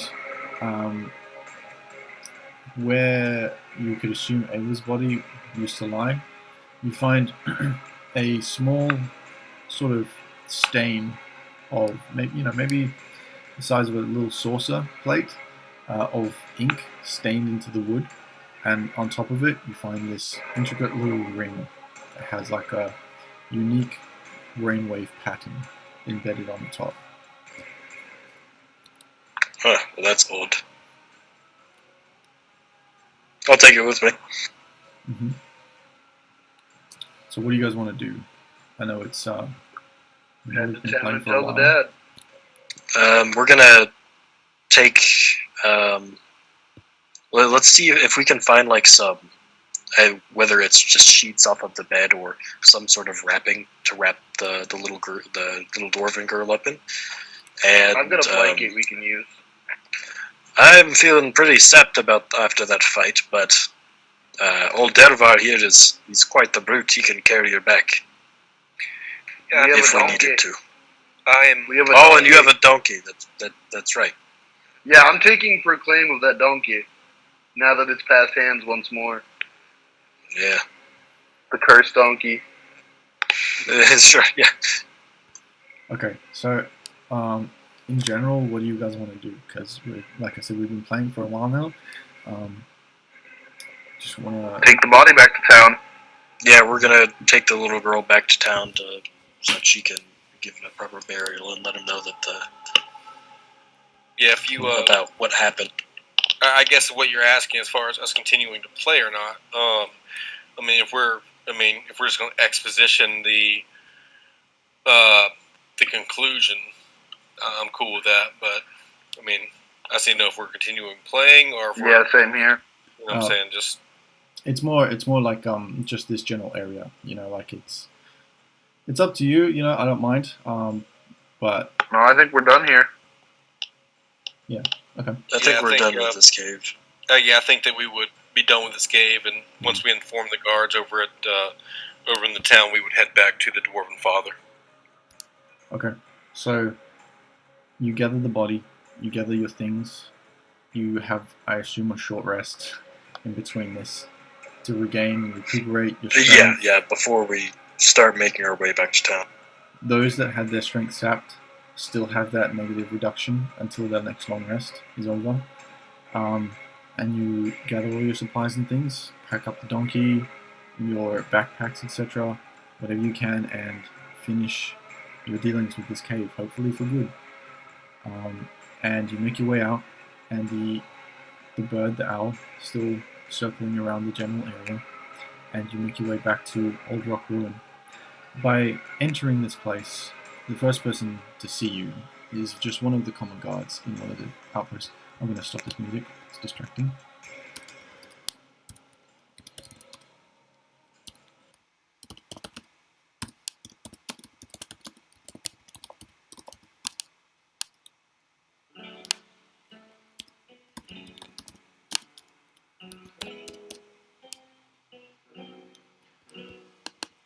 Okay, so you make your way back, and one of the guards sees you in the distance, and you can see him go back inside, and he seems to call someone else, and that same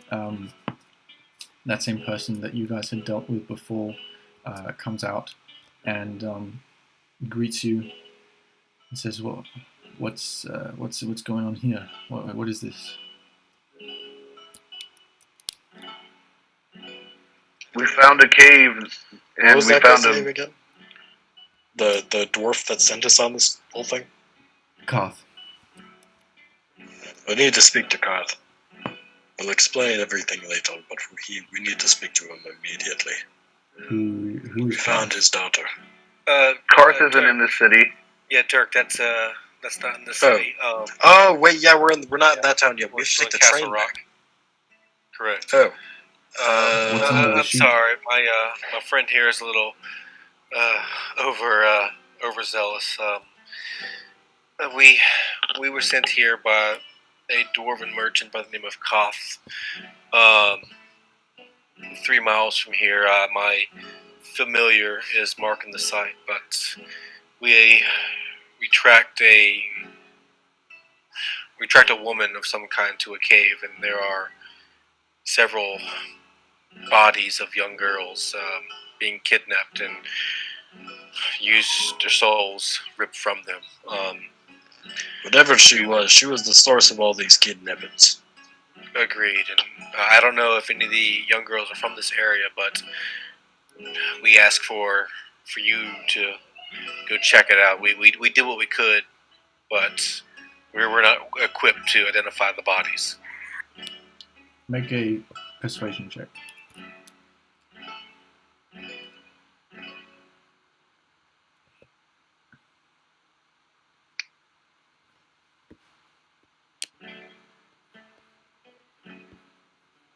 Hey, That's a lot. It's a lot to. Oh yes, all right. We'll get some men over there. If you need to return to town, you have free rides on the train, on the Thank Landscator there. Just it's sad. It really is. it is, and we're gonna head back and inform this dwarven merchant Koth. I don't know if you know him or not, but we're going back to inform him that we found, unfortunately, his deceased daughter. We'll be there in town.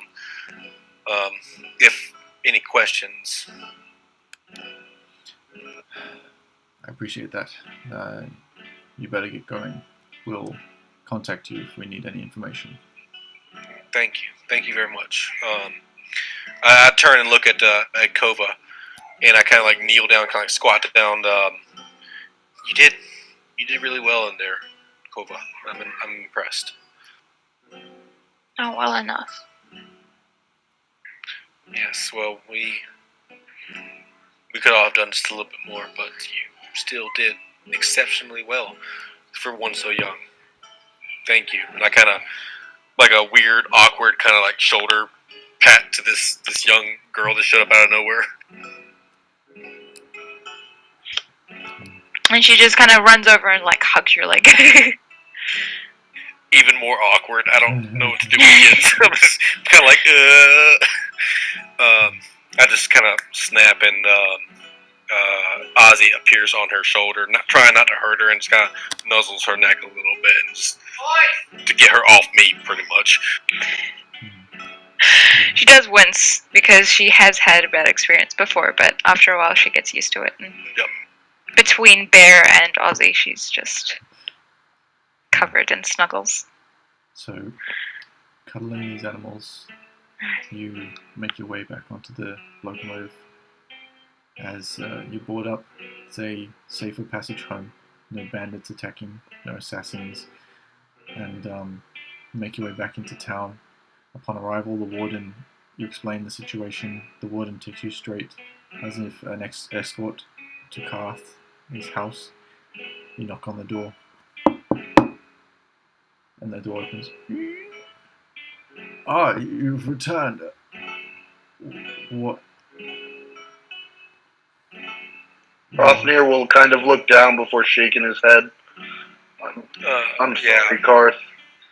It's not pretty. And Korvar gestures for Dirk to kind of show his package, if you will, or the body he's carrying. No. If I still can, my strength 9 now. Wait, no, it's not. But I think it is actually. No, I don't remember actually. If you need Cobra to carry the bodies, you can. If Dirk can't The carry body's on the back of a donkey. Just yank the donkey into his house. He gestures forward. The front door. He Like gestures forward some. Yeah, we'll do that. Yeah, we'll do that. He reaches his arms out to take her. And and we have her like wrapped up. By the way, like completely. I know. Wrapped up so that she's covered. Yeah. We did everything we could, Sir Koth. We tried. We gave everything. We also lost a few of our companions in trying to save your little girl, and I'm sorry we couldn't have been there sooner. That's well, understandable. At least this isn't going to happen to any more little girls. Yes, we did stop this. You can rest easy knowing we found the source and ended it. Just please bring her inside. We will bring her inside. Help me with this. Yeah, I'll help. I will help Dirk carry the body. You bring her inside and you rest her on the couch as directed, and you hear this heavy, slow clunking before the footsteps, falling sluggish, walk back into the living room where you all stand, now few in number. Here, take it. It's your reward. Just thank you for your efforts. Please just leave.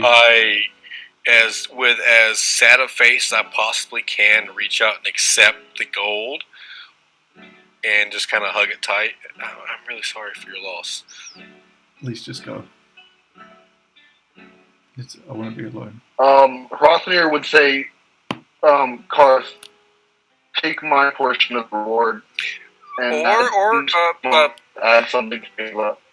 No, don't ors. Don't or my sad moments. Go away.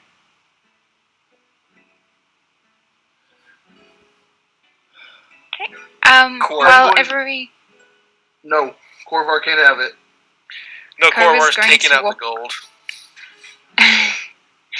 Cover's going to walk on over to the father of the girl, kind of grab his hand and in his head just say, I want to say a prayer for her soul. And then she'll take out her vial and just start to play this like mournful lament to the spirits to kind of usher the spirits through to their next life in peace. Thank you, child. And like I said, Rothnir said keep his portion and add to the memorial Ted and Ava. Those were our fallen friends who gave their lives to try and save your daughter. Korvar pulls out 1,000 gold, and then as soon as 1,000 gold's out of the bag, he walks out with the bag of gold. I appreciate your kindness, but I just wish to be alone. Thank you. I will follow Korvar out. Yeah. Yeah, Dirk leaves as well. Alright, so you guys make your way out. as soon as we're all outside, Corvar takes a moment and looks at the other three. Rothnir, yeah, that was a very kind and noble gesture, giving up your share. So, looking over at the other two, 4,000 divided by 3 is 1,300, give or take. So, Are you counting Cobra in this? well, I mean, you did help. I mean, it's okay, but it's fine. 2,000 for me and 2,000 for you, Dirk. No, she takes her share. Rothnir will put his... Go ahead. You go ahead. I would like to try and sleight of hand it into Rothnir's pocket. Okay, roll sleight of hand. Can I make a check to see this? This would be your passive perception. Okay. That's a 15, I believe. Or 16. Let me just double check what my 15. sleight of hand is. Okay, +2. Am I going to know this is happening, or is she sleighting handing against me, too? 16. So, no one knows, as you manage to skillfully place some gold, as much as you want, in his pocket. All of it. Wait, how much? As far as I'm else concerned, did you- I don't deserve any of it. Would have given her 1,300 to me, and 1,300 to Dirk, and there's some change left over, which is divided up. It's 4,000 Dirk- divided by 3. Yeah. Oh, yeah, because there's 4 of us left, or 3? Well, Wait, there's only 3 of us Rothnir, left, isn't there? yeah, Rothnir gave his gold back to the merchant, so I divided it amongst me. Yeah, I gave my gold up so Dirk, Ted and and- Eva could have a... Yeah. Yeah, but how Sorry. many of us are sitting in this little circle distributing gold? Well, there's 4. 4 of us. I gave, but Rothnir, Okay. Rothnir gave his share away, so I'm dividing 4,000 gold between me, you, and Kova. And So- Dirk just takes out 100 gold and puts it in his pocket, and since there's 1,200 left, he just gives 400 gold to each of the people who are still standing there. This'll give me a sled team. I want nothing else to do with this whole thing. I'll pull Rothnir's share toward me. He gave his share up. I'm just gonna take this. As Corvar takes the money from him that he was handing him, Rothnir will also hand Corvar his pearl of power, and he will put his focus, and he will put his arm on his shoulder and say, "I'm tired of this. The oceans are where I was born. It's where I belong. I'm going back to the sea." I'm taking these 100 gold pieces. I'm heading to the nearest town that has anything that I could get winter supplies at. I'm rebuilding a sled team, and I'm going back up into the mountains where I belong.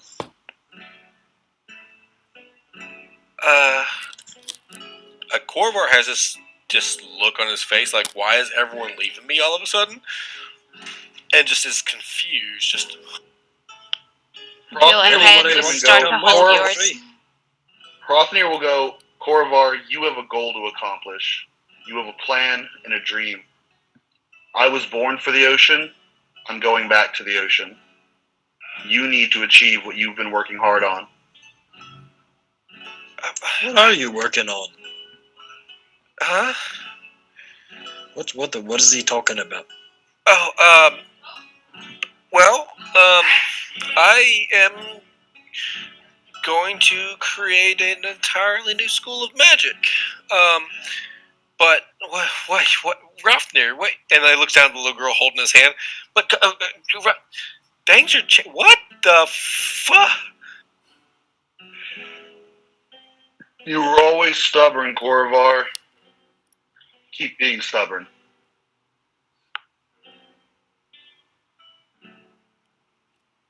And Rothnir will then reboard the train after saying goodbye to the rest of the people.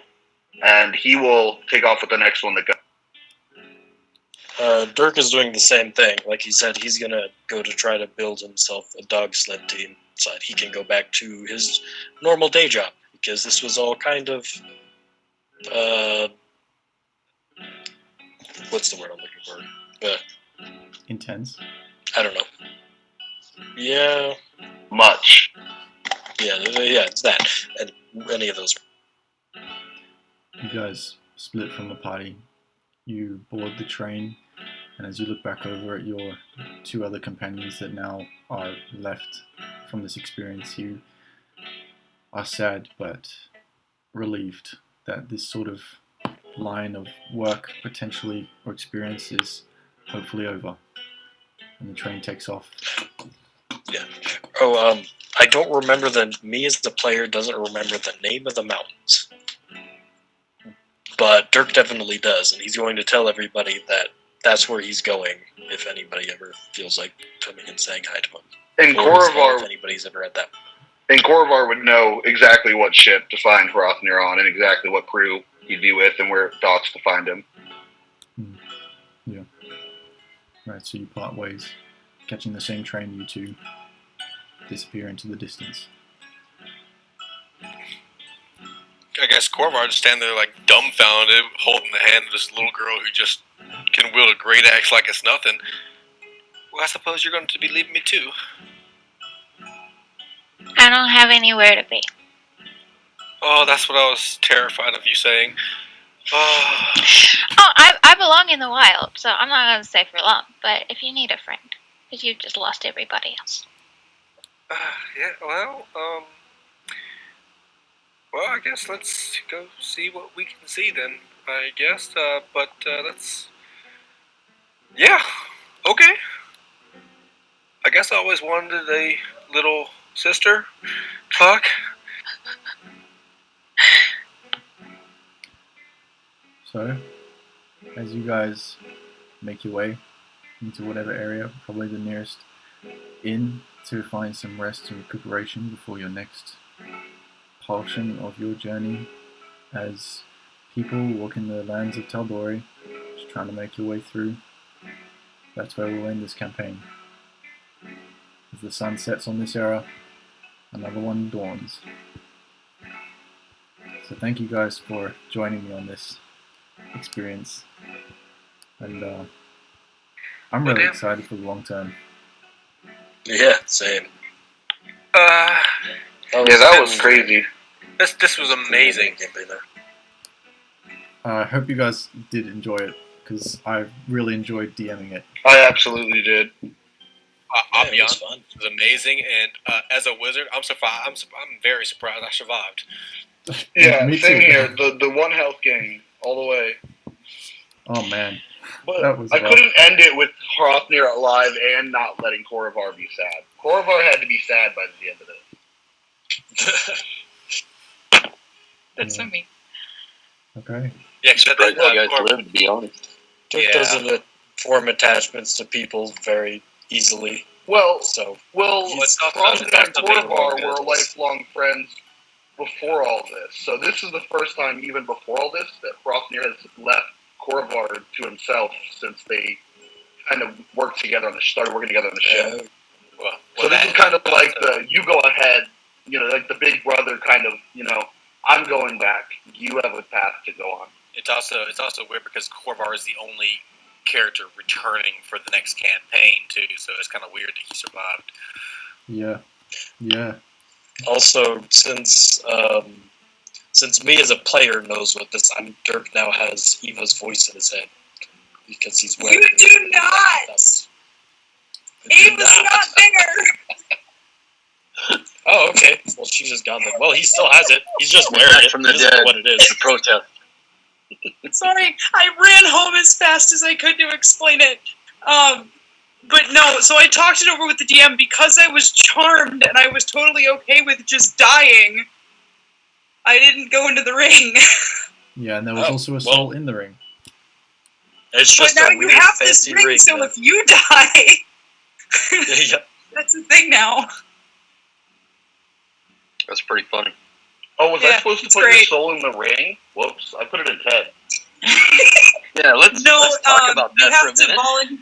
We already talked voluntarily about it. Korvar said no, and I said yes, and it happened, and then it exploded. Well, before that conversation, Somewhere in those realms. I do have to jump off here. It was good. It was great playing with everyone. I'll be on chat a little later on, but Luna, me and you need to have a conversation about what this means for Korvar. I didn't think he'd survive, but everyone take it easy. Like I said, I'll be on chat and kind of rejoice in the celebration for the end of the campaign. But I will talk to you all later. See you, dude. Sounds good. Yeah, Bye, I'm going. Corvar, for the last time, old friend. Right. Later, everybody. Hi. Yeah, somewhere that there's a sun god that is watching that whole scenario going, what the fuck is wrong with you? Look, your sun god came down, put his hand on my shoulder, and basically said, fuck off. Yeah, I mean, to be fair, that is a pretty rational response. I have a soul. I have a body. I better shove that thing in there. It should work. No, the way the ring works. Necromancy. Oh, The I'm way talking the about ring the works. orb they had that The meat. shoved into my body. Yeah, that jumped in here. No, Dirk, the way the ring The works orb is you have was to Eva, voluntarily or Ava. you have to voluntarily put yourself in the ring when you die. So it wouldn't have worked if someone else shoved my soul in the ring. Yeah, that makes sense. Okay, so if you guys want, I can actually go over all the little specifics of what actually just happened, if you're interested. I'm Sure, why not? Yeah, I'm actually kind of curious how that all went down. Okay. I felt so What the bad the shoving entire dead time body? because y'all were like dropping like flies, and there were people on 1 HP, and I was still on like 23 or some shit like that. Like I was fine. Yeah. But as a small child in the middle of dangerous combat, Well, you did just fine. It was pretty Great. impressive. Thank you. Especially when you pulled the battle axe. That was a big problem. What's that? I said our cleric went down first, and that was a big problem. Yeah. Yeah. So basically, the way this worked was it was a succubus, and it was a succubus that, while previously loyal to a superior fiend, decided that she wanted more power, and she knew it was possible to climb the ranks. And while being more intelligent of the succubi in like the hells, she devised a way to utilize a special crystal to store and capture souls, and then harness that through an enchantment that she'd been working on for about a year, to permanently use those souls as power to buff herself, giving her sort of, if you think about it, like magic steroids for herself. In doing that, her plan Unlimited cosmic power.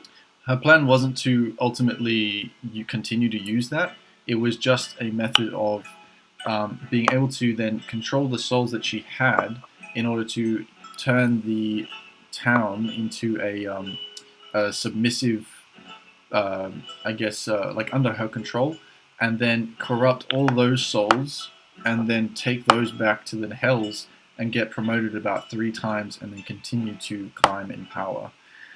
The way the soul capturing and stuff worked exactly when you guys got there, that beam of light that you guys saw was the process of her killing the last innocent soul that she needed to complete her final transformation into more power. If you got there sooner, you might have been able to stop that, and she wouldn't have had control over the shadows.